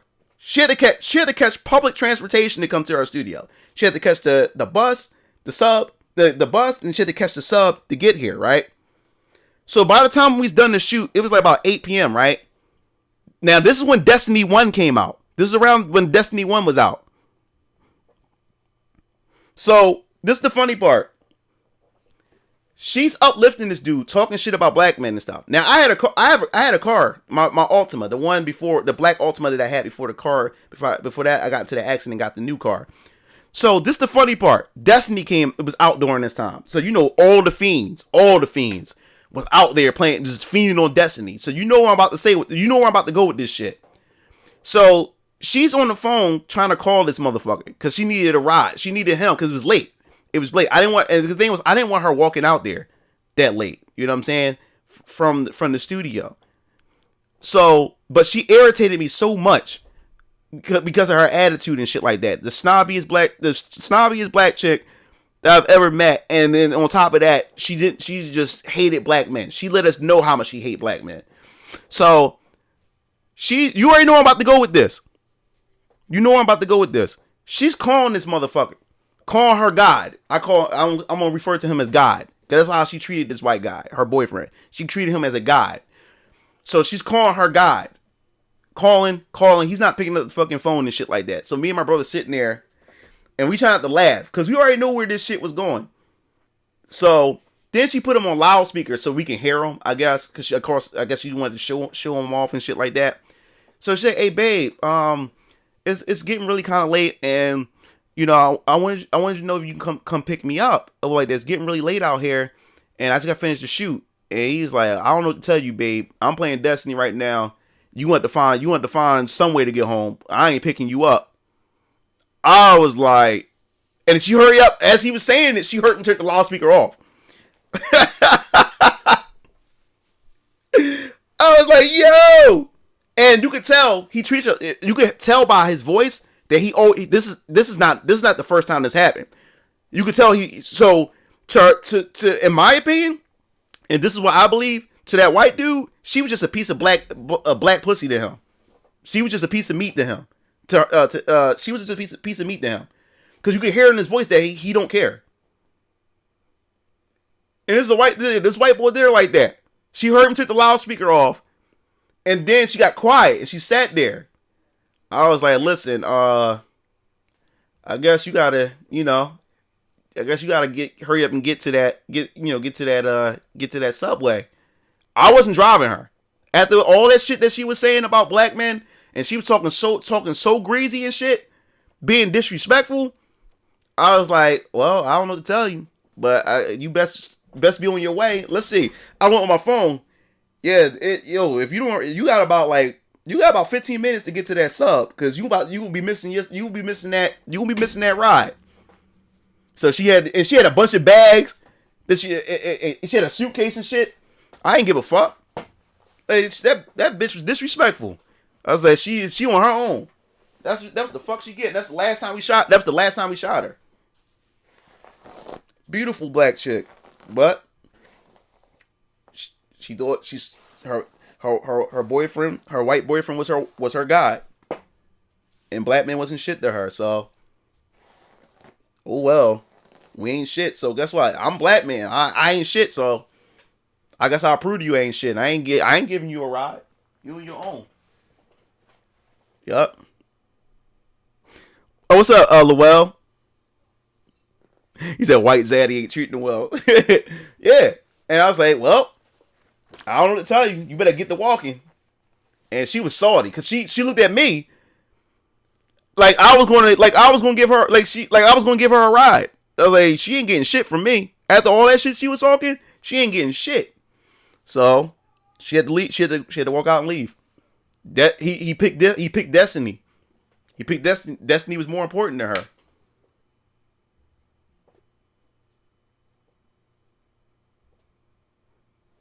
Yep. So I was like, "Hey, black man ain't shit." So I ain't shit. So I'm sorry. I gotta play the part. I ain't shit. I ain't giving you a ride. Nah, I ain't giving no damn ride. Look. She was ignorant the whole shoot, man. Black man ain't this. Black man ain't that. Fuck black men. And yet you got black men taking pictures of you and shit. Like, we supposed to sit there. We got to sit here and take that shit. You know what I'm saying? Like, so guess what? You on your own. I guess I ain't shit. So, yeah, man. So you sent me nothing but hate. Like, yo, so that's what happened. She looked at me like, how you gonna talk shit like that? How you gonna talk shit like that and then expect me to do for you? Like, nah, man, you gotta learn. You gonna learn today. You gonna learn today. So she took that. She had to be a trooper and take that ride. She had to take that walk. So, but that was the last time we shot her. But yeah, man. Yeah, so we're gonna move on to the next group in a second. I wanted to talk about the studio for a second. Now, we also had a scary close call one time. One second.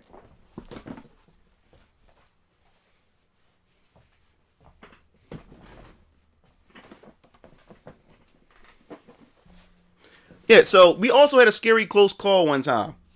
Was because one time, right? Now, this is the thing.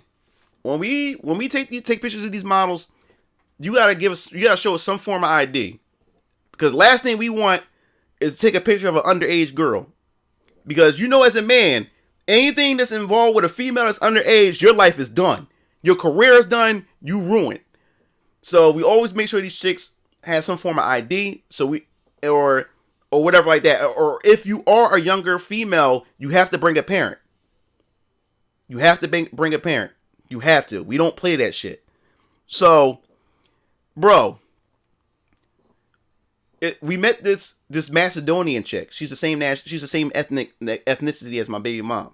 I mean, this chick, her ass is crazy. She had a body on her. This Macedonian chick. So my brother met her on Instagram. My brother was like, "Yo, she got a body of a model." My brother wanted to take pictures of her. So, yeah, exactly, Moses. So, yeah, we want to talk about close calls, radio. Like close call as far as what I'm about to say. So, what happened was this Macedonian chick we met, my brother met. He talked with her. He, you know, like I said, we always check to see if these chicks are the right age or whatever. So my brother, he vets her out. He talks to her over Instagram and everything. He said, "Yo, I want to take some pictures of you." I said, "Yo, you really have a body of a model. You have the face and everything." So she said, "Oh, cool." She said, "Oh, I'm flattered." This, that, and the other. Like, and she's like, "I've always been following your work. I didn't think you would come to me." So my brother was like, "Yeah, like let's take some pictures."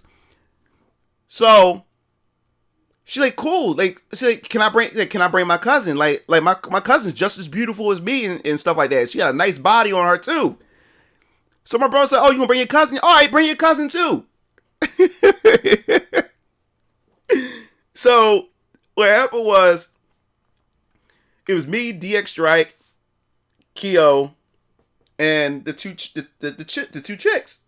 So they come to the studio because my DX Strike, he will do the filming from different angles because we always film this stuff and we always use it for advertisement, for promotional stuff and everything. We always do stuff like that to promote my brother's work and stuff like that. That's what gets him more clients and give him more work. That's why we always take videos and pictures so people can and we also want to show how safe the environment is so more women can come to us and we can take pictures of them and stuff.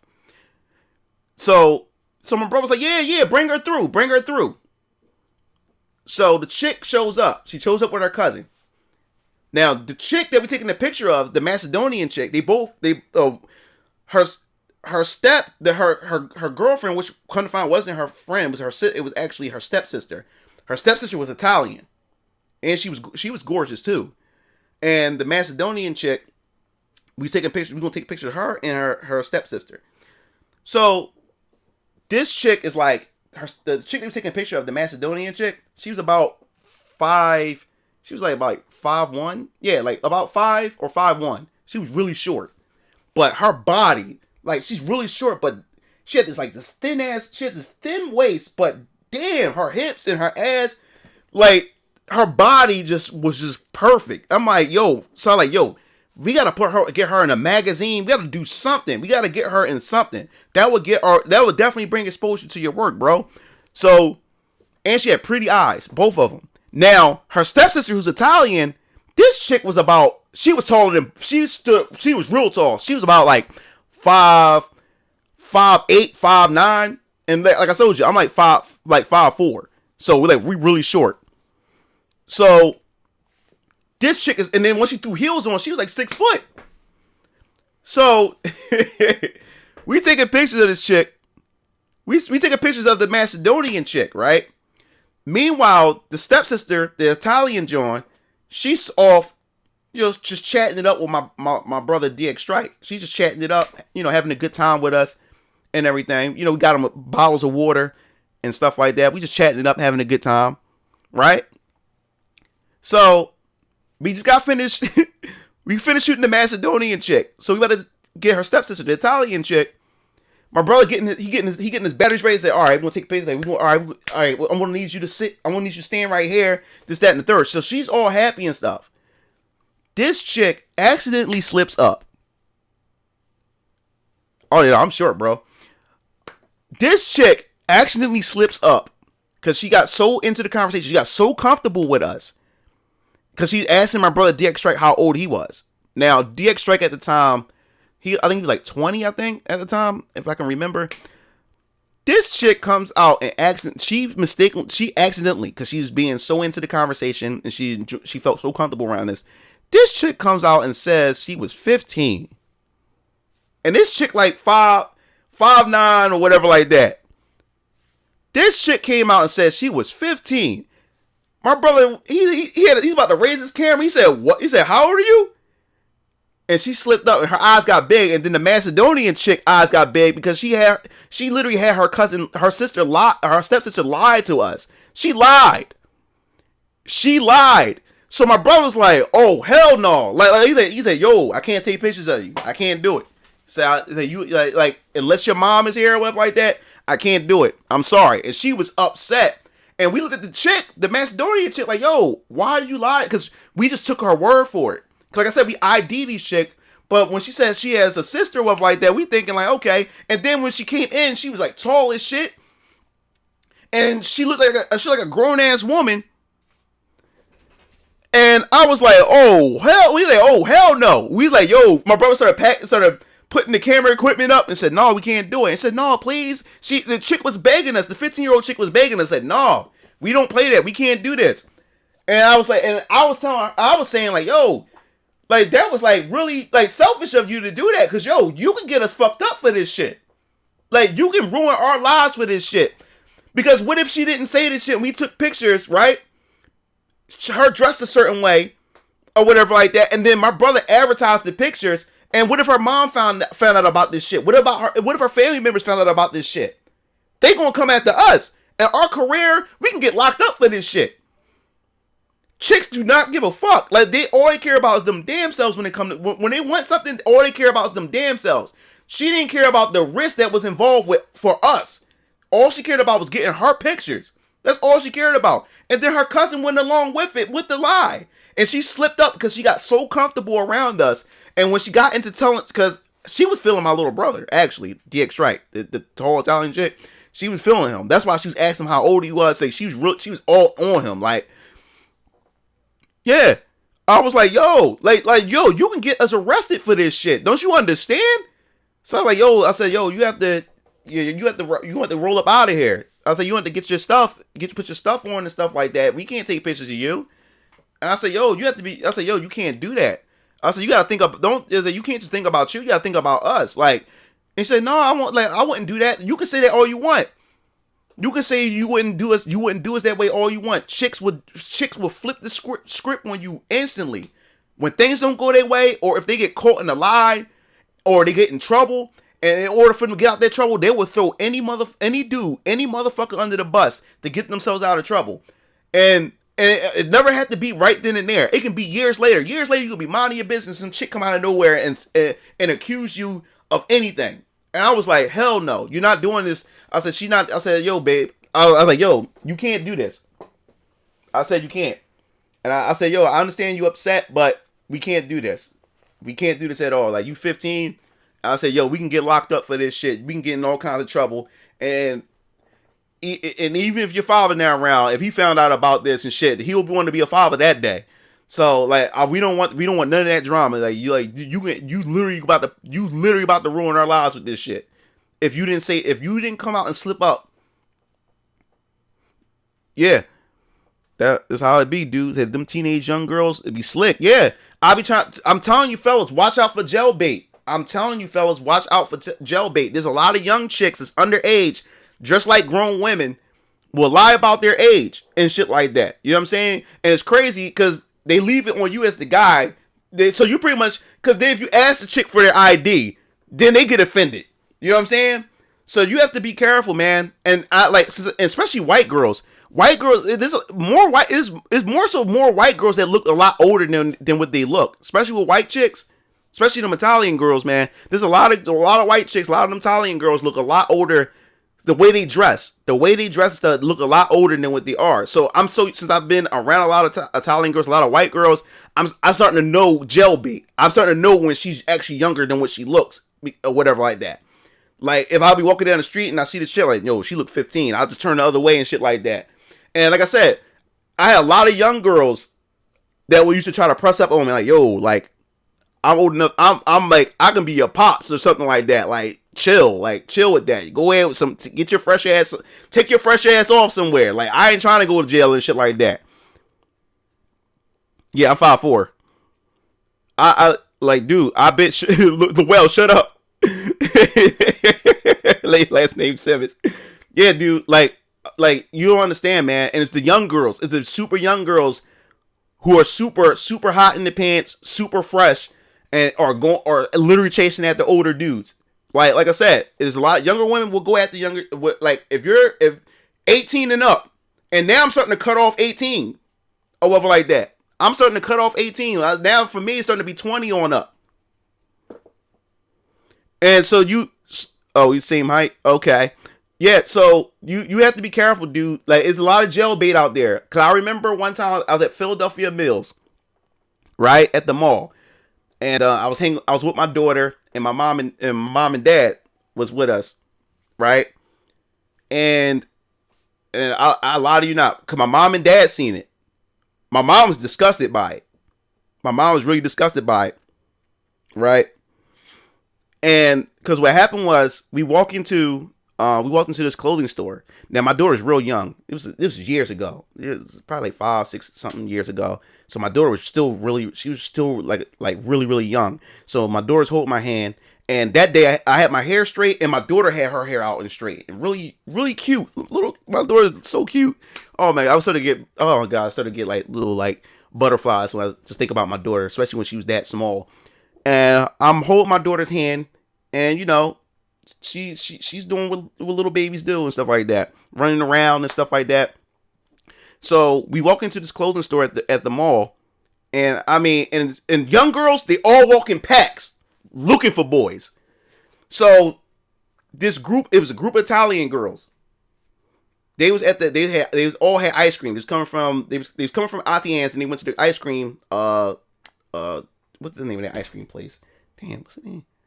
Fuck, what's the name? I can't remember the name of that damn ice cream place. Cause Kyrie, used to work there. But anyway, they was getting ice cream. As they was eating ice cream, we walked past the group. It was me and my daughter. I'm holding her hand. My mom and dad, they behind us because they was grabbing some things and stuff. So we walked past the group. They was all sitting on the bench. So we walked by. They started giggling when I walked by. The girls, they all got up. I mean, it was about like 5 or 6 of them. They was all in the group. Now, these chicks look grown as shit. So they get up. Now they behind us. So now you got me and my daughter. Then you have the group of girls, and then behind them was my parents. So they see everything that's going on. We go into the clothing store. The girls, the Italian chicks, they follow. They go inside the clothing store and shit. So I noticed every lane or every aisle that I was going in, or whatever, these chicks would be there, and they'd be looking at clothes, looking over and shit like that. And then they would give the other chick each other the eye and shit like that. They was following me around and shit like that. So all of a sudden I hear them talking like, hey, he's sexy as shit. This is that and the third. And you say, yeah, that's my future baby daddy right there, or whatever. And I knew for a fact, because young girls walk a certain way, they act a certain way. Those chicks had at least the minimum I give them in age is about 14. No, 13 at the minimum. The most I give them is 15. They were gel bait. And whoever their parents are should not have those chicks dressing like that and looking the way they're looking at their damn age. Because me, I'm a person that observes my environment. I observe my environment. So you're not going to catch me off guard like that. I'm going to keep my guard. I'm going to examine everything. But any other dude that's out there horny and all they got is sex on their mind, they're not going to ask. They're not going to ask questions. They're not going to observe it. They'll just fuck them. They will take those girls home and fuck them and shit like that. And next thing you know, they're classified as predators and rapists and pedophiles and shit like that. But these chicks followed us throughout the entire mall, and my mom was disgusted. My mom was about to say something to him, but my dad said, "Yo, boo, don't say nothing to them girls. Don't say nothing to them girls." But my mom felt some type of way about it. These little ass girls. My son is a grown ass man, and he got his daughter with her, with him and stuff like that. And they talking like that. And they didn't care. They wanted me to hear it. Because they was hoping that I would walk up and say something to them. But I knew those girls was underage. Because the way they act, the way they walk, the way they act, despite how grown they dressed, it was that attitude. Like I said, I've been around enough white girls and starting to know who's underage and who's not underage. The way they carry themselves and the way they act. But yo, dude, like young girls, be careful, fellas. Be careful. Cause these chicks out here, they will try to get you. They will try to get you. So you don't think with your dick, man. So bad to not jail, but place I want to go in deep zone. Yeah, them little ass thoughts, man. Them little ass thoughts, dog. Like I was like, yo, these young girls be sharking for dudes, for grown ass men. They be on the prowl. That's the hangout spot, especially that mall in that area. That's where young girls hang out at, just checking out boys. And I won't even say boys, you're checking out grown ass men. So you gotta be careful. You gotta be careful. This happened about 6 or 7 years ago. That was that was a while ago. That was a while ago. Right. Yup. So fellas, be careful, man. And especially with social media, we in the age of validation and shit like that. Especially if you have a following on social media and you popular, these chicks would do that to you quick. Won't even tell you their age and shit. And then next thing you know, now all of a sudden you getting canceled because now you found out that you fucked this chick up like that and you didn't ask for no card, and that's crazy. Well, it's your goal to find out how old she is. Okay, she can lie about her age too. Well, ask for her ID. All right, I asked for ID. Now she gets an attitude because she don't want to show you ID, or she feel offended that you asking her for ID. Man, there's all kinds of games these chicks are trying to play on you or whatever like that. So you can't get caught up on that. But it was so sad about it is, man, there's a lot of motherfuckers out there that don't care. Cause like I said, the Goretti High School, which is an all-girls school, there was, like, the sick part about it was at Goretti High School, like, it was down the street from my high school. And Goretti had some of the fine girls. I mean, these chicks are fine as hell. It's a girls' school, so they all had the uniform. So you know what I'm about to say. You know about my foot fetish. You know how I like girls in stockings, tights, knee-high socks and stuff. So it was more so Italian girls at this school, at the Goretti High or whatever like that. So every time these girls come out, they always get the schoolgirl uniforms on. So I'm around these girls' ages as well like that. But during this time, even though that we were the same, us guys were the same age as these girls didn't want to date guys or their age, because these Goretti girls, most of them, like, especially and these girls like 9th and 10th graders, they had boyfriends who were grown ass men that would pick them up in cars. These Italian chicks. They wasn't fucking with boys their age. They was fucking with grown ass men. And these chicks about 14, 15, 16, messing with grown ass men in their 20s and shit like that, and 30s. And these dudes would pop up with Lambos, all kinds of Bentleys and stuff like that. These dudes had money, and they had grown ass men for boyfriends. He said this. Lowell says this is off topic, but what are your thoughts about adult virgin men and women? I'll get to that in a second. Lovell, that's a good question. I guess I think it's a perfect. I think it's a perfect question. I'm gonna cross that in a second. I'm gonna finish this thought real quick. But yeah, these dudes at Goretti, no, their boyfriends were grown ass men. So chicks love these little girls love grown ass men. And what I found crazy about is these grown ass men saw this shit as okay. And it's more common than you think. There's a lot of chicks dating grown ass men. A lot of 14-year-olds and 15-year-olds dating grown ass men. There's a lot of them. A lot of them I've seen. And they're completely okay with it. Because these dudes got cars, they got money, and these chicks got all the expensive, like, handbags and shit like that. Yo, what's up? What's up, Hot? What's going on? He said you found the password to this app. Yeah, man. So be careful, man. Watch out for gel bait. Gel bait. It's called gel bait for a reason. It's called gel. It looks good, but it's not good for you because, like I said, it can bait you in and get you in trouble, especially if you're not too careful. If you're thinking with your dick, it can get you in trouble. But I'm always observing, man. I know a young girl when I see a young girl, dog. They all act a certain way. Young girls. Super young girls. Oh, what's up, Smurf? Yeah, long time, bro.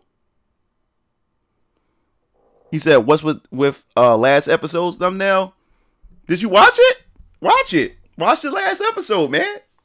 This right here is going to be an episode of its own too. So, like I said, expect a lot of episodes to go up within these next couple of days. There's a lot of shit that I covered. So, if you missed these streams, you'll be able to see these videos, and hopefully, you'll be able to catch me in these moments and shit like that. But yeah. So on to Lewell's question. He asked me.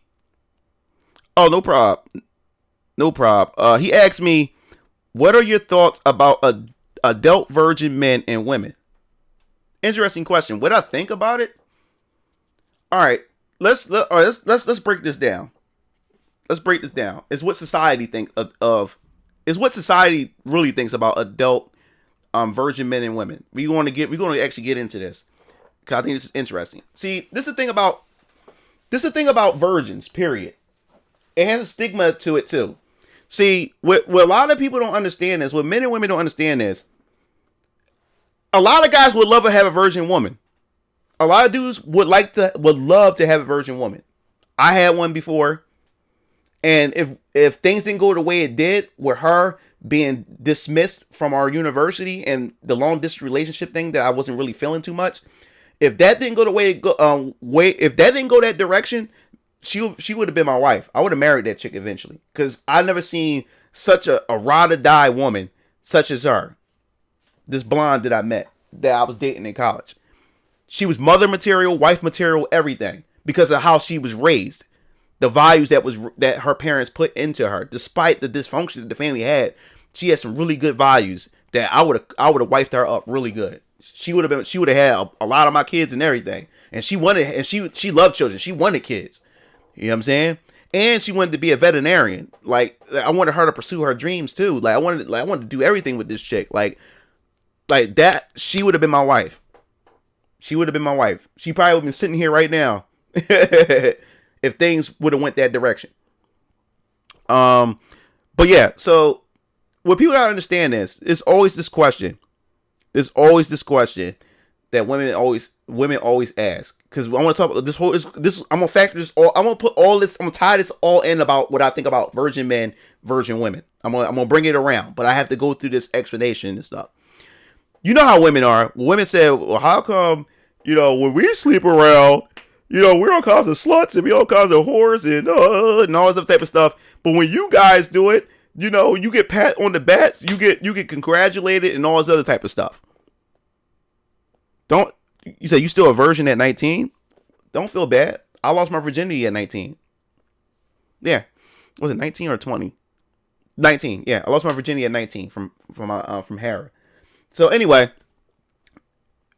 these chicks always says that. How come it's okay for guys to sleep around with different women, but it's not okay for us as women to sleep around with different women? It all boils down to biology. It really does. I'm going to break it down. See, the thing is, when it comes to men and women, right? When it comes to sex, women are the gatekeepers of sex and reproduction. She controls sex. She controls reproduction, right? So hear me out with this. Women can gain access to sex much easier than a man can gain access to sex. A woman can literally sit down and a dude would constantly hit up her DM, send emails, do any type of... She's always constantly hounded down by men, which means all those men that constantly approach her, she can fuck any one of those dudes that she want. She don't have to, but she can do that. She can fuck any one of those dudes. That's the type of power that she has at that age. That slows down when she hits the wall. But at that point, a woman, she controls sex and reproduction, which means she has access to all kinds of dick, right? She don't have to earn it. She don't have to earn dick. She can get dick whenever she wants. What proves it even more, she can go right now on social media. A female can go on social media right now and say, yo, I want some dick. Who gonna give it to me? Guess how many dudes will line up for that shit? Take that same thing and have a dude do that. His inbox will be empty as hell. No girl's gonna be hitting him up unless he's part of the top 20%, which is a good looking guy who's about a 9 or 10, or he has money or some type of status, social status. That's different. A woman would do that. Not all men had that privilege. So let's take it a step farther. So us as men, our biology, because at the end of the day, we're animals. We just more, I guess, we more conscious of what we are and stuff like that. As a male, you ever see a dog, especially when it comes to dogs, you ever see a dog, you have a male dog, and anytime a female dog goes by, what does he do? His tongue sticking out, and he's ready to go to war. He's ready to go to work. He's ready to start humping that dog, that female dog. He can go hump this female dog, walk down the street and see another female dog, and he's ready to go hump that one. Because it's in his biology as a male to procreate and lay seeds. His goal is to lay as many seeds as he can to create offsprings, to be able to live on. Same thing with us as men, as males. We were designed to lay seeds. So, yeah, we can have a girlfriend or whatever like that, but it's nothing to stop us from turning our eyes and still be attracted or see another woman that goes by, because our biology kicking in, that testosterone kicks in and everything or whatever like that, is that primal thing in us to want to lay down and lay seeds.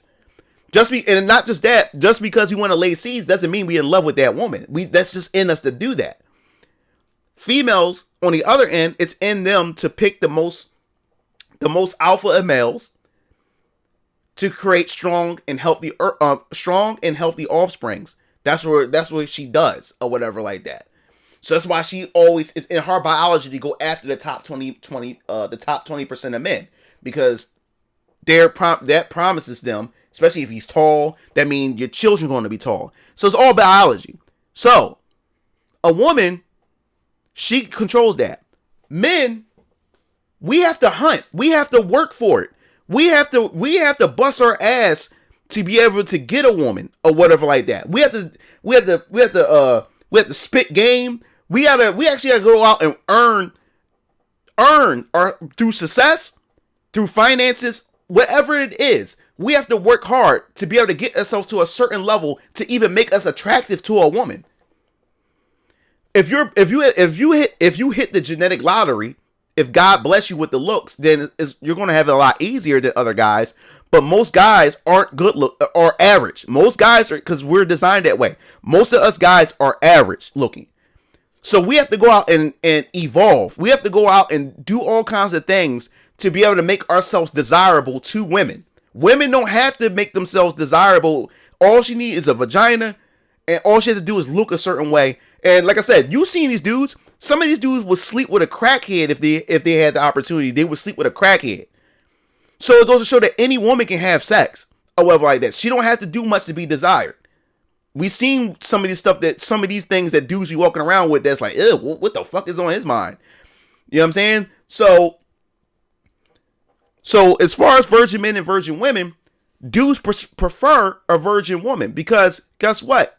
A high value man, that's why women get mad when we ask about their body count, how many dudes they've been with and stuff like that. Is because it's much easier for a woman to not be a virgin than it is for a man to not be a virgin. It's harder for a man to lose his virginity quicker than a woman. That's why you have more male virgins than anything. That's why these women call dudes incels and all these other stupid ass terminologies and stuff. A man can be involuntarily celibate because it's out of his control. He can't just up and say, you know what, I'm gonna fuck a chick today and lose my virginity. He can't up and do that because if he walks to a chick and he approaches the chick, I don't care how much swag he got. The chick controls it. If she says no, that's it. If she says no and you try to force yourself on her, that's rape. So you can't do that. So it's much easier for a woman to lose her virginity than it's a dude. So the answer to the question that women get, how come guys get a pat on the back? He gets a pat on the back because he accomplished something that most men can't accomplish. Most dudes that look at alpha men or dudes in the top 20, men aim to be a guy that men wishes to be and women want to fuck. That terminology been around for a long time. Men aspire to be a guy that men wish to be and women want to fuck. So that's how it works. So a virgin woman is more viable is because she is a virgin woman, or a woman with a low body count is more viable for the fact is she has the ability to fuck, but she chooses when and who she wants to fuck.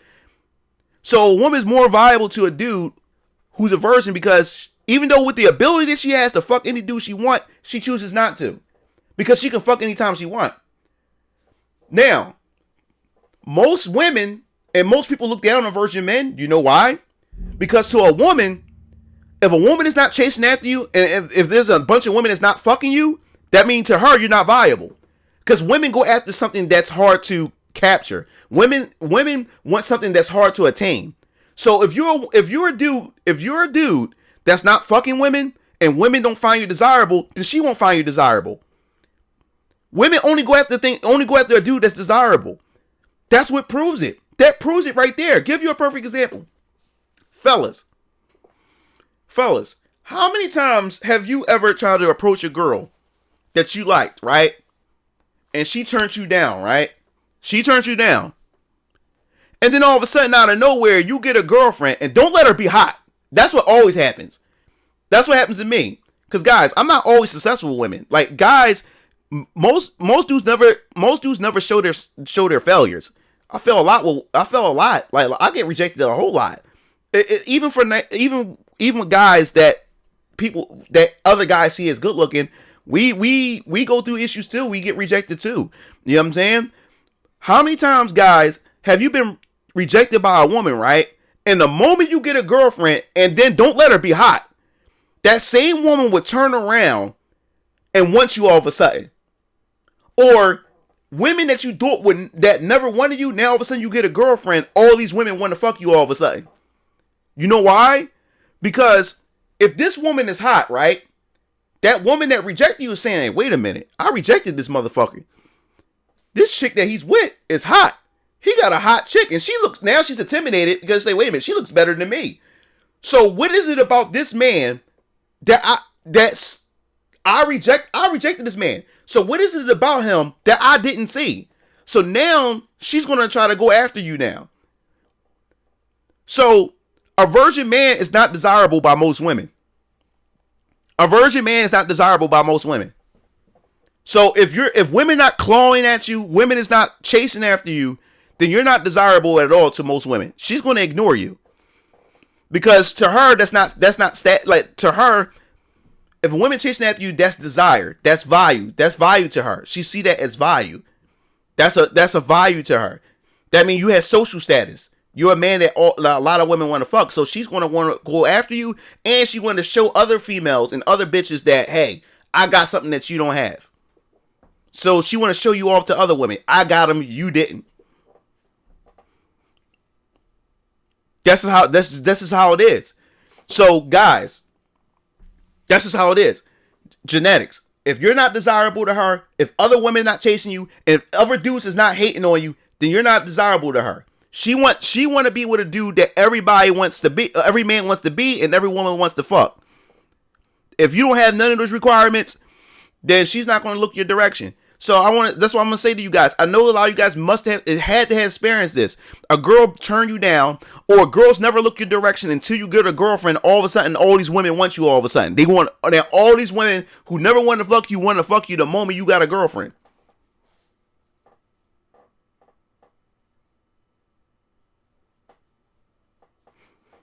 So what I think about it, I just like a virgin woman. That's almost a unicorn nowadays. And if you ever run into a virgin woman and she's a nice woman, grip her up as soon as possible. You hit the lottery if you run into a virgin woman. A virgin man, like I said, a lot of people tease virgin men. Even men tease virgin men. Think about it. If you was in school, right? This is why being a virgin man has a stigma to it. If a girl didn't like you, right? If a girl wanted to tease you, what do they say? That's why you can't get pussy, or whatever along those lines a woman would throw at you to come at your manhood, because she's valuing you based on how much pussy you get. A woman would do that to you. That's why you get no pussy. That's why no woman likes you, or no girl likes you, or like that. She's valuing you based on the attraction, from other women and shit like that. So being a virgin man, that has stigma to it. And other dudes would clown you. You get no ass, dog. Get out of here. Like, this dude, he gets no ass.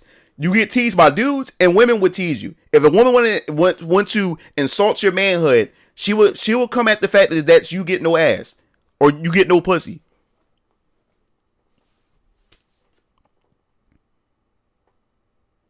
Yep. He said, "Man, I court the Holy Ghost, preach, my brother," and yeah, and they disappear once. Yeah, just like Generic said, they disappear once you're single. The moment you don't have that girl no more, those same girls that didn't bother you before stop fucking with you again. The moment you don't have that girl, so as a man, you have to start over again. This is why men pat other men on the back, because that man, if he's going around sleeping with a bunch of women, he's accomplishing something that most men cannot do. This is why dudes congratulate other men for sleeping with a bunch of women. Because women assume that since this man cheated on her with another woman, she blanket all men as if every man has the ability to do that. Not all men has that privilege to sleep with a bunch of women. Every man wish to sleep with a bunch of women, but they don't. Because they can't. Because they don't have those certain requirements to be able to have that ability. So as you climb up the social ladder, and as you develop yourself to become a better man, your options increase. Because a lot of women from whatever ranks or levels that never paid you any mind, once you reach that status, then all of a sudden you're desirable by those women. That's how it works.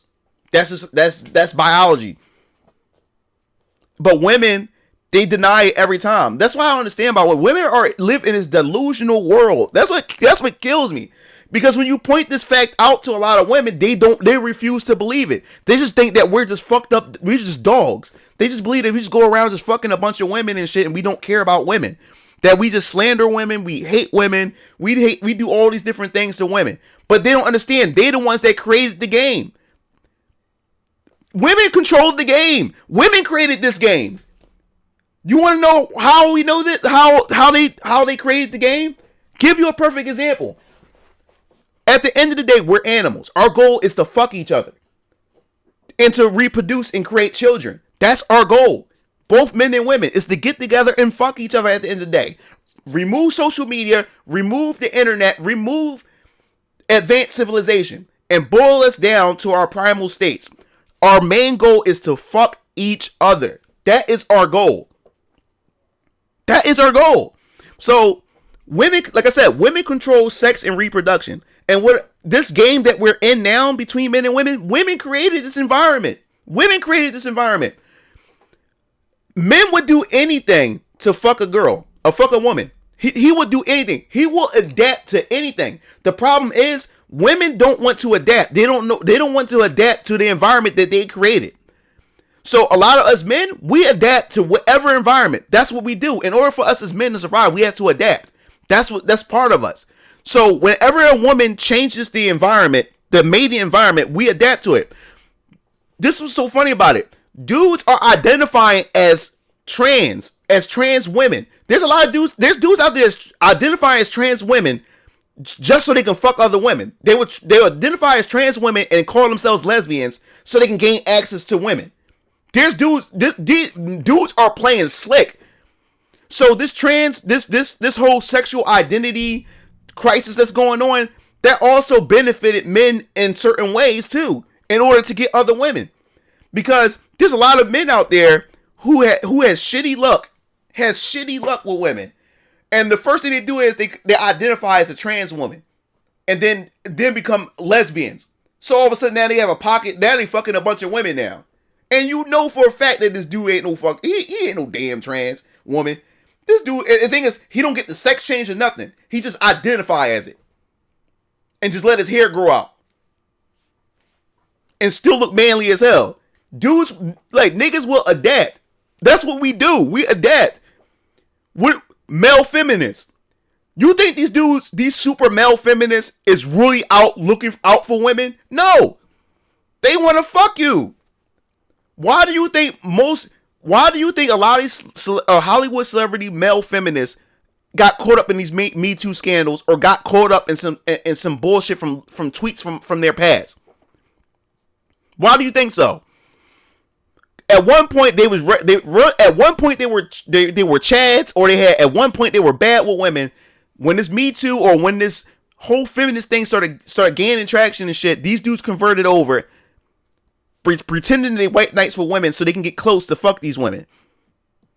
What proves it even more is when these male feminists go out there, right, defend these women, worship these women, and these same women still don't want to fuck them. What do? They get an attitude. What do they say? They call them bitches. They call them whores. They call them all kinds of stuff, because they thought that if they side with these women and defend these women, that these women's going to give them ass in return. Men will try to do anything and adapt to get pussy and get ass. Come on, fellas. What's up, Smurf? So, Mugen, I like to say, what would your advice to be for someone trying to get a girlfriend? 1 second, Radioactive. That's a good question. I'm gonna break it all down. We're gonna bring it all around. So they are, and to get more views and social media shit and Twitch. Once you think about it, it's stupid how and shallow, but that's how it is. My experience is that I have the ability to talk to some beautiful women sometimes. My friends said they enjoy my company. Yeah. So, dudes would do anything. So this is what I'm talking about. Women control sex and reproduction. Women created this game. Because dudes will do anything to get in her pants. This dude would cut his own nuts off and throw it in the closet and lock it away and destroy his manhood just to get some pussy. He would do it. He will do it. And he would even sacrifice his own sons. What I mean by sacrifice his own sons, he'll allow his woman, or he'll allow these females to get in his son's head with this feminist bullshit, or this bullshit to where they convince him to believe that he's a girl himself. I've seen these weak ass fathers out there who have his own wife take his son and made him go through go through transitioning and shit like that. And what kind of father are you? Because guaranteed that she's withholding sex from him, and she's threatening using sex as a bargaining chip in order for her to manipulate her husband to get what she wants. That boy too young. He don't know he don't know anything about sexual identity and stuff, and yet you allow your wife to let him go through transition, because she did all the talking. He's just sitting in the back letting her talk away, because he don't want to upset happy wife. You know that bullshit, happy wife, happy life. Yeah, because he want to get pussy, so he's willing to sacrifice his own son for that.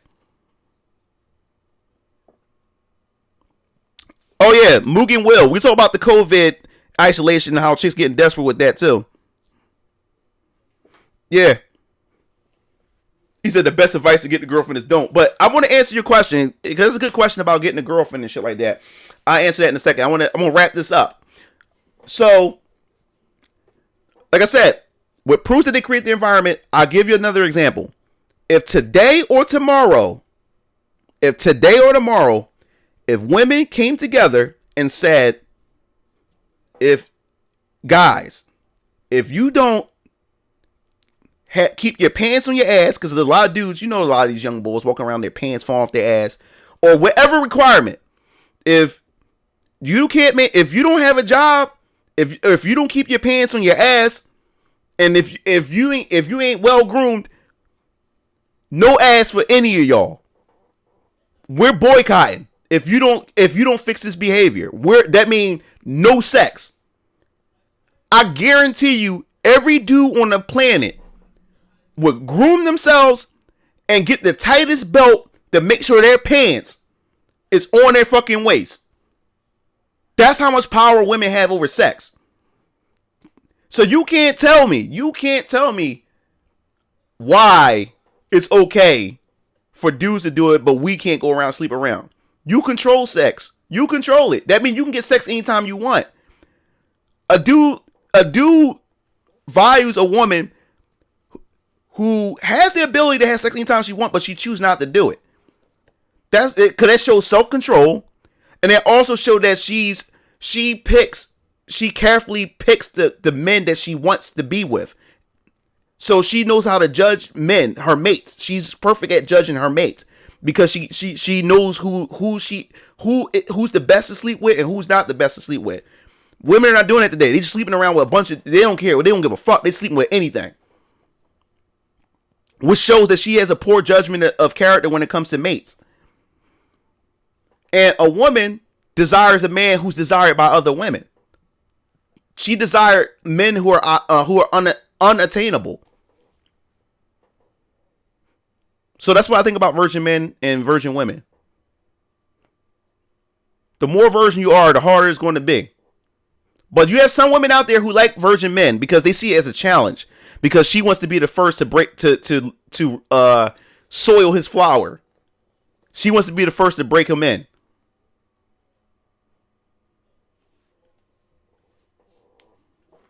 Yep.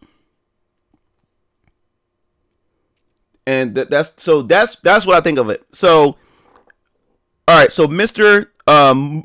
Mugenwee, he says, "Hey Mugen, our girl, no. We talked. He didn't talk about. I meant my fault. Where was it? The best advice is girl. I want to make sure because I don't want to miss it. They're dressing up like women just to get clothes on. Yeah. So, same with guys being called gay. Facts, bro. Where was that question? Oh, okay. Radioactive. Radioactive said it. All right. So, Radioactive said, so advice to getting a girlfriend. All I can say to you, bro, women are so complex. And women say that we're complex. Women say that we're complex. Men, we're very simple. We're simple fucking creatures. You know what I'm saying? Feed us and fuck us. Like that. That's just being simple right there. But just to give you an example, that doesn't take much. Don't take much at all to satisfy us men. Don't take much. We're simple. We're straightforward. Men are straightforward. Women just ignore the details and women just ignore the signs because they're caught up in their own emotions and caught up in their own illusions of what they want this man to be instead of looking at the man for what he is. That's what that is. But we're not complicated. We're very straightforward creatures. Men, we're simple as fuck and we're very predictable. So, but women on the other hand, women are so damn complex because they're all these different emotions and it's never one size fit all when it comes to women. So when it comes to dating advice, just because this advice doesn't apply to every woman, because every woman behaves differently because their behaviors is totally different and their behaviors always contradicts one another. That's how complex women are when it comes to their emotions and shit. Like they're very complex. But I love women. I just love women. but they're very complex creatures.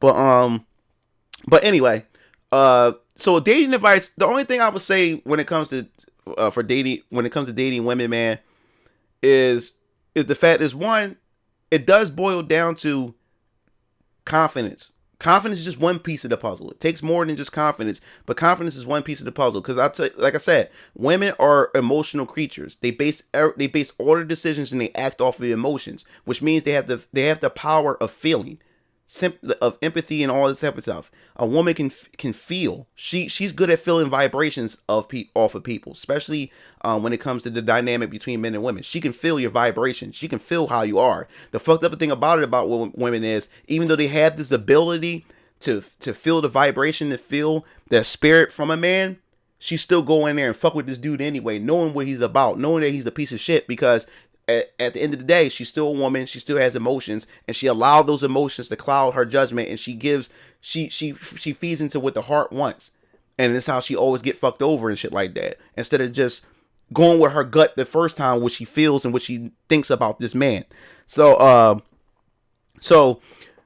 women can feel when a man has no confidence. She can feel when a man is not sure of himself. She can feel that.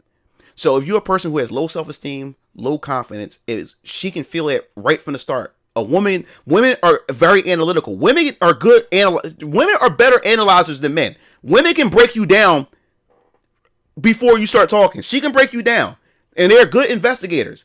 It's just that they just don't use their investigation skills the correct way, because their life would be better off, but they make poor life choices because they allow their heart to lead them. Knowing it's not good for them, they still allow their heart to lead them. But they're good analyzers. But anyway, a woman know when you have no confidence. They know when you have no confidence. They can feel the vibration. They can feel all those type of things off of you and stuff. And they can analyze you from the start. And they can feel that hey, if he don't have any confidence in himself, why should I have confidence in him? You have to think about that stuff. Because at the end of the day, women talk this independent shit. But at the end of the day, women still want a man to lead. To have some form of dominance. That's because it's in her biology for it to allow a man to do so. So don't believe in this rhetoric that women saying that they don't like being dominated or they don't like a man to lead. That's bullshit. They love a man to take charge, a strong man. They love those things. They want security. They want a man to provide. So don't listen to that independent woman shit. That's a fucking lie. That's all facade and shit like that. Because why do you think these alpha men or these dickheads always get what they want out of these women? The same thing they said that they don't like. They chase after those exact traits. They do it all the fucking time. So yeah. So she also too, man. If there's a woman that you like, man, don't always be the first to jump up and want to do shit for her. Because when a woman knows that you're easy to get something out of, why should I date this man when I can just get this shit without any obligations from him? I don't have to give him sex. I don't have to give him anything, and he just give to me.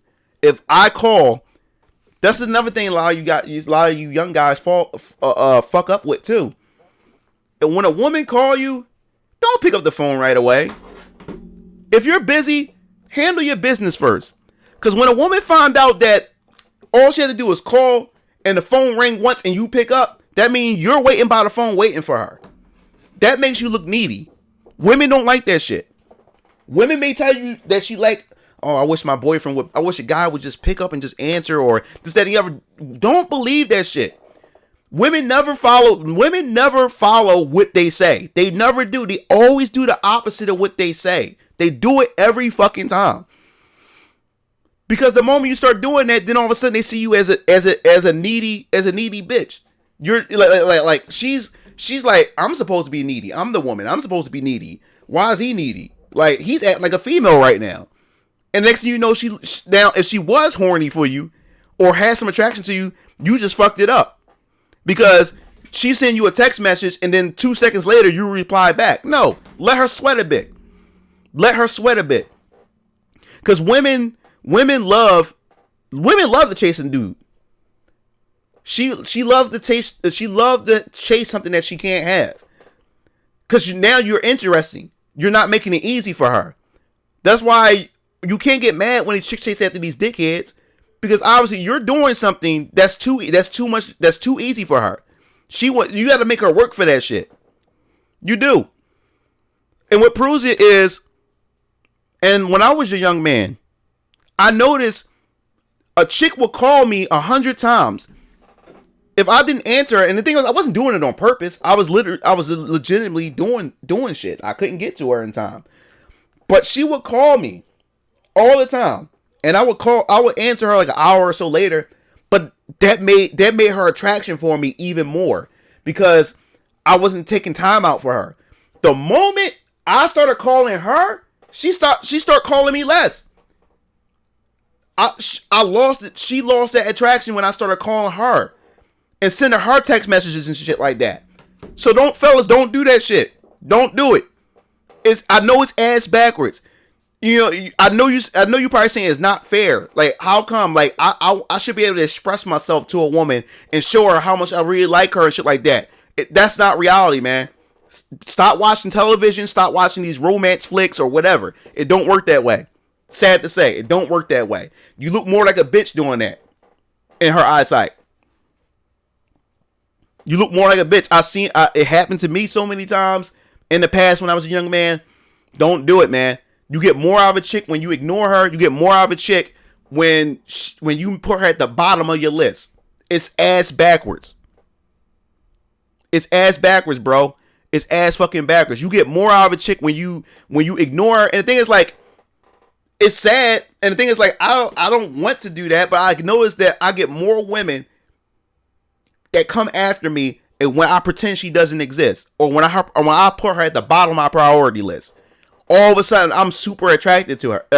To her, she's attracted to me now because she's not my priority. It's so fucking backwards. It boggles my mind. But then you look on the internet, when she's asked questions, what do you want from a guy? She want a guy that's sympathetic. She want all this. She wants a bitch. She's naming a bitch. And then when you become those things, she look at you like you're a bitch.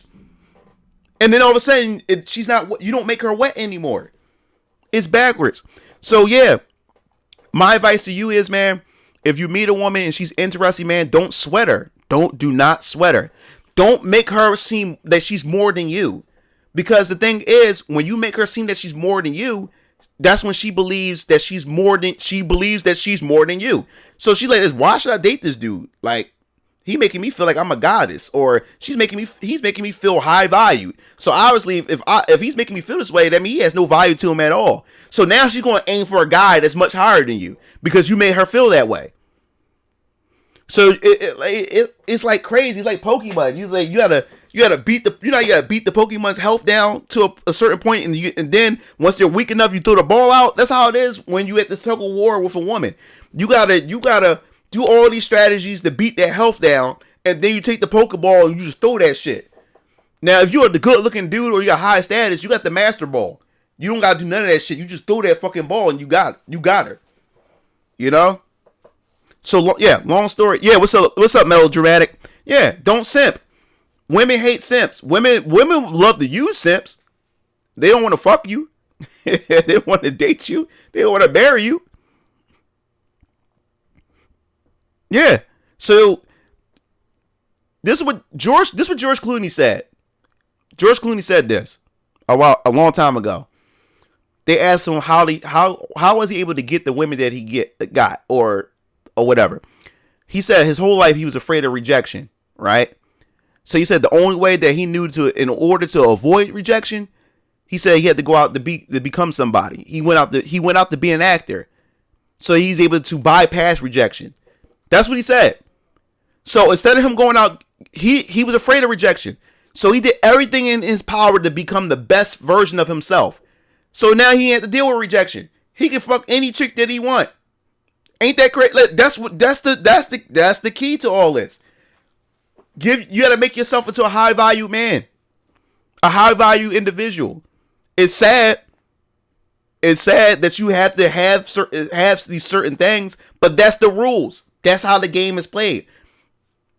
You either going to play it or you're going to just walk away from it. It's up to you. You can't complain about it. Most men don't complain about it. Most men will either play the game or walk away from it. Women and on the other hand, just bitch and complain. Oh, it's not fair. How come this? How come that? This is the rules. This is the game. This is the game that y'all established. Y'all only want the top 20% of men. Y'all only desire these certain type of men. So now guys realize, okay, this is the plan, this is the blueprint, this is the game that these women have set up, and this is what they desire. So now I have to play this. I have to play this game in order to be able to meet these requirements.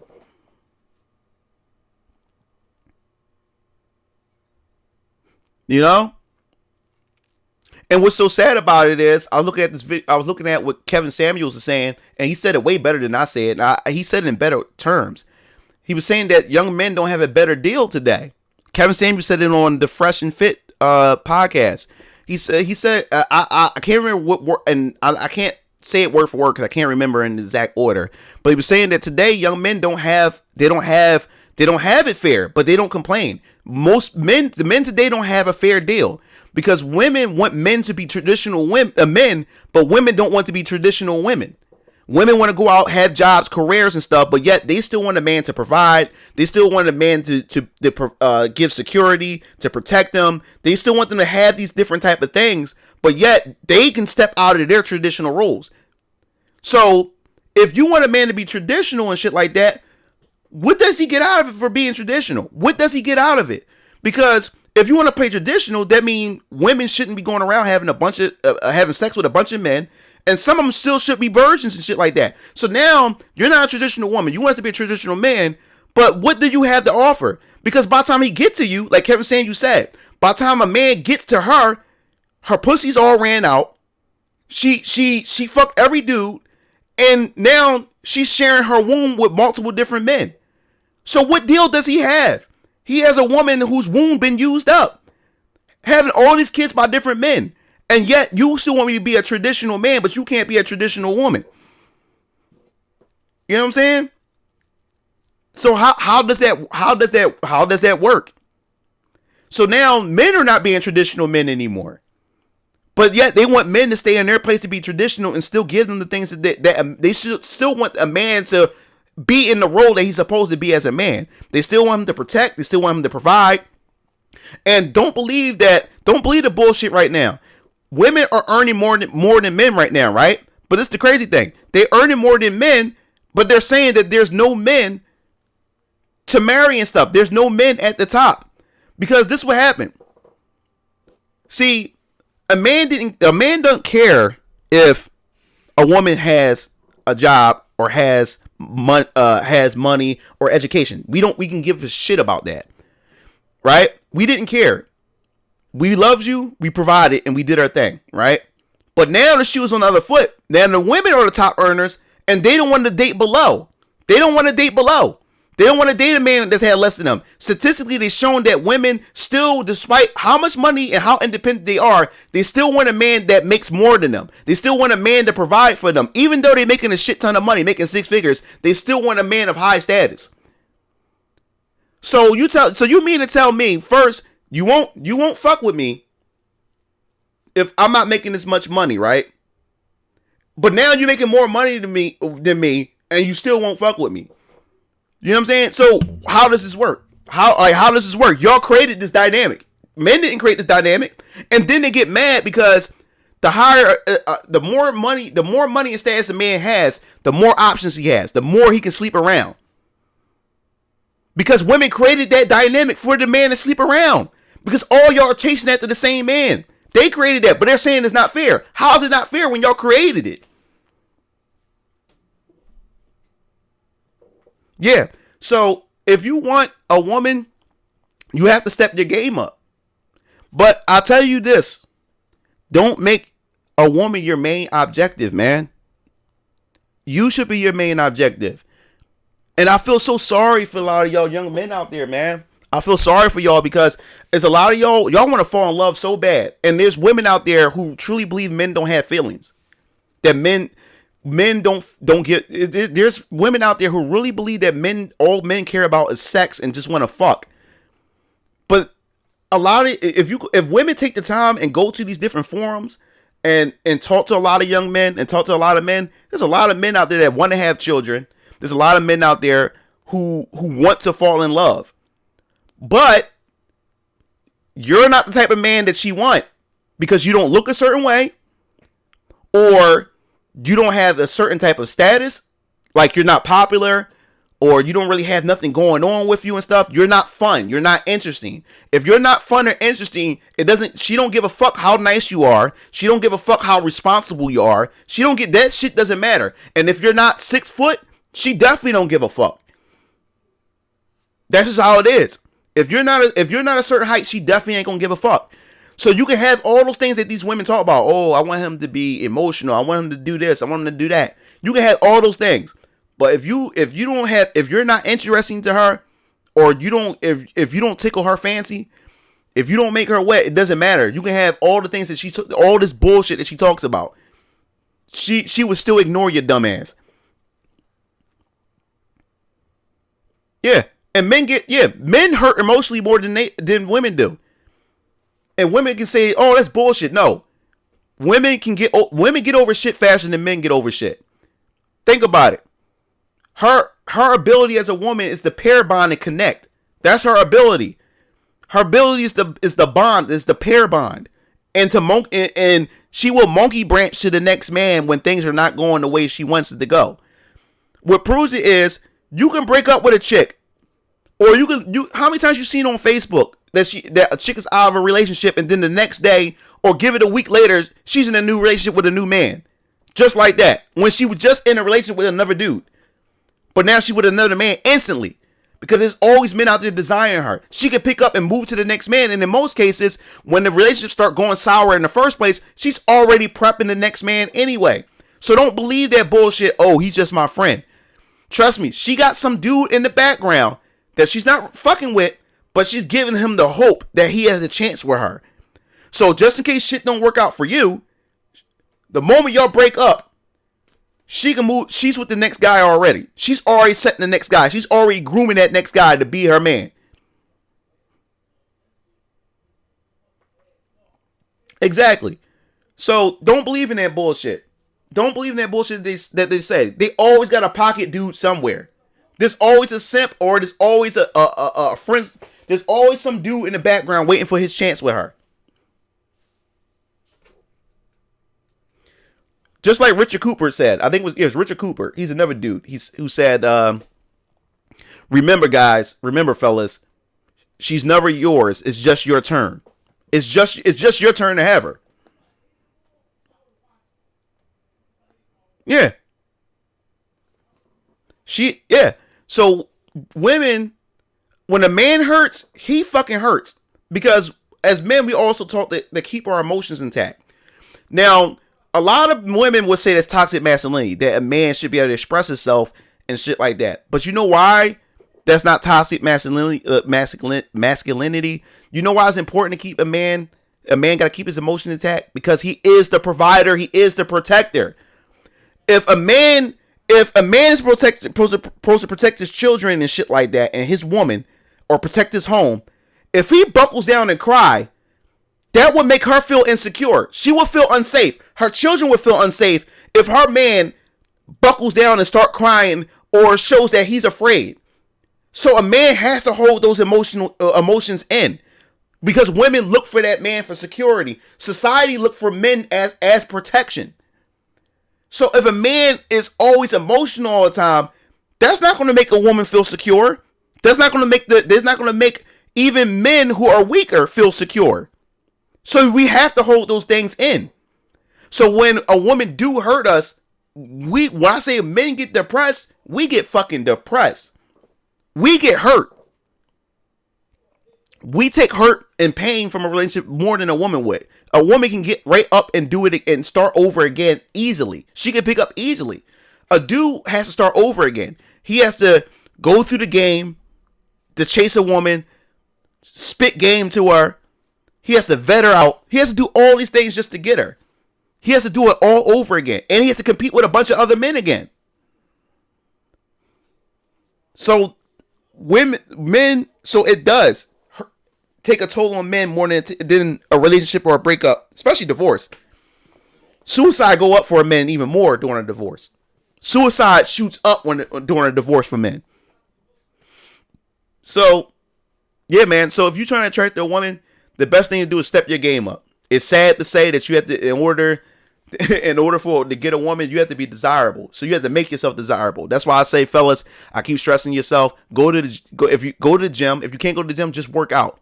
Get your body in shape.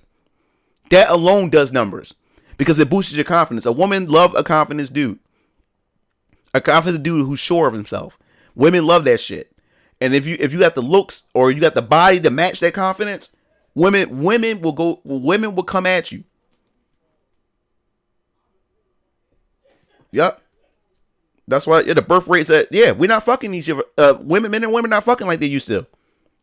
Because that's why the birth rates is low. Men and women not fucking like they used to. Because women, like I said, because of social media, most chicks, why be in a relationship when I got a bunch of simps that can give me money and I can get as much as I want without giving sex to a man? Why? And then you have a bunch of women sleeping around with a bunch of men, and you got men saying, "Yo, I don't want to fuck with that. I don't want her to be the wife, be my wife, or I don't want her to be the mother of my children." So, but I feel sorry for women too because they're sending so many mixed messages to women, and now women have it all. Now women can do whatever the fuck they want, and now it's to the point where women are confused. They don't know. It's to the point where they don't know what the fuck they want because they can do whatever they want. Because they're protected by the media, they're protected by everything right now. You can't criticize a woman. Women are being told from the day they're born that they're special, that they're princesses, that they can do. Even when she fuck up, you're supposed to love her unconditionally, and all kinds of other stuff like that. So she's giving all these mixed messages, all these mixed signals, and then she goes out there in society, and then she gets exploited by men because society told her that it's okay to go out there and slut around and do all these things, and then she wonder why she can't get a high value man, or she wonder why she can't maintain a relationship, or she wonder why she can't pair bond because she's been fucking around with so many different dudes. Her ability to bond with an individual, she can't do it no more because she's so used to going around fucking around. She started to lose that ability to pair bond because she's fucking around with everything. She's fucking everything that's not nailed to the ground. And I feel sorry for women in that sense because they're confused, they're stressed, they're angry, they're alone, and they're wondering what the fuck is going on. They're saying, yo, wait a minute, we're going out, we're getting degrees, we're getting jobs, we're doing all these other things. Why can't I still get a man? Why am I still lonely and shit like that? Because they fell into that bullshit. I look at my grandparents, man, they were the happiest when everything was when things were traditional. When things were traditional, where a woman knew her role and a man knew his role. A man did everything to provide for his family and everything. That was the social order. And now all of a sudden we got all this fucking propaganda, all this fucking bullshit or whatever like that, messing up the social order. And now all of a sudden there's so much confusion. We're fucking less. We have less kids coming this generation and shit. Dudes wanting to be women wanting to be dudes and shit like that. We got all this other mixed signals and bullshit going around. You know what I'm saying? So we're fucked up. Everybody thinking that that there's progress. There's progress in some areas, but then there's degression in other areas. We're going backwards.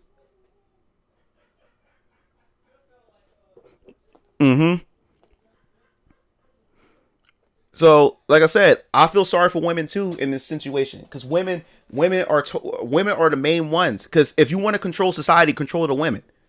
Control the women. So you feed women this bullshit or whatever like that. Because as long as you control the women, you control the men. Because men will adapt to whatever women set up, to whatever environment that they will set up. Men will adapt to it. Men will condition themselves to adapt to it if that's going to give him a closer chance to procreate with her, to have children, or just to have sex. He's going to do those things. So now that's what society has done. It's controlling women. That's what I can say. I feel sorry for women in that case. Because women are lost right now. Women are confused. They have the most freedom today in this country in the United States, but they are the most fucking miserable. They're the most fucking miserable right now. Because society told them that they can do everything. And they're telling them that they can do everything, but at the same time they're telling them that they're not telling them the fine print that there's something that they have to give up in return. So they're thinking they can do everything and have everything. They can't. See, as men, we learned that we have to go out and earn things. And we also have to learn that we have to sacrifice things in order to attain other things. So when we get something, we have to give up something in return. Women are just told that they can get everything, but they're not being told that they have to give up something in order to get something. You want a job? You want a long career? But guess what? You have to push off You have to push off marriage, not marriage, but you have to push off from having children.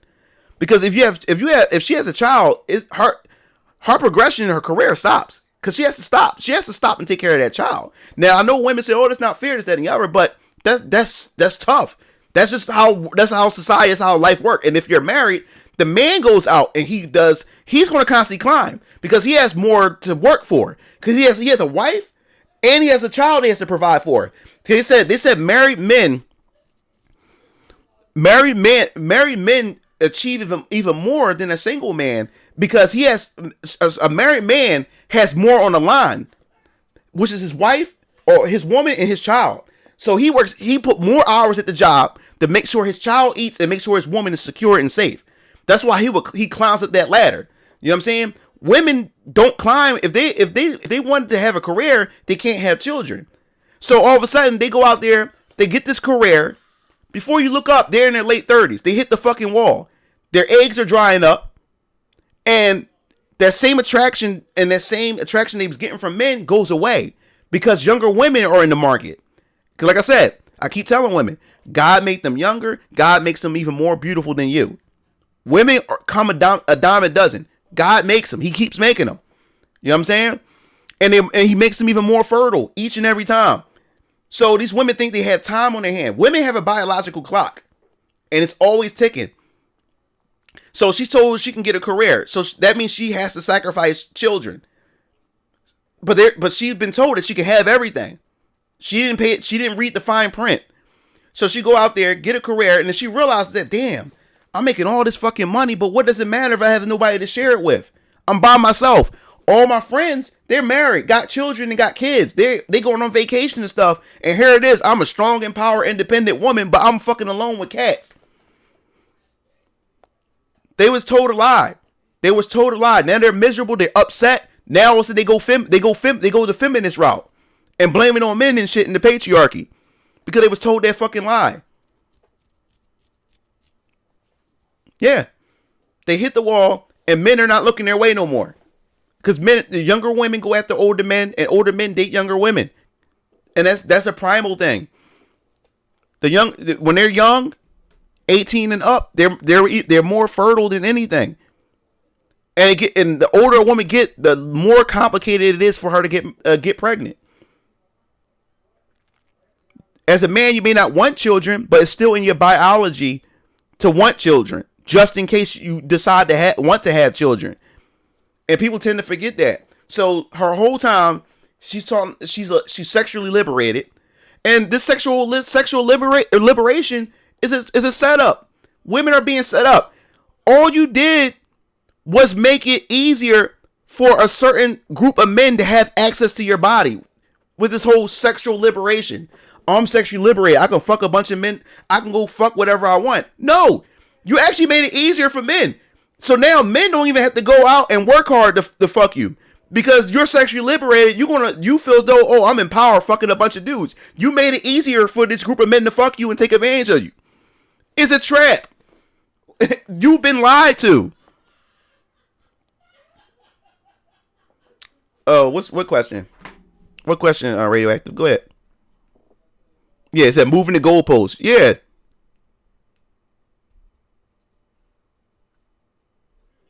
If people who benefited the most from the worst of society are doing their best to sabotage progress, two sides to each coin. Exactly. So I want men and women. I want men and women to get along. Cause it's better for society, man. It's better. Like, it's so many broken homes, so many kids without a mother and father and stuff like that.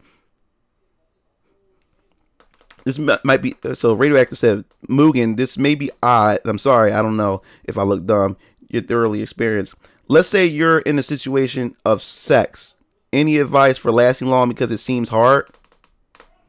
You want to learn? How to last long during sex?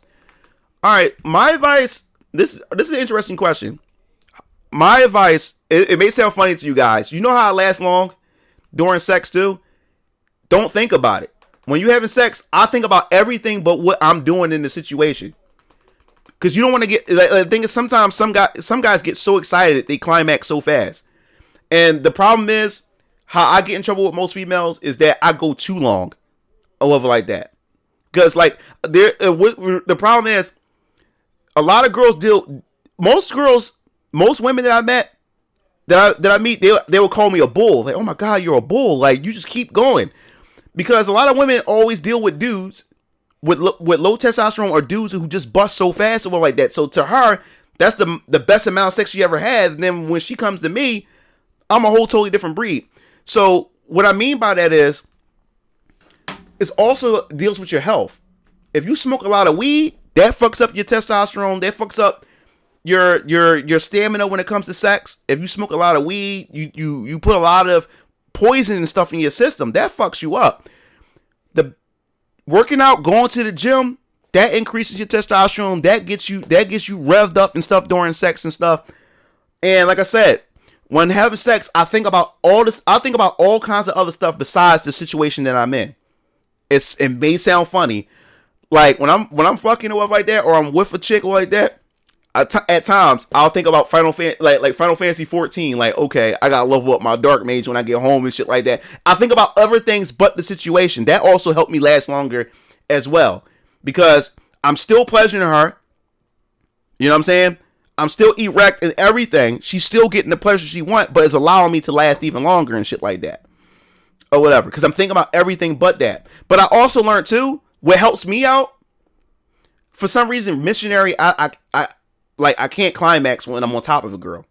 You know what makes me climax faster is when I'm getting the chick doggy style. When I'm hitting it from the back. When I'm hitting it from the back, that's what gets me. That's what makes me climax or whatever like that. So I would save that for last. And also, and foot jobs get me too. And for some strange reason, it takes a long. I don't really. It takes a long time for me to climax when I receive a blowjob from a chick. She can blow me till her jaw hurt, and I won't climax. It takes a long time for that to happen. But doggy style, when I'm dogging a chick from the back, best believe that gets me. But when a chick is riding me, for some reason that I can't climax off. Like, I can't climax off of a chick riding me, and then missionary I don't climax. So I always do missionary with her first, or like that. That gets me up. Doing the missionary, that actually revs me up, because especially when I hear her, I feel her, I feel the rhythm, I feel the vibration, I feel all that from her. She's enjoying herself, so that gets me to go even more level like that. That revs me up even more. Oh, what's up, Dad? Urban Shots. That's my dad is in the chat. That's Urban Shots. Yeah, he said Mugen Lair playing. Yeah, it's like a fighting game. That's the perfect way, like playing footsies and stuff.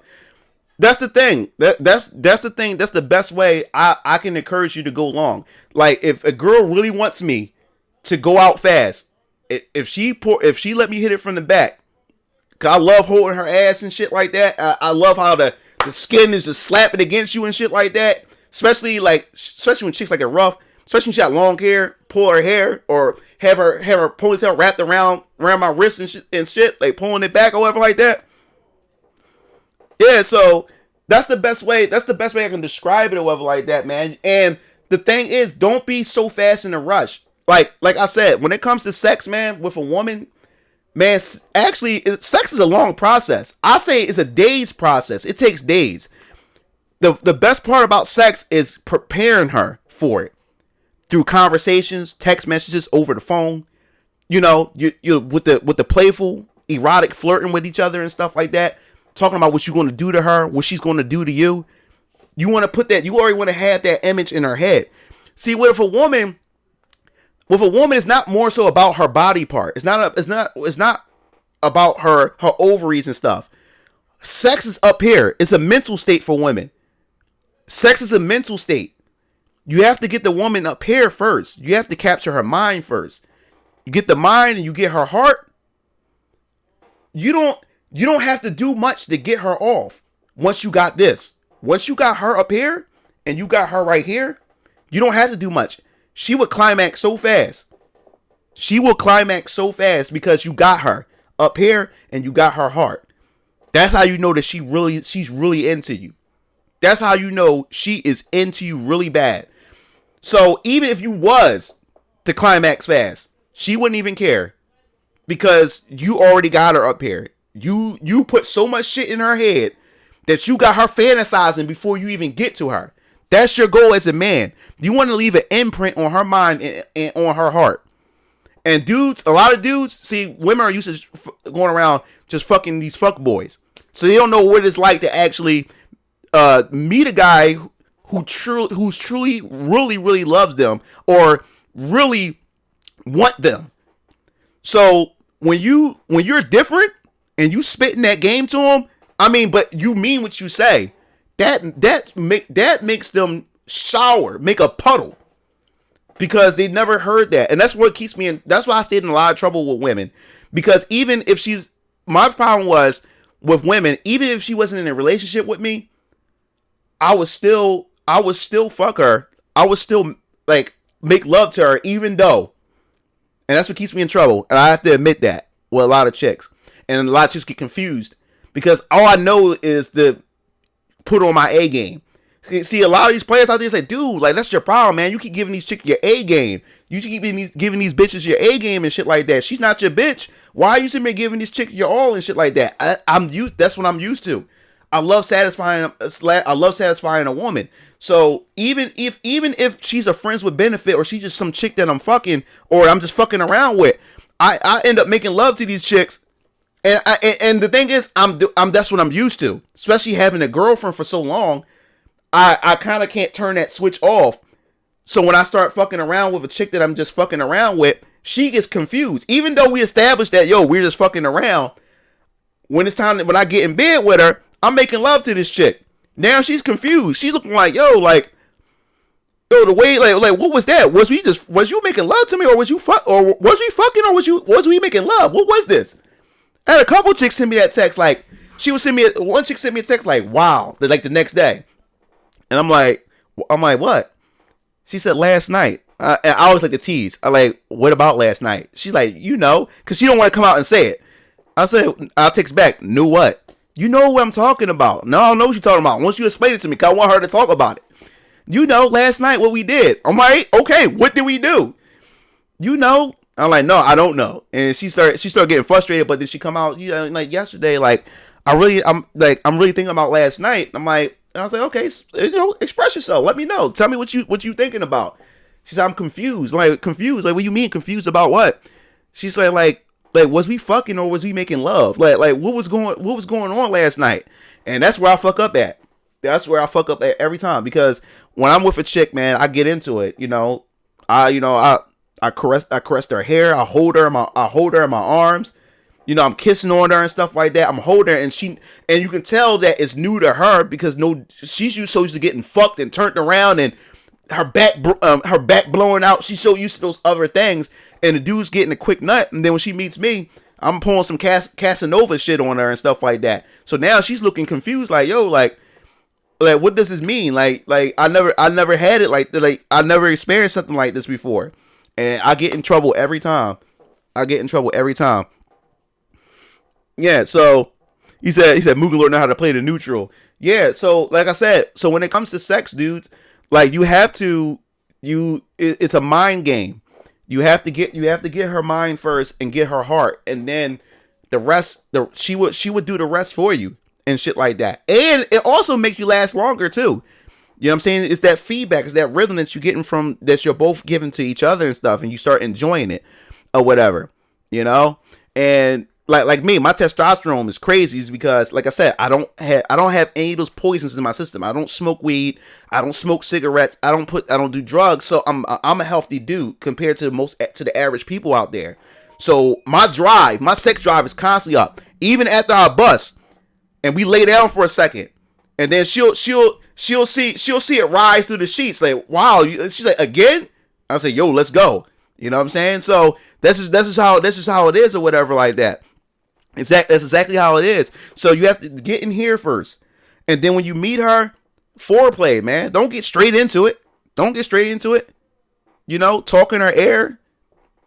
Kiss her, play with her. You know what I'm saying? Rub her down and everything. That's what gets her juiced up. Females love shit like that. Females love shit like that, man.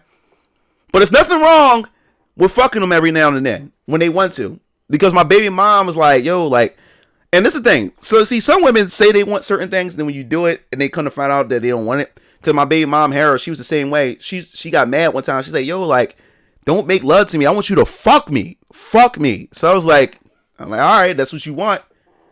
And I broke out. I blew her back out. I was destroying her. And she wanted it rough. Like, she wanted me to. And I actually ripped her a bit because she started bleeding. She started bleeding in the inside because she was really tight and everything. But that's what she wanted. She wanted me to dog her the fuck out or whatever like that. And I did that. And she had to end up going to the clinic because she was getting pains. I stretched her. I ripped her. And then she got upset at me. I was like, wait a minute. You said you didn't want me to make love to you anymore. You said you want me to fuck you like you was some slut. And I gave you that. And now you're mad at me. I'm like, what do you want, woman? Like, what do you want from me? You know? He said, thank you, DMX, for making that song what they really want. Yeah, they don't like. That's what I'm saying. Like, she confused me. My baby mom confused me. She got mad. She's like, I love the fact that you make love to me stuff, but you know, there's times I want to be fucked. Like, I want you to fuck the hell out of me. I mean, fuck me. So I'm like, all right, that's what you want. I'll give it to you. So I gave it to her, and she didn't want it no more. She wanted to. And this is the thing that made me mad. She said, you know, like, I felt like a whore when you was the stuff that you was doing to me. You made me feel like I was a whore. I said, wait a minute. You said you wanted me to fuck you like you was a whore. Like, what the fuck do you want? Like, yo, dog, I was getting frustrated. I was more mad than anything. I'm like, you trying to make me like I'm some bad dude or something like that just now. Like, I gave you what you wanted. Yo, generic is funny. When you said KO, it's funny. Look. I want to share this real quick. Me and my brother, Keo Lancer, we used to share pictures of our girls like passed out in the bed after they got finished fucking them, and we used to put KO in the picture. Of course, our girls are dressed up; they're in their underclothes and stuff like that. But after we used to like tear them up, they like I had a picture of my baby mom. She was laying down like this, leaned over and stuff, like done. And we used to I used to take pictures on our phone, and we used to like, yo, dog, look. And we used to put KO next to it. Oh, he said, Jay Blue said, once a woman get on top of me, she's in trouble. Yeah, like I like when a chick ride me, because that gives me, you're like, it does stuff for her or whatever like that. It don't really do much for me or whatever like that. When the chick rides me, it don't really do much for me. It does a lot for her, but it don't really do nothing to me. Like I said, I really don't. I can't climax off of it when the chick is riding. I can't climax when I'm giving the chick missionary. The thing that make me climax the most, like I said, is hitting it from the back or whatever like that. But yeah, man, I like when a chick ride though. It's pretty cool. I like, especially when she's looking down at me while she's riding me. Like if I'm on the sofa and shit like that, she's riding me and she's looking down at me and shit like that, and she's kissing on me and whatever like that. Like she's into it, or she's just talking shit. Oh, I love it. Yup, I love it. She gotta get the ladies that third arm. He said you gave her hysterectomy. Yeah, man. If she knows how to move her waist riding, you can feel really good. Yeah, like, and see, we about to get explicit. Another thing too, a chick also has to watch how she rides me, and I'll explain why. Because I like when it comes to me, when it comes to my dick or whatever like that, I'm curved. Like mine is a curved hook.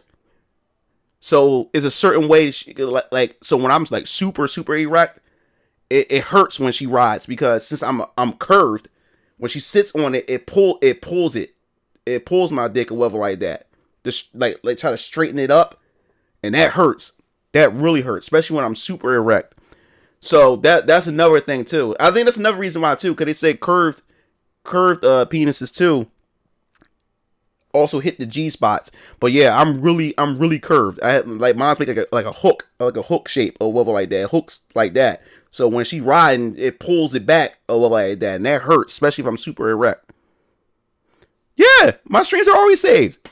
My streams are always saved. I always save my streams. These are all going to be archived. I'm going to make them into videos and stuff like that. He said, man, I fuck fat bitches and I did man being at the bottom. They good, but at the same time, they are bad at riding. Great and stupid. But yeah, man. So I'm curvy, and a lot of chicks say, well, especially when we get into it, and I finally, you know, she unbuckles my pants and stuff. She's like, oh wow, you curvy. She said, like, yeah, you really curvy. Yeah, so that's just how you like. He said Captain Hook, like Roy Jones Jr. He said Captain Hook. Yeah, so that's the thing too. I'm really curvy, so there's a certain things like how she rides me. That's why she rides me a little bit slow too. She has to watch it because it hurts, especially when I'm super erect. It really hurts. Of like that, how she sits on it and stuff like that, because of how curvy I am. Yeah. The thing is like I have a hard time. I never ran into women. See, like most women I run to are more so like B cup. I want a chick that I never really had a chick that had big boobs, because I never really get the tit jobs that I want, the tit job experience that I want. I want to experience a really, really good tit job. But most chicks that I run into don't have the nice size, the size that makes it easy, that cuffs your boy. You know what I'm saying?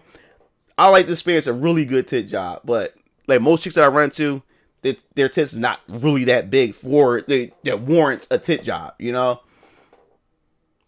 But yeah, man. Said Little John said on one of his songs on a Crunk Juice song called "One Night Stand" that as I gotta grab this shit, it's gotta stab.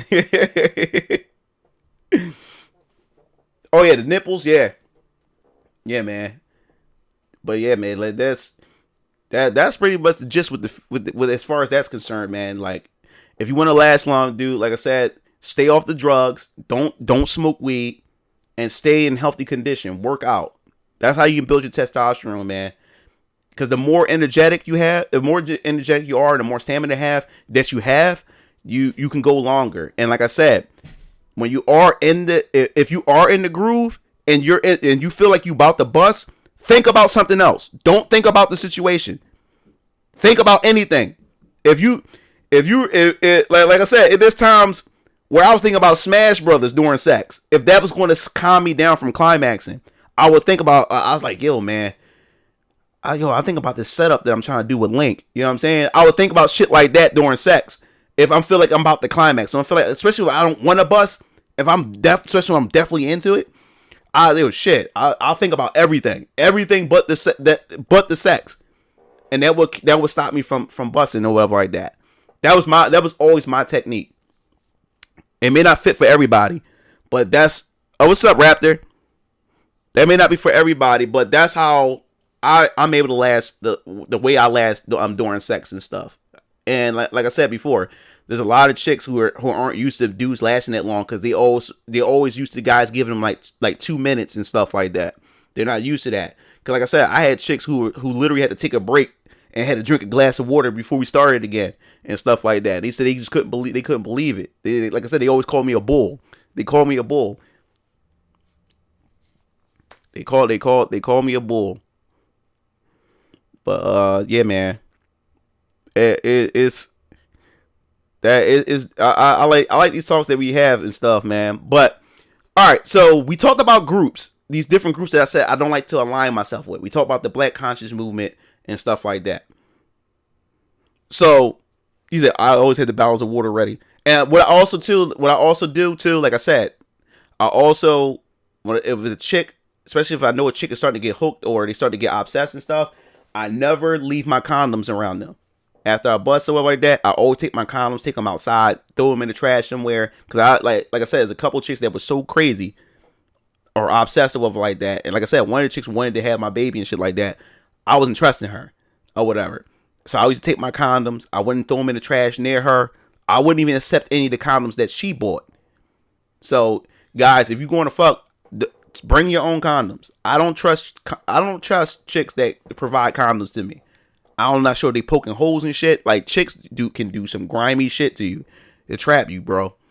So, especially if they want you really bad and they know they can't have you, they will do shit like that. Don't put it past a woman. Like, women are more conniving than dudes. They would do some shit. They will pull some shit on you. So you have to keep that in mind and stuff. So when you are having sex, make sure you throw your condoms away. Keep them away from her. You use condoms. You don't know what chicks can do, man. Like, I heard some scary stories from about crazy chicks from people I know. Yep. So, yeah, make casual conversations with them and not think about sex. Know how, yeah. Like I said, women are mental. Everything is mental.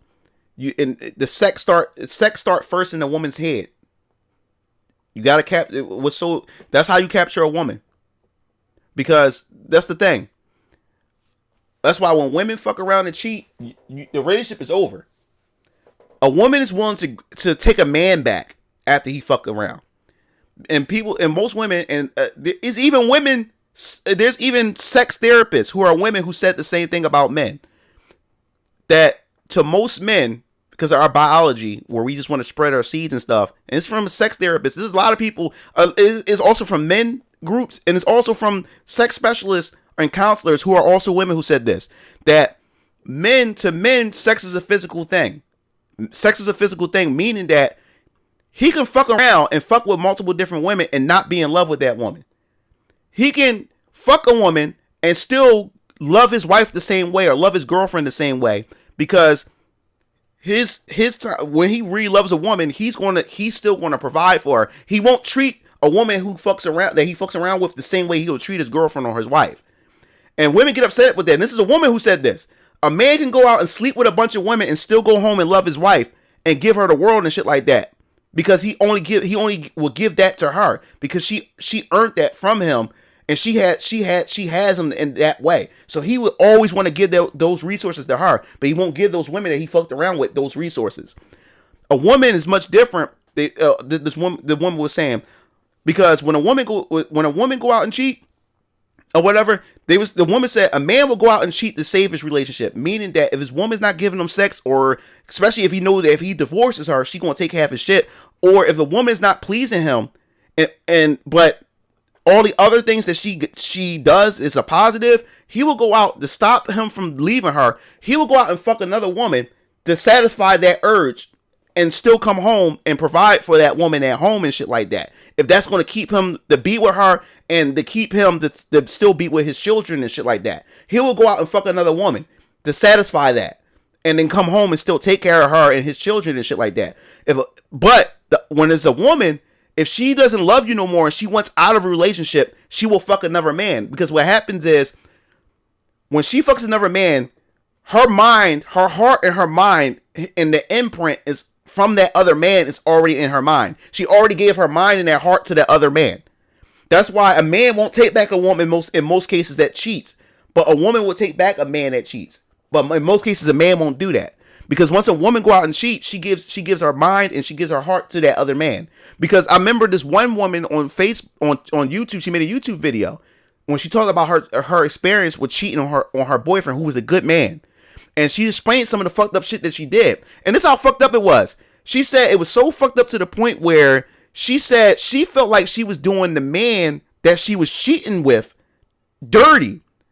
Like when her boyfriend would come home and kiss on her, she felt like she was violating the man that she was cheating with. Because at this point, the man that she was cheating with got her mind already.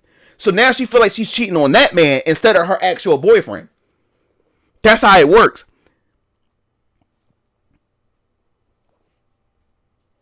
That's how it works. So if a woman want to get out of a relationship is over when she fucks around on you. It's over. But most women will take back a man that fucked around on them. And most men won't take a woman back that fucked around on them. Because a man, like I said, like the woman said, a man, to him, sex is just sex to him when it comes to women that he's fucking around with. He just had sex with her, but he would still go home and treat his wife like his wife. He would treat his girlfriend like his girlfriend. He still gives her the world. He would just fuck that. That's just that other woman's just a piece of ass. That's nothing to him because he don't put his emotions. He don't put his emotions into the woman that he's fucking. He only will put the emotions to his wife or his girlfriend and shit like that. But women, if she wants to get out of a relationship, she will. If she wants to close it off, she will fuck that other dude, and that other dude already has her mind and her heart already. That's why even if you take her back, that relationship with her won't be the same. She won't respect you the same way. She won't. But yeah. So the other group I want to talk about, the other movement, this is the last one for the night, guys. This is the last one because I'm not gonna try to go into like the next morning like I did last night because that really messed me up because I didn't get up until 1 in the afternoon. So this is the last one. So this one right here, another group that I don't really put too much stock in, that I don't claim myself to be. I don't claim to be part of the red pill movement, and I don't claim to be part of the MGTOW movement because these groups are starting to get too extreme too. And there's also a lot of grifters within these groups too. A lot of guys who claim to know women, a lot of guys who claim to, have dominance or claim to have their life in order, and come to find out when it's time for him to practice what he preach, when a woman approaches him or debates him, he turns into a complete bitch. He turns into a complete beta male, or all that dominance that he claimed that he have when dealing with a woman. You see it in front of your very eyes that he don't practice any of that. He don't shut her down. She's actually shutting him the fuck down. And I've seen it so many times. That's why I don't follow a lot of these red pill dudes anymore. I don't look at a lot of these MGTOW coaches or whatever the fuck you want to call them, because a lot of these dudes been disappointing me lately, and a lot of these dudes are farce. They're grifters. They just trying to make money off you dudes as well. You have to be careful with some of these MGTOW dudes that claim to be MGTOW or claim to be red pill, is because these same dudes that say they are, a moment a woman comes into the picture, the real simp and the real beta male comes out of them. Or a woman who claims to be red pill, who comes in on their show or whatever like that, they start simping on them. Somebody, wait a minute, dude. Like, why are you simping so hard and shit like that? Like, dude, you really coming off phony right now. Everything you preaching about is like you're not practicing it at all. So that's why I don't follow most of these red pills, because it's starting to get oversaturated with a lot of dudes that's claiming to be red pill. And I say that is because another thing is there's so many dudes that's claiming to be MGTOW and red pill, right? But never ever had any type of female interaction ever. How can you be red pill or how can you be MGTOW going your own way if you never experienced hurt from a woman? You never experienced hurt, or you never dealt with women because you're afraid to talk to them, or women don't give you a time of day because you approach a woman, one woman rejected you, all of a sudden you red pill, or a woman rejected you one time, all of a sudden you MGTOW. You never had any type of experience, but yet you're giving experience about women that you never had experience with. And there's a lot of dudes that's claiming to be MGTOW and red pill, but never touched a woman before. Never fucked a woman, never done any of these things with women. These dudes are just bitter, and sexually frustrated. That's what these type of dudes are. They're bitter and they're sexually frustrated with these with women. So they're going around claiming to be MGTOW and shit like that, and going around giving out false doctrines. Oh, look them up. Just look it up. Like I said, always research what I say. Don't just take my word for it. Please, I tell you guys. Yeah, I'm not being dishonest with you guys, but I always tell you to research this, guys. Look up red pill. Look at the red pill movement. Look at the MGTOW. MGTOW is MGTOW. MGTOW. Look up these groups. And no, I take advice from these groups. I take what I need to take and discard the rest of the stuff. Because like I said, there's a lot of guys out there who are super radical. They're no different from a feminist at some points, where these guys go off the cuff. Well, these dudes are like bitter as fuck. You know what I'm saying? These are the type of dudes that you need to stay away from. And it's starting to seem like a lot of these dudes are starting to take over this movement. And I don't claim these things. And then also what I don't like about some of these MGTOW and red pill groups, some of them, is that These dudes are, yeah, it's a brotherhood. We all together and all this other type of stuff, right? But then you turn around, that same MGTOW dude or red pill dude is mad and frustrated at this chick is because she decided to fuck a black dude. You know what I'm saying? So he's degrading her, not because of her female nature, but because she's fucking a black guy. So now I start to say to me, is this MGTOW only exclusive to white dudes? Because I see a lot of these dudes out here, some of these groups, who are dogging some of these women or some of these white chicks, and you get a lot of the stories sometimes is revolve around them fucking some black dude or whatever like that, or a girl who claimed to be red pill and they found out that she's dating a black guy. All of a sudden, she's not a red pill woman no more and shit like that. I've seen a lot of slick. I've been peeping a lot of that shit lately too. So I look out for a lot of that stuff. You know what I'm saying? I look out for a whole lot of that stuff. And there's a lot of these dudes that's being grifters, that's grifting young men and grifting, men who are emotionally in pain and looking for answers. And there's dudes out there that's feeding these men, that's stealing from these men, taking money from them and stuff. MGTOW exposing women who date blacks, and we're exposing MGTOW. Those groups are no different than feminism. Yeah, like I said, there's nothing wrong with MGTOW. Like I said, you can learn a lot from MGTOW, but you have to be careful how much of that shit that you digest, because you don't want to digest all that shit in your head. Because, like I said, some of these dudes are like outrageous. Some of them, but it was never like that at the beginning. But it's starting to become too popular, and more of these angry dudes who never had a relationship, dudes who are complete virgins and shit like that. And because one girl turned them down, all of a sudden they claiming to be red pill and shit like that. Yeah, it can be. And then you have content creators within these groups who are beefing with beefing with the other guys within the groups, other content creators. So now you have a division. Don't follow him because he's teaching this. Don't follow him because he's teaching wrong. So you have to be careful, man. You have to be careful. Don't always try to look for a movement to follow or a group to be a part of. You have to be really smart, because like I said, some of these people can start out really well, but then then this shit turns these people. It really does. It turns them into nasty people at times. So you have to watch how you digest this stuff. You can't just digest 100% of this stuff. Too much of anything can fuck you up too. Too much of anything can fuck you up. So that's what I want to say about that. And before I close out, like I said, you have to be careful, guys. You have to be careful. I heard of Darius MGTOW. I heard of them.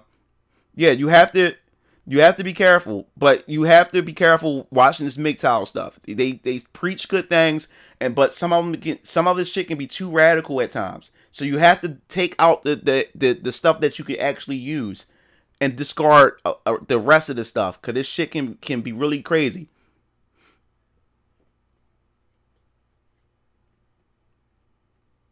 Yeah. So you have to be careful. You have to be careful of what you digest, man, because it can be really, really bad. So before I close out, I still want to say this to you guys. I know some people may left my stream when we talked about the whole vaccines and masks and stuff like that. I want you guys to do your homework. Use DuckDuckGo. Stay at search engine and look for other search engines that's not Bing, that's not Google, and that's not Yahoo. You look for other search engines that don't have a filter on it. Start researching shit. Research this stuff, man, because the media is lying to us. These politicians are lying to us. These global elites, they run this shit. They really run this shit, man. Use that. Research this. I want y'all to think. I want you to think for yourselves. Like I told y'all before, don't just take my word for it. Don't just take my word for it. Research everything I'm saying to you guys. And that's what I want everybody to do. Everybody need to start thinking for themselves, because I'm tired of people out here calling everything a fucking conspiracy. Everything is not a fucking conspiracy. The CIA created the term conspiracy. That's to discredit people who was telling the truth or seeking the truth and questioning what's being told to them. So as long as you call it a conspiracy theory, you discredit that person, and then you don't want to. Then you block out the person. You don't want to listen to them. All I'm telling you to do is educate yourself or look into it. And even after you look into it and you still don't believe it, that's fine. At least you looked into it. That's all I'm asking you. I'm asking everybody that comes to my channel, look into this stuff. Don't believe anything the media and television, entertainment, or politicians. Don't listen to anything they just tell you from the back. Don't listen. Please take my word for it. Because these elites are pulling the okie doke on us. And we're falling right into this trap. More and more of our freedoms are being stripped away as human beings. As far as freedom of speech, our speech is being stripped away. YouTube is a perfect example of this. Facebook is a perfect example. Twitter is a perfect example. And every time people with us that question shit, we move on to other platforms. And then the media and these other tech companies try to demonize these platforms. Why are you trying so hard to demonize these platforms? Why? So you must be on to something if they're going out their ways to demonize these platforms. They're going out their way to demonize you guys. That's questioning stuff. Why are they trying so hard? Because they are afraid. They are afraid of you. They're afraid if you wake up that that you're going to be on to the game. And they won't be able to pull the game on you no more. So wake the fuck up. Think for yourself. Research this shit. Don't listen to what the TV is telling you. This is why we're at where we're at. We're listening. They've been doing this shit for years. I woke up back in, my awakening started back during the Jay-Z's song, On to the Next One. On to the next ones. Those subliminal messages that Jay-Z had in his videos. And I started looking at other music videos. They started putting demonic shit. They started putting all these hidden shit in the videos, and it's purposely done. That's why it's called Eye Wide Shut. They're doing it. I started looking at the shit they started putting in their music videos. Then I started seeing some of the shit they started putting in our children's cartoons. This shit is scary. That's how it gets into your subconscious. They do this shit on purpose or whatever like that. They do it in front of your face. Oh yeah, I'm gonna check it out, Nova. So I'm trying to wake niggas. Yeah, like he said, Lowell said wake niggas up. Yeah. So I'm trying to wake a lot of people to fuck up because they doing this shit in front of us. They're so confident that we're so stupid and we're so asleep. They're bold enough. They're doing it in front of our face. They're doing it in front of our face. They put like this one woman, TikTok is in on it too. This one mother on TikTok was so upset because the FBI had put out these pedophile symbols to let people know these are registered pedophile symbols that pedophiles use to signal other pedophiles. Right? It was this toy company that had this doll that had the pedophile symbol, this swirl symbol for, is a boy symbol for little boys and shit like that. And it was placed on the crouch area of the doll. So when you press on it, it tickles the doll. The mother made a video about it, started crying and said, yo, this is a pedophile symbol. And they're putting it on our children's toys. And she bought it for her child and didn't know. And then they put it on the private area of the doll. They do this to groom children and shit like that. Yeah, Disney is the biggest contributor to this shit. Yeah. So that's what I'm saying. So even I'm saying this shit and TikTok took it down. TikTok took it down. Took the woman's video down. Like, come on. Why would they take some shit like that down when she's trying to warn parents to protect their children and shit like that? Come on. But then you have a nerve. Then you have people coming to you. Oh, that's a conspiracy. I'm like, are you fucking like? Oh my god! Like, all right, whatever. Cause it's a conspiracy. Would you want to take that chance and research to find out that these people are going after our children, going after women, trafficking humans? I would rather find out it's fake by researching than to sit down and just be ignorant and not research it at all. Okay, True Blackheart. Yeah. And it boggles my mind when people just like, and there's a lot of people who call me conspiracy theorists or say, oh, that's just conspiracies. It boggles my mind. And then I say, yo, just look at it. Just look into it. Just research it. I'm not saying you have to believe me. Just research it. Enlighten yourself. And they won't do it. Instead, they keep throwing me CNN articles and MSNBC articles. Like they're getting with me. But it boggles my mind. So when I learned that, I stopped talking about it. I stopped talking to I stopped sharing that with those type of people. Because no matter what you do, if it's not on the news, if the news not talking about it, then it's not legitimate. And they rely on the same media that's fucking lying to them or selling them a narrative. It's crazy. Well, if it's true, how come the media is not covering it? Because the media is in on it. That's everybody always tell me this. If it's true, man, then like if this is true that this person did this and this that, then why are the media not talking about it? Because the media is part of it. They're all in on it. The elites own the media. Why would they want their dirty laundry out there like that for? Because if they report it or whatever like that, a lot of this fucked up shit is going to lead. It leads back to some of these people. It leads back to some of these people in the media. Look up. They've been finding a lot of underground tunnels of children who are trafficked. They've been finding a lot of underground tunnels, saving a lot of women, saving a lot of children.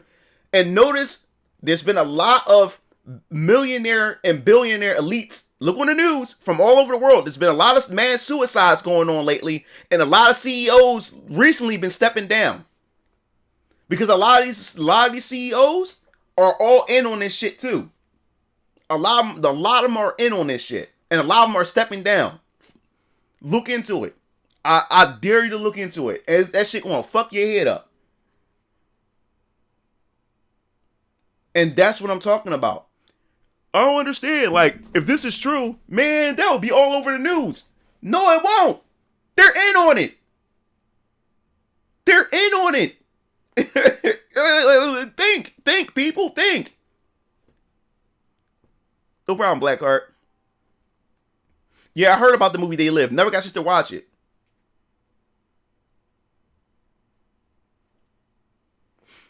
Yeah, distraction. So I'm telling you right now, this is the year of awakening. This is not over yet. People are going to wake up. The truth is going to happen this year. The truth is going to within these next 4 years, people's going to find out the truth. And people is not going to be ready for it. I'm telling you. Yeah, Felipe knows. Lowell knows. I'm telling you guys. The people are waking up. And the media's not letting you know that people are waking up.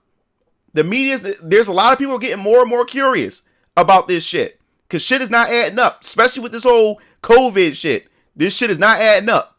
And people are questioning it. So, that's all I'm going to say with that. Research this shit. Look it up. But within these next 4 years, a lot of people's about to get shocked. Because a lot of people who they thought were bad guys were actually the good people, and a lot of people that they thought were the good guys that the media have been praising, they're gonna find out they were the bad people. They were the evil ones. They're gonna find out soon. They're gonna find out. A lot of people, some of these politicians that the media are making out to be bad, and some of these celebrities or some of these I guess you could say movement speakers and activists or whatever like that, who they made out to be evil, like white supremacists or whatever, you're going to find out that some of those people that the media was portraying them as bad guys or actually was the ones that was the good guys trying to protect everybody. And the ones that they've been uplifting and telling y'all to go out and vote for, you're going to find out they were the evil son of a bitches. You're going to find out. Watch. Exactly, Lowell. And it's going to blow y'all, and people's not going to be able to accept it. This shit is like the Matrix. They've been saying this. The Matrix has been saying this the whole time. The Matrix is, look. Watch the Matrix again. This was the whole red pill, blue pill came into play. Think about it. Think about it for a second. I'm going to give you a perfect example. Neo, his whole life, he been questioning shit. The Matrix has been telling us. The movies, like I said, they've been putting it in our movies. And everybody just see it as a movie. No, they're telling us shit.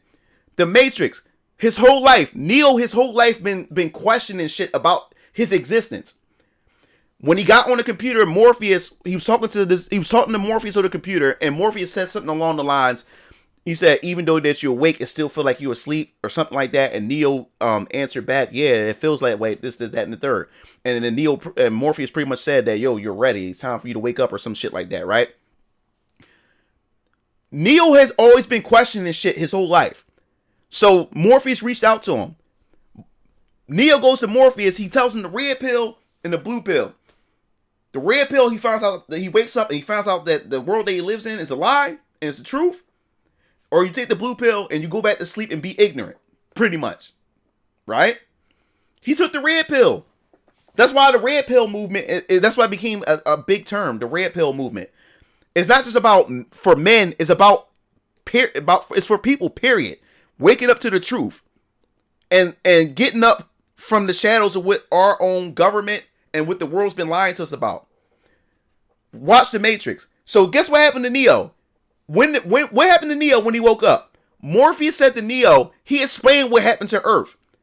When he woke up, he seen robots and shit all over the place. He see the dust clouds. He can't see the sun no more. Everything is fucked up. And robots had harvest human beings. What did Neo do once Morpheus showed him the truth? That motherfucker spit up on the ground. He spit up on the ground and couldn't take it. He said, no, this can't be true. This can't be true. This can't be. But guess what Neo did? Because it was in him. He was already waking up anyway. So even though it fucked him up, he readjusted to it and said, yo, something gotta be done. We gotta start waking motherfuckers up. It was in the Matrix. Now, remember the guy Cypher, I think it was? Remember the guy who betrayed Neo? Remember he went to the agent? And what did he say to the agent? What did he say to the agent? I want you to plug. He said, if I trade in Neo to you guys, I want y'all guys to do me a favor. What did the agent say? He said, okay, what is it that you want us to do for you? He said, I want you to plug me back into the Matrix and make him a rich man and all this other type of stuff. So he was pretty much telling the agent, right, that he wanted to be ignorant again. He wanted to be ignorant. He wanted to go back to sleep because the truth was too much for him. He couldn't handle the truth. He was a naysayer. He didn't believe in everything that Morpheus and them was saying. So because of how fucked up the world, he thought it was impossible. He didn't think that Neo and them could do it. He wanted to go back to being ignorant. But guess what? He knew, the agent knew that he couldn't plug him back in. Because once you know the truth, you can't be ignorant no more. You can't be ignorant no more. You know the truth. How can you be ignorant when you know the truth? And that's how us as human beings are living today. Because some people rather not do the research. Because as long as they're ignorant, they can't take accountability. As long as they're ignorant. Oh, thanks, Anthony Horton. I appreciate it. Thanks for the donations. As long as you ignorant, you can't hold them accountable for anything. As long as they're ignorant, they can keep going. They can keep being ignorant their whole lives and can't take any type of accountability. It's not their fault because they were ignorant. So people who don't want to research or people who just write you off as a conspiracy theorist, they want to remain ignorant. So the agent in the movie knew that he couldn't plug him back in. He's already awoke. We're going to have to eliminate him. He knew it. The brain can't handle a lie no more. Once you're out of the Matrix, the brain can't go back to being lied to. They can't. So that's why I said within these next 4 years, we're in the year of awakening. Everybody, this is where human beings and all of us are about to wake up. We're about to go to a different consciousness. All of us are going to wake up. What do you think this whole election was about? This election is awakening a lot of people up. These movements, and we're starting to see a lot of this bullshit that's going on. People are waking the fuck up. And the elites want us to be asleep. Because as long as we are asleep, they can control us. Because we outnumber the elites. Because if we wake up to the truth, we can take the elites out. We can overrun them. They're afraid of us. Why are you think in the Matrix they wanted Neo, they wanted to stop Neo, they didn't want Zion to rise. They didn't want Zion to rise because if the humans rise, they can take them out. They couldn't have it. They couldn't have it. And that's what we're living in right now. This is the Matrix. I'll check it out, Nova. That's what I'm saying. They putting it in our movies, bro. They're putting it in our fucking movies. And they're slick. Because if you talk about this stuff, people will say, man, this ain't a movie. So I'm telling you, research. I do not trust that vaccine. I would not be getting it. My daughter won't be getting it. Nobody in my house is getting it. And if it comes down that we have to go to war, if they trying to force vaccinations, which is unconstitutional, then so be it. You know what I'm saying? And there's a lot of people that's feeling that way. You said I'm going to wake up and act like Sephiroth. So don't let people who took the vaccines, and don't let maskers make you feel bad. And like I said, if you want to get the vaccine, get it.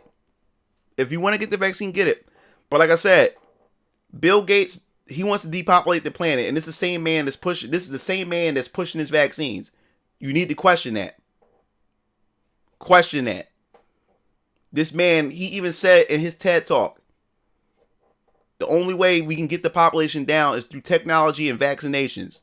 Think about it for a second. You don't know what the fuck they're shooting in your damn arm. They could be sterilizing your ass. They could be putting nanites or all kinds of crazy shit in your system. And they tell you to keep taking different doses. Take the second version of it, then take a third one. And all they got to do, if they want to, this is what I'm saying. This is just me. This is just my opinion. This is just my opinion. If they wanted to depopulate this planet, get everybody to take a vaccine, get in your system. You know what the fuck is in there. And when they ready to turn that kill switch on, do that Thanos snap. Everybody can have heart attacks, or whatever. If nanites can expand, if it's nanites in it, expand in your system, you're dead. And they say this is the most deadliest virus, but you have a 98% survival rate. Come on, man.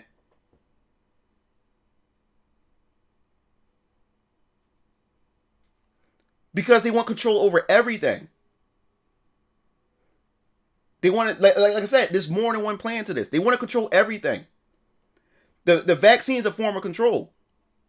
Because like I said, if they want to, like I said, they can say, yo, you can't travel to another country because you're not vaccinated.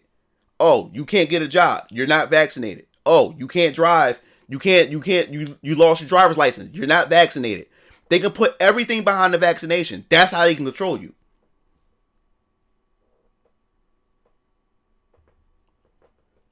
But there's other ways to do it. Just because you in there. Yeah. Oh my God.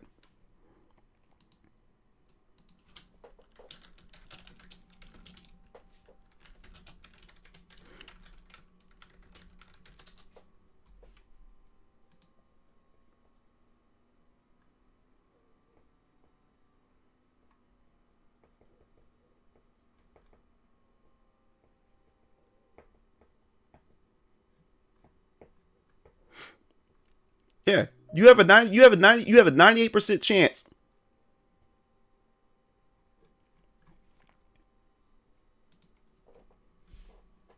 to survive this shit.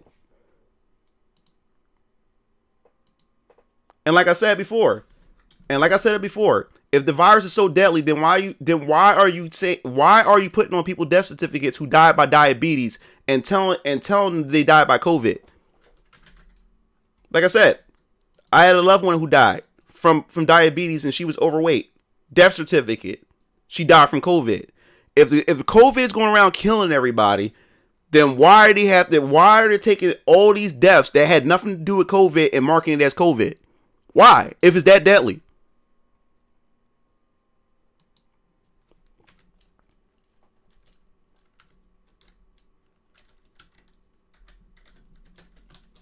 Why? If COVID is that deadly, if it's that deadly, why? Why are we going around? Like I said, a guy died in a motorcycle accident. They marked his death as COVID. A guy got shot and killed by a bullet. He died by COVID. He got marked as COVID death. Come on.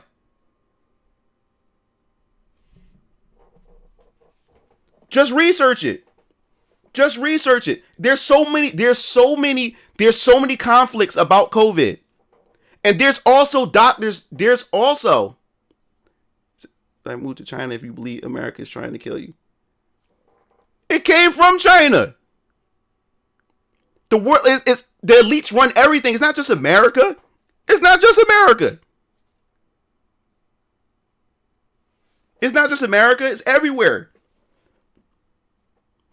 But like I said before, research it. And like I said, not every scientist agree with COVID. Like I said, there's conflict with the COVID thing. This virus has been the most confusing virus as far as information. The most I've never seen any of this before ever in my life.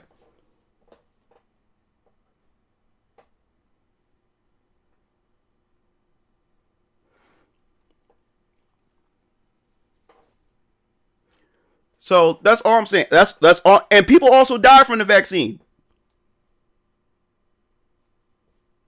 So all I'm saying to you is, how come the media, this is what I'm saying to you. How come the media is not allowing scientists who disagree? I'm saying to you, how come the media is not allowing scientists to disagree to have a platform to voice their opinion about what they think about what they researched about the vaccines and the virus? Every time a scientist came out, they was marked as crazy, ill-informed, or unprofessional. How come we only are giving one narrative about the virus in the vaccine, but the other opinion and the other option and the other forms of research is automatically disbarred? Come on. That's all I'm saying. And like I said, but we're like, these are the same scientists, like we talked about before, same scientists who injected gonorrhea and syphilis in African Americans, who done tons of experiments on other people and stuff like that throughout history. These same scientists does some questionable stuff too. So that's what I'm saying. Question that shit.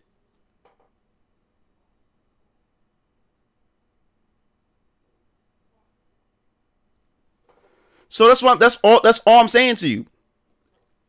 That's all I'm saying to you. Like, how come we not allowed to know the opposite research? How come we not allowed to get that? Because the moment people post up the opposite research, or doctors or scientists who comes out, and they have to go through independent media.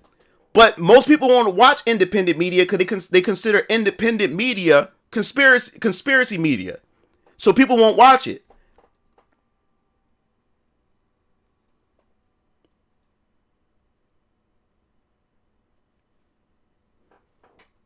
So that's about it for that. But I'm glad you guys came through for the stream. What I'm going to do is I'm going to pretty much cut all this stuff up, and I'm going to archive it so all you guys can pretty much watch. Oh yeah, you said, why can't I put this stuff up? You know how many channels? My channel will be gone. There's a couple of channels that have this stuff is going off of YouTube. My YouTube will be deleted instantly. I wouldn't be able to have these conversations with you guys. They would delete that. YouTube been doing it so far. There's a couple of channels that I always follow too, that does the same research and post the same information. They don't have channels on here anymore. YouTube would delete that instantly. So, but yeah, guys, all I ask is you to research this stuff yourself. Research it. Don't take my word for it. Research it. Don't just take my word for it. Go look into it. Don't use Google. Don't use Bang. And don't use Yahoo. Use other search engines outside of that. Because Google has a monopoly on information. They censor and block out things they don't want you to know. Oh, yeah, most definitely. But yeah, So what I'm going to do, guys, I'm going to archive this because after I close the stream, it's already archived. So all I gotta do is just break it down and make it into separate videos and stuff. Yeah. Thanks, guys. I'm glad. And our viewership is going up too, man. I really appreciate it, man. I love these talks, man. And like I said, you guys are allowed to speak your voice here. You guys are allowed to speak your voice, even if you don't agree with me. I respect people who don't agree with me. Stand on your own opinion. Stand on your own point. You know what I'm saying? But all I ask you guys in return to do is research it yourself. I put this out here. It's your job to go out to see what I'm saying. Don't just take my word for it. Then you're just as bad as listening to other people listening to what the media is telling them. Don't just take my word for it. Just go out there. Because it started that way with me. A lot of people would tell me something like that. I'm like, that shit, man, what the fuck? And I was like, and me being curious, I'm always questioning shit. I started looking into it myself, like, oh, damn. Yeah, of course you wild one. But yeah, so that's what I'm saying. And when I started saying, like, yo, and me, the way I think and stuff, I'm like, yo, this shit does make sense. This shit is coming together too much for me. So I'm like, all right, I'll dig into it and shit like that. Start doing digging and stuff. But yeah, so on your free time, when you have the time, dig into it. And then when I upload the videos, just look into it. But yeah, I have a good time, man. Definitely had a good time. But yeah, that's about it. Tomorrow, I may or may not stream tomorrow. I'm not sure yet, because tomorrow I may spend that time editing videos so I can put up on YouTube.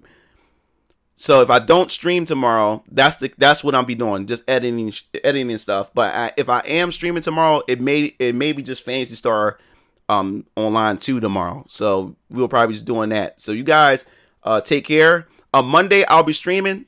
My i7 should be here because it's still in transit and stuff. And it's being sent to the computer shop where the guy who does all the stuff that put the stuff together and stuff. And it's probably more than 25%. Wow.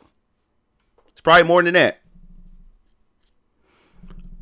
But yeah. So I enjoy you guys. I love you guys. And see you Game Fiends later.